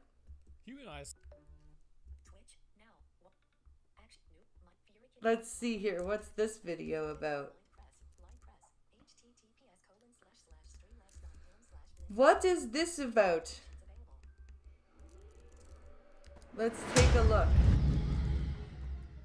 Eyesight is the organ that has catapulted us to where we are now. Being that we are excellent hunters and having binocular vision, it is the capture of light and interpreting that light that has been the most important aspect of our survival. Even the occipital lobe of the brain is pretty much dedicated to the task of deciphering incoming visual information and making sense of it. Our mirror neurons located in several areas of the brain will also allow us to unconsciously pick up patterns to determine dangers and other intent. But even further out to that point, our brains just kind of work seamlessly to determine what we're actually looking at. All of this on a world where sight by light is the absolute chad of moving around the planet. But it's true. That's why people are so afraid of being blind, because they are able to navigate by seeing what's around them, and it makes them feel comfortable, and your brain just interprets basically what your eyes are seeing and puts it all together. What if the mere vision of something could cause us to override our baser instincts of survival? Well then, we are totally boned. And boned we are in the events of Bird Box. As a mysterious apocalypse begins causing people to just straight off themselves, this ultimately would cause humanity to realize we cannot even use the main organ that has shaped our entire race. Oh, fucking Bird Box. Oh, Bird Box. Such a stupid movie. So in today's episode, let's discuss what these creatures are, what impact they have neurologically on humanity, why looking through cameras at them still causes the same effect, and what may be done to combat this issue. But as always, I want to thank you guys for watching. Without you, I'm totally screwed. I hope everyone had a good Thanksgiving. If you'd like to support the channel, I do have more merch dropping that should be Christmas themed here over at RoanokeMerch.com. I also have a gaming channel that allegedly is out, and you want a person talks about a compound, a community as it's known, and also, it's apparently safe. They asked for the younglings and about how the fastest way to get to their compound, which anyone who calls it a compound, I don't know if you want to go there. But anyways, they say the fastest way to get there is by river. Sandra then tells us about how the trip is going to be difficult, that we have to keep our blindfolds on, and also if these younglings take them off, then Sandra is going to hurt them. Dang, coming in hot with that. Well, I would suggest probably keeping those blindfolds. She is like the worst mother ever to these young kids. They pack up to leave on the super happy fun time family trip as Sandra then grabs the birds and they begin their run out of there using their blindfolds. Following the string that she has left, she begins hearing something all around them as she heads down to the river onto the boat. Putting the younglings in, she begins rowing out of there as something makes noises, but sounds like pretty much from the sky. Yeah, it does. I remember watching this movie. It sounded like they were coming from all around, everywhere. It was just so stupid. It's now 5 years earlier. Sandra is painting a group of people. Her sister Jess comes in saying people are thinking that this is serious. Sandra has no idea what she's talking about as Jess then flips on the news to people mass offing themselves in Russia and in Europe, and now it has spread to Alaska. This is what we would call kind of a problem here. So as the sister offers her to come with them, Sandra's actually having her offspring looked at that day via ultrasound. Evidently, her painting is people's inability to connect with others. What fun. They then talk about her boyfriend Ryan leaving her as now she's pretty much on her own. That totally blows for her. So heading to the hospital, she gets her ultrasound done, and then they talk about being pregnant and pregnancy in general and jargon related to pregnancy and how... Yeah, it was very awkward. That scene particularly, it was like, how do we convey that these women are pregnant? I know, we'll just have them talk about pregnancy. Really hard-hitting facts here. Sandra doesn't know if she's going to love her offspring because she hasn't even met them yet. And I mean, that kind of seems pretty standard to me. I know a lot of people are excited, but how can you be attached to something when you haven't even met them? So she doesn't want to know the offspring's gender as she gets handed a form about adoption because clearly she's not interested. So while Sandra then throws up, doctors start running around the hospital indicating it's about to tip off big time in the US. Leaving the bathroom, she then spots that one woman earlier as she begins slamming her head against the glass. Medical bills, I have a lot of people like that. One time I had ocular migraines and I was like, oh God, I'm going blind. So I went to the doctor. They did no tests. The doctor's like, okay, what are your symptoms? I was like, well, I can't see sometimes. It looks like it's shimmering. He's like, yeah, you have ocular migraines. $700. Jesus Christ. $700 for no tests just to be told that you have ocular migraines? That's horrifying. Dope. So anyways, pretty standard. Running outside, Sandra then squads up with her sister as she says whatever was in Russia is here now and they need to go. Which that's actually a pretty Jeep Wagoneer, and I know for a fact that is a 1987 Jeep Wagoneer. Somebody's gonna be like, well, that's a Jeep Cherokee. No, the wood paneling is a dead giveaway. Don't at me. So everyone at this point starts freaking out, driving like lunatics, as Sandra's sister says, say that 3 times fast, that she can't go to her place and she'll just stay with them as everyone then starts offing themselves in a massive scale. Seeing someone else run a red light, because that person definitely knows what's up, Jess then just wants to follow the law during the apocalypse. Like, bruh, run the red light. So she does finally run it as Sandra then reaches for her phone as Jess then sees something in the distance asking, what is that? She begins crying as her eye vessels then start bursting. Very interesting initial damage. Let's talk about that. So what we will see prevalently throughout is massive damage to the ocular organs. Of course, the cornea still appears intact, but the iris and sclera are heavily damaged upon seeing whatever is causing people to freak out. Because of this, I would have to assume the more delicate tissue of the sclera is injured, which is actually causing leaking blood vessels to begin becoming the norm. It does not appear to really affect the epithelial layer of the skin, which there actually may be a reason for that. It seems that if you close your eyes, whatever the energy is, it cannot pierce the skin. The layer of the skin that is pretty much all dead is the epidermis. Dead tissue appears to block whatever the problem is, but the eyes in particular are pretty much all living cells, which seem heavily impacted. So whatever this energy that is being emitted cannot go very deep into the body and just kind of stops at the first layer. What is quite clear, however, is that once entering the eyes, it heavily impacts them. The question is, why? So Jess then tries to crash the car as Sandra was wearing her seatbelt. She ends up living, but seatbelts, of course, they save lives. This This is interesting. I don't know.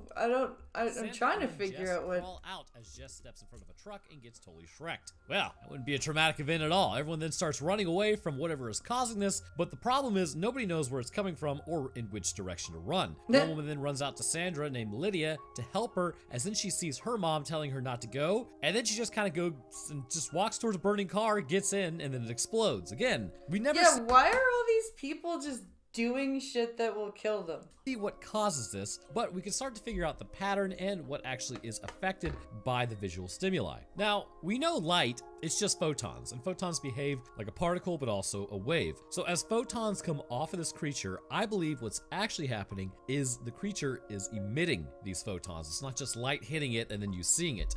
This energy will actually enter the eye, striking the retinas of a person. Upon doing so, the optic nerve is stimulated to transmit the signal, but it's highly likely that if damage on the outside of the eye is taking place, then this means damage internally would be quite high as well.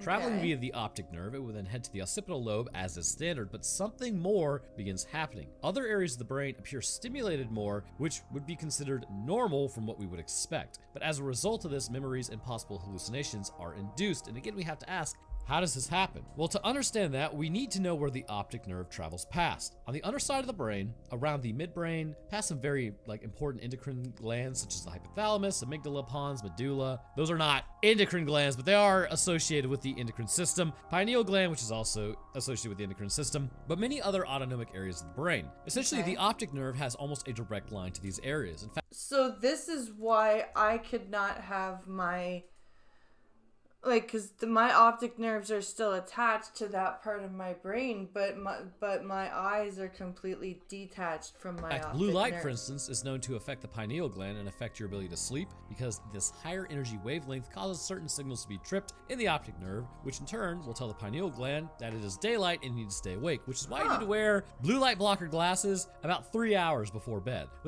Interesting. So that's why my brain doesn't know when it's night and day. This highlights a rather interesting aspect of this process. It's clear something is leaking out, so to speak, from the optic nerve to the actual rest of the brain. But we'll talk about what these hallucinations are here momentarily because I actually see something rather interesting that does link this idea, and I think it confirms my hypothesis, which if this is what it actually is, somebody did do their research, which is pretty cool. You always love to see that, especially in a Netflix movie. But as they try to enter the door, the police show up. Party over, bro. The old man is locked and loaded Brides of Christ, as then they watch the news as to what's happening. Sandra then calls to her mom, who predictably is not answering, as Machine Gun Kelly then pops some pillies. I love the way It really is copying Eminem. This is. So the old man says it's probably bio-warfare, as another woman says she heard something but doesn't know what it was. Everyone hears something, but those who didn't look up are lucky enough to tell the tale. They surmise that whatever it is, it makes you off yourself, as then they start closing up all the windows. Some parents get a call as their offspring then tells them they see something and then horrifically off themselves. One man then says this is endgame. Humanity is being judged currently. Red Vest knows what's up. Humanity has stories from every culture about these things. It's the end time. It's a dog-eat-dog world, and everyone is wearing bacon pants. Sandra then tells one man that her sister saw something and got a look on her face and then took herself out. She looked sad. Another woman then started talking to her mom as the old man says that his wife, or at least that was his wife Lydia, but her mom had been gone for over 10 years. Outside, a ton of people have gotten got as something then passes the window. So these things do have a very real physical form. It's not just like some ghost or something crazy like that. They are real animals that block the sun and create shadows, as we will see later. They can also cause wind to pick up when they descend. This would also mean they're flying because they're able to descend. So to be honest with you, time to fire some flat cannons into the sky randomly. But on the river, it has been 6 hours. As Sandra then throws a blanket over their heads and checks the bird box.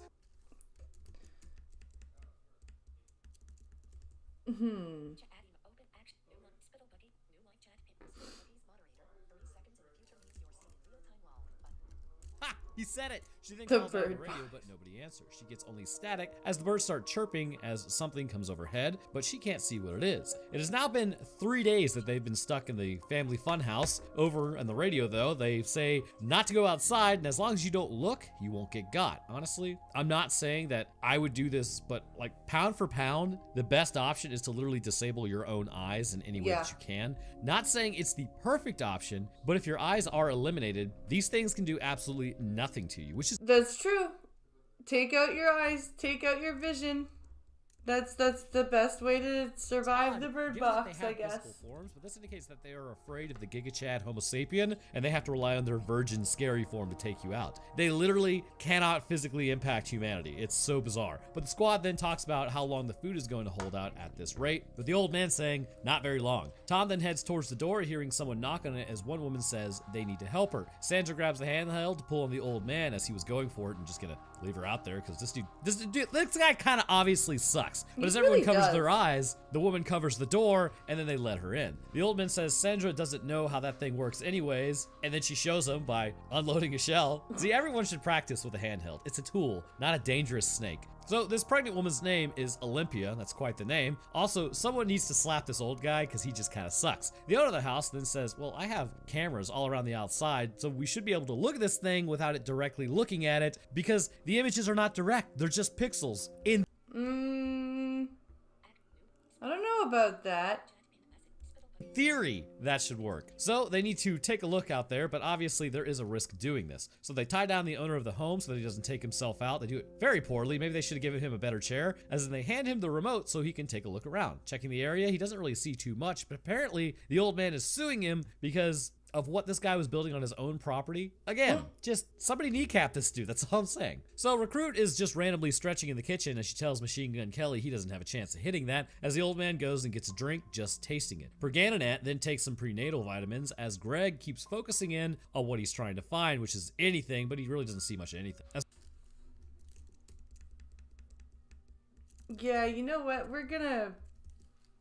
The wind blows though, the shadows change. I think we're gonna look at something else because this is a little bit long-winded.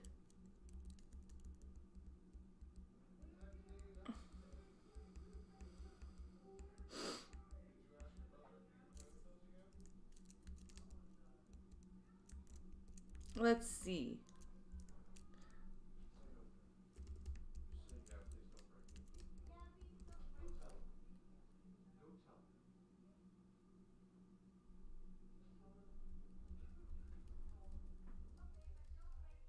Let's see here.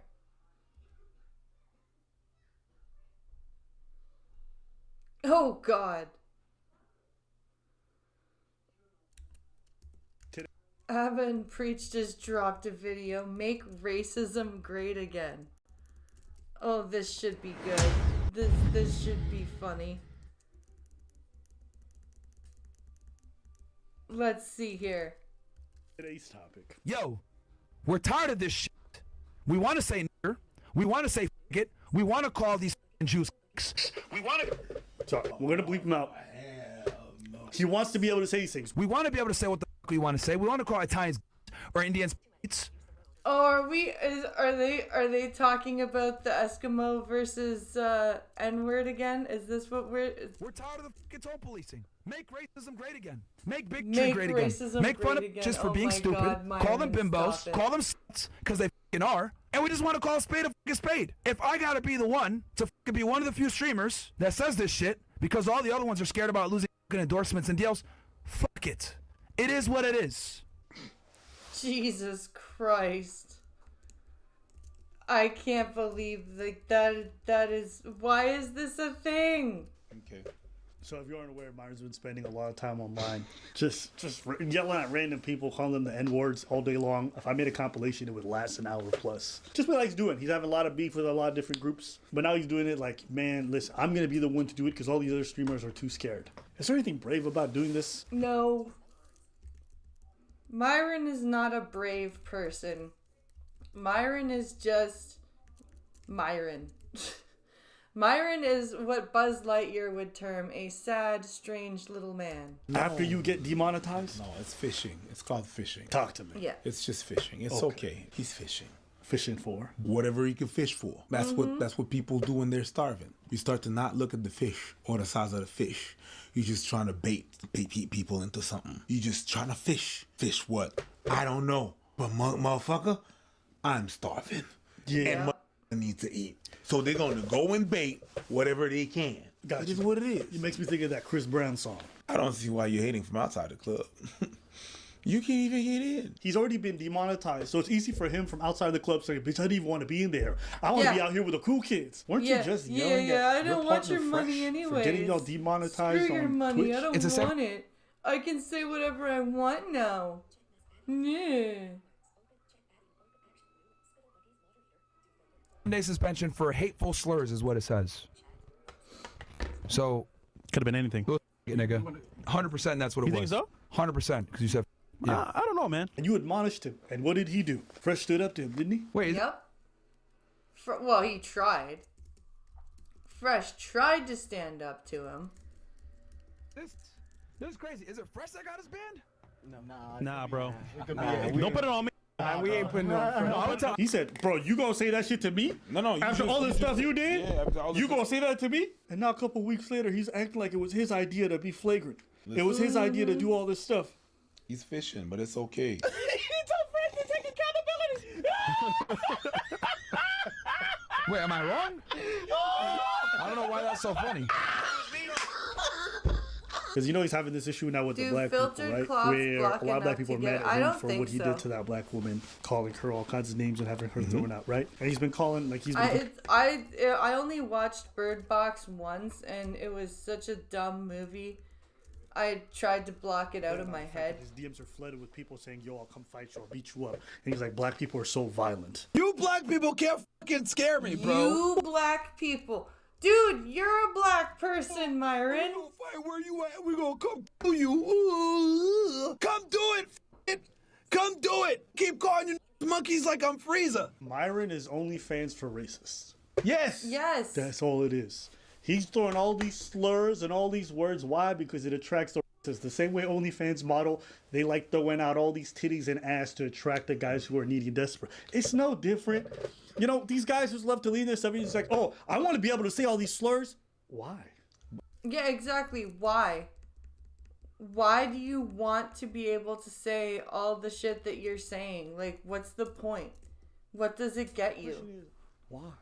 You know, at the end of the day, when I'm in my personal life, I don't spend my day saying slurs offline or online. No. Why? Because it's just unnecessary. It's not like these are words that are somehow beautiful or enhance the language or whatever. You just want to say it because it's inflammatory and someone told you, no, you can't. You because just they wanna said, piss no, you people shouldn't. off. Okay? Now you want to just fire them off. The reason why I don't say the N-word or any stuff is not because I don't want to get demonetized. It's because I just don't really say it in my personal life. Yeah. And most well-functioning adults who have friends, who Don't have do that. real jobs, don't spend all their day saying slurs. Do you know people who do that offline? No. No, I don't know many, like, I don't know anybody that says stuff like that without, like, that's, like, offline. Or anything like that. So it's just this loserdom like online shit where it's like, I'm a free speech warrior. For what? Nobody said you can't say this shit. They said if you're gonna say it, we just don't want to hire you. What do you think? You know what kills me too is like you could never have any job in the face of the planet yelling all these slurs. No. And then they're over here talking about make racism great again. What? Yeah, there's no, like, why do you want to have racism again? Ever something that was acceptable What's the or point? gross on your job? It's time for people to grow up. Time for you guys to be adults. I understand the internet gave a bunch of people money so they can be as juvenile and as stupid as they want to be. But the reality is, in the big world, you can't do a lot of this goofy ass shit. No, you can't. The people that are watching you saying that and everything is like they're just watching a clown in this circus. That's all you're doing. That's right. Like it's entertainment for me because you're that. You're not the friend. You're not the homie. You're not the brother. You're just another clown in a circus that they watch for entertainment. Look at this clown belittling his own people. They really are stupid, and that's you, because that's how they see you. At some point, the thing is, at some point, I really thought he was smart. I thought at some point he was smart. Nope, he's just stupid. I mean, that's what he is. You know, smart comes in different forms. Is his Myron business is an smart? idiot. Not really. He's an idiot. He's not really a businessman. People say he's principled. Personally, No, I don't Myron has no principles. I believe. think being irrational or erratic when you've lost everything is some kind of sign of bravery. How is it brave to yell about all this? If you have nothing to lose, how is it brave to behave how you're behaving? It's See, if he not. would have had everything and would have made this choice consciously, I could understand the free speech. He's only talking like this after he got demonetized on YouTube, after he got demonetized on Twitch, and now all the platforms that are popular for him, he's been removed from. Yeah. Now he's talking like that. And apparently having nothing to lose makes you brave when you It's talk not really like brave that. anymore, bro. You just look goofy. That's it. And it's fine. I'm enjoying this, right? Because y'all were supposed to lap us. Y'all not even in the race no more. I barely see you guys unless I go on Reddit and people are making fun of you. Yeah. YouTube, their shit's been dead. So now, what are we doing at this point? What are we doing? I don't know, man. You don't like seeing the ops just burn in flames? They've been burning. What am I going to look at? Crusts? But I mean, it's wintertime. You don't want to get by the fire and get that heat? No. It's but where my marshmallows at? I feel bad for Fresh now. I never thought I would say this. I feel bad for Fresh. Fresh got a partner which does most of the labor, but also is sinking the ship. Fresh. Yeah. That is true. Fresh is kind of getting screwed now. Really can't say nothing because he's tethered to the guy and he really don't work much. So we got to go down with the ship. But you can see the Fresh eyes. He going, nigga. That being said, I feel for him. I don't. No? No. It really is fishing. Only one gender orgasms creates life. If God doesn't care about a woman's orgasm, why should I? Oh, wow. It's used and abused and it's old. And it's musty. It's what it is. It's what it is, bro. That's it, bro. You talk about, the bonfire. Nah, man. The fire's been out. The fire's been out? Oh, yeah, man. It's like it's not even a bonfire. No? It's just bong water. Oh, Jesus. That's rough. That is rough. Did you see the incident that everyone else wanted to react to? The incident of what? You want to go to war? Come warrior. Out of here, you fat b****. I can match energy with you. Yeah, you are. You're easily 180 plus pounds. Man, you hey, get the out of here. Get the out of here. Screenshots of me. She's ugly. You know what? The fuck? Oh, no, I'm not. I'm going to tell you that you're ugly. You look like you smell like onions. What the fuck are we watching? Holy shit, that's crazy. When y'all come to this podcast, just know that these people right here are going to make y'all feel like y'all are shit. They're going to try to demean y'all to take your energy. You're wearing a wig. Take their mother. You're wearing a wig. How are you going to make fun of her for wearing a wig? How are you going to make fun of her for wearing a wig when you yourself have a hair transplant? Take their mother. That's a good question. How can you make fun of someone for wearing a wig when you have a hair transplant? I have braids in my hair, and this ignorant who looks black and wants to be a... Well, why did you go? You didn't know all that shit before? Like we already know they ain't shit. That's fine. That we know that. That's been said, that's been done, that's passed over. Why did you go? You didn't know? After all the documentation that is out there, you didn't know. Like you decide, you took the corporate decision. You take the corporate decision to go out there in that podcast and act a fool. Yeah, that I don't. I'm with Preach on that one. How did you not know? Foolery happened. Really? To be fair to her, a lot of people don't really know much about the podcast. You have to know where you're going. Yeah. I agree. I think you have to know where you're going. Everyone's responsibility is to research whatever they go on, but the reality is most people don't. I went to Tiger Belly. Think I don't know he's a little bit weird? Stop expecting you from everybody I'm else. not expecting people from me from other people. That's not what it is. Is you supposed to... When you were a kid and you go to your mom and your mom, you're like, hey, Mom, I'm supposed to go to the party. And your mom started to ask you questions. She's prepping you for life. Yeah. It's her job as a mom to know what's going on at the party and for her to ask you so you know what's going on at the party. Who's going to be there? Who are you going with? How far is it? Are any parents, any adults are going to be there? Again? Is there going to be some alcohol? You're expecting you from other people. Because a lot of parents don't ask those questions.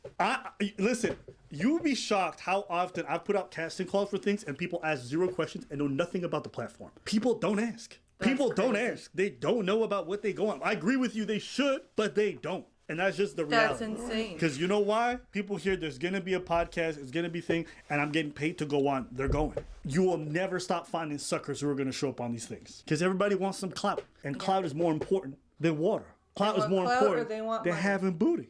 Having some booty was more important than drinking water, man. I like booty. I knew you were going there. I knew you was going Clout there. was more important than having oxygen. And I'm...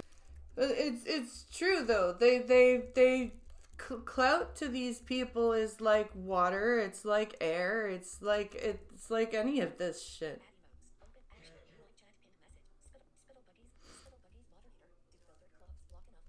I'm gonna have some booty. Booty.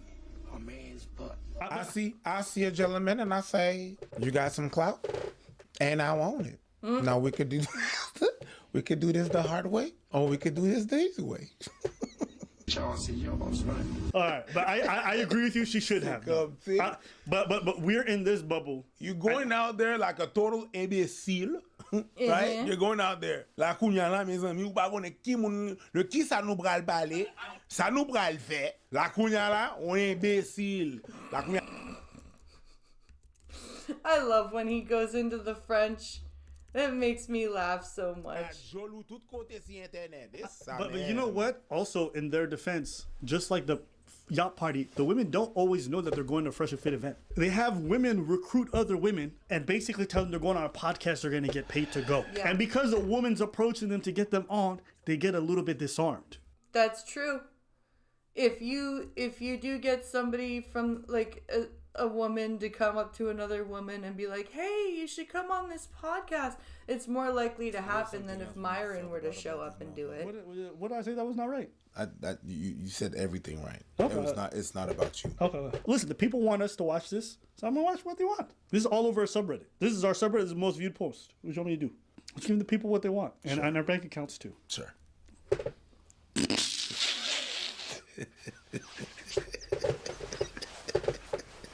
Merry Christmas to you.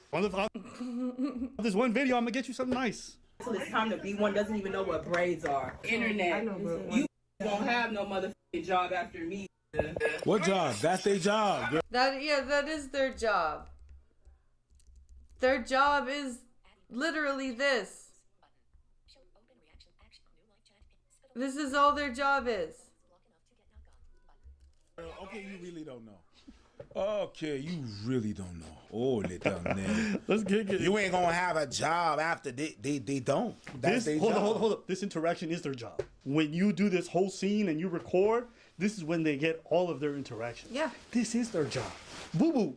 You right now. You're the assignment. You're the paycheck. This is a stand your ground state. Okay? Yeah, you no stupid.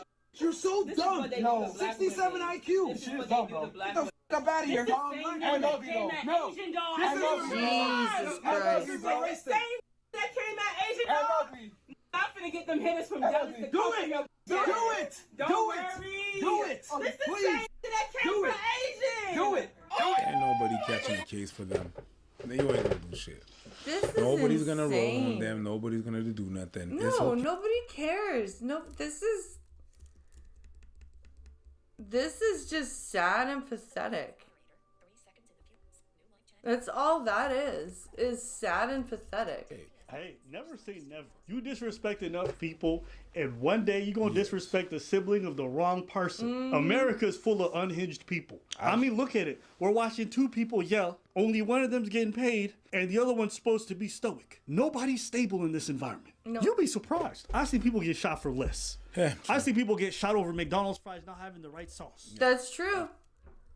I don't have enough chicken nuggets in my order. Bang, bang. It's that crazy. I've seen some people getting shot I'm because just saying. they stepped on their J's. The more you invite this energy of like, do it. Hey, you dumb this, you dumb mom. Yo, you go insult somebody's mom. You don't know which mom, what siblings they got. I'm just saying. Yeah. You invite this energy long enough, I would not be shocked if something. When does it's gonna happen, I'm not gonna be surprised. Okay, so that's why I'm saying. You say nobody's gonna roll. What the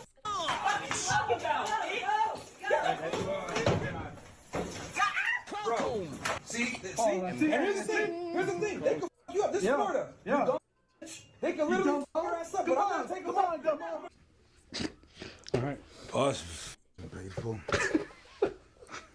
know what y'all was expecting me from rewatching. Like, you know, this one of them ones where I'm like, yeah, y'all me to tell you.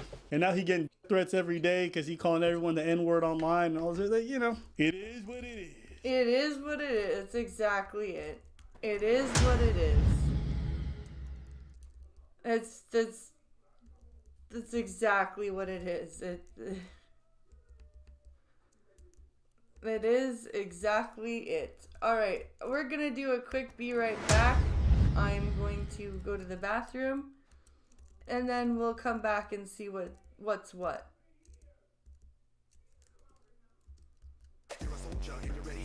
Got a lot of junk in the trunk, you're hardcore. I don't wanna stop, I want you to more, cause you got don't stop now, just get money. Move like a girl, girl, it ain't no hobby. But it's so good, you gotta tell somebody. Lose my mind when I see a hot body. Your hot body, your hot body, your hot body, your hot body. 1, 2, 3 into the 4. Checking out your moves as I walk through the door. Never seen a girl like you any before. Body like a goddess and you move on the floor. You're a soldier and you're ready for war. Got a lot of junk in the trunk, you're hardcore. I don't wanna stop, I want you to more, cause you got a little something I just can't ignore. So go ahead, girl, take your time. Cause you feel like you need a girl, let it all shine. Body like an hourglass, so it's so fine. And if you wanna kick it, girl, give me a sign. You are so in your mind. You're a masterpiece of best by design. And if you was a mountain, I'd be ready for the climb. And I'll be on the spot anywhere, anytime.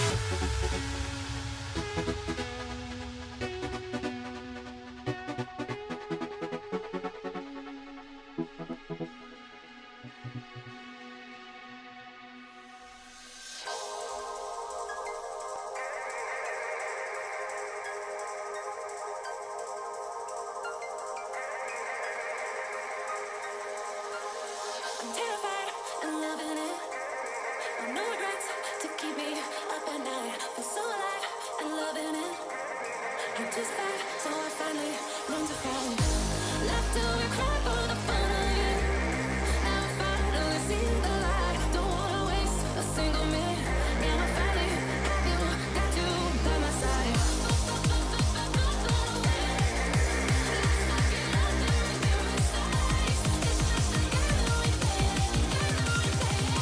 So let's hit the ground.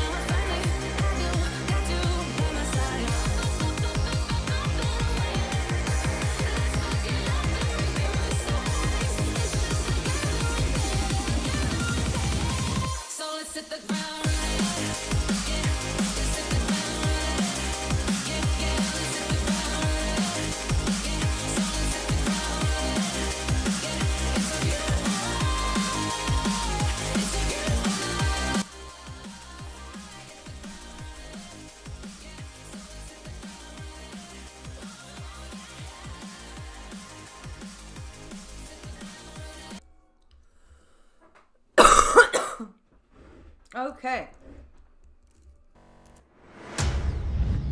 Let's do this thing. I'm just going to quickly do this.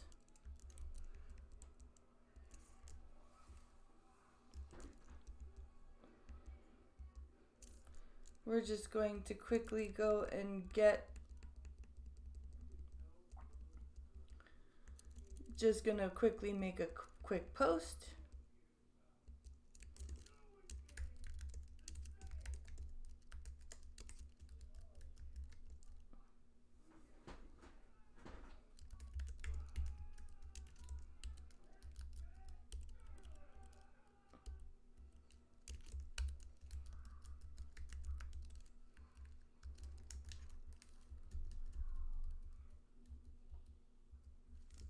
There we go.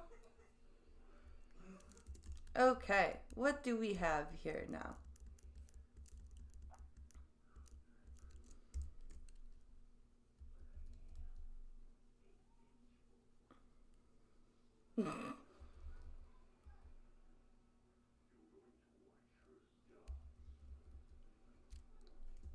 All right, let's see here. That vegan.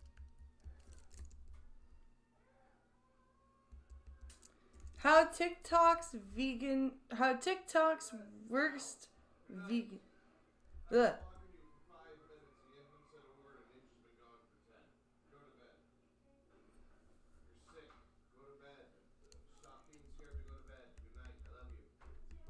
Let's see here. What happened to TikTok's vegan teacher? I don't know. She got banned. Let's see. That vegan teacher. Whatever seemed to happen to her? From calling people and comparing them to Hitler, stalking people online, making the most controversial content I think I've ever seen, being banned on TikTok multiple times. Yeah, she had multiple accounts banned.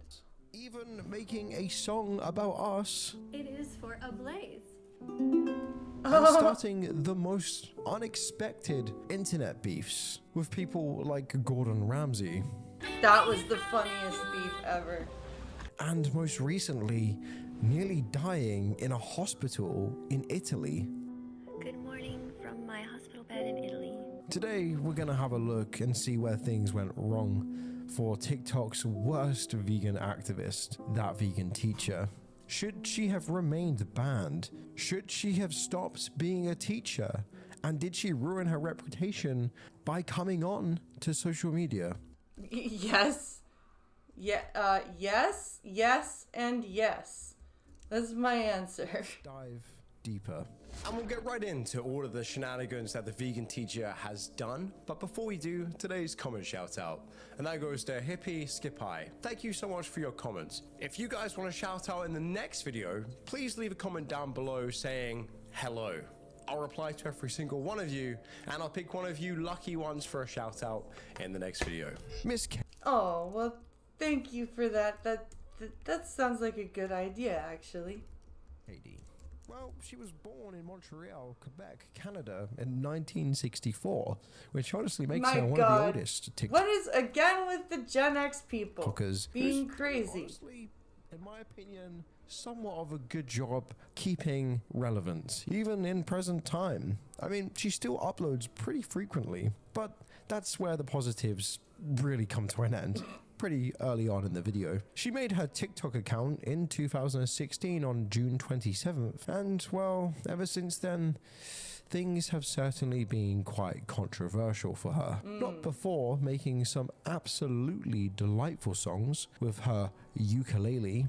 Oh God, because of that vegan teacher and fucking what's her name, Colleen Ballinger, I now hate the ukulele. You don't have to be mean. You can be vegan from now on. I have to eat meat, especially now that I've heard this song. I think I've listened to these so many times on my channel. When I would go to bed at night, I could still hear that goddamn ukulele play. as on the side of things. It's okay. When I did the response to Toxic Gossip Train, I had that in my head forever. However, well, we've got quite the list. Her dog, to start with, Bella, is a dog that's been vegan. I just got back from a walk with Bella Vegan Dog here. Many people online have voiced their opinions and concerns for her dog, calling it straight up animal abuse. It is animal abuse. She forces her dog to eat a vegan diet. It actually dogs need to have a meat diet because they're dogs. So bad that people took to online and made a petition about that vegan teacher's dog back in 2020 on the 25th of June. As of right now, that petition actually has nearly 60,000 signatures, which is kind of crazy when you think about it. That is crazy. It's 60,000 signatures for a petition over an internet personality's dog. An influencer's dog online has that many signatures to get them to stop forcing it to have a vegan diet. Flying cars in 2024. No, we got this. Bella's been vegan since August 2017. Look, she's doing fine. She's normal. Oh, yeah. The dog is doing fine and is normal. Yes,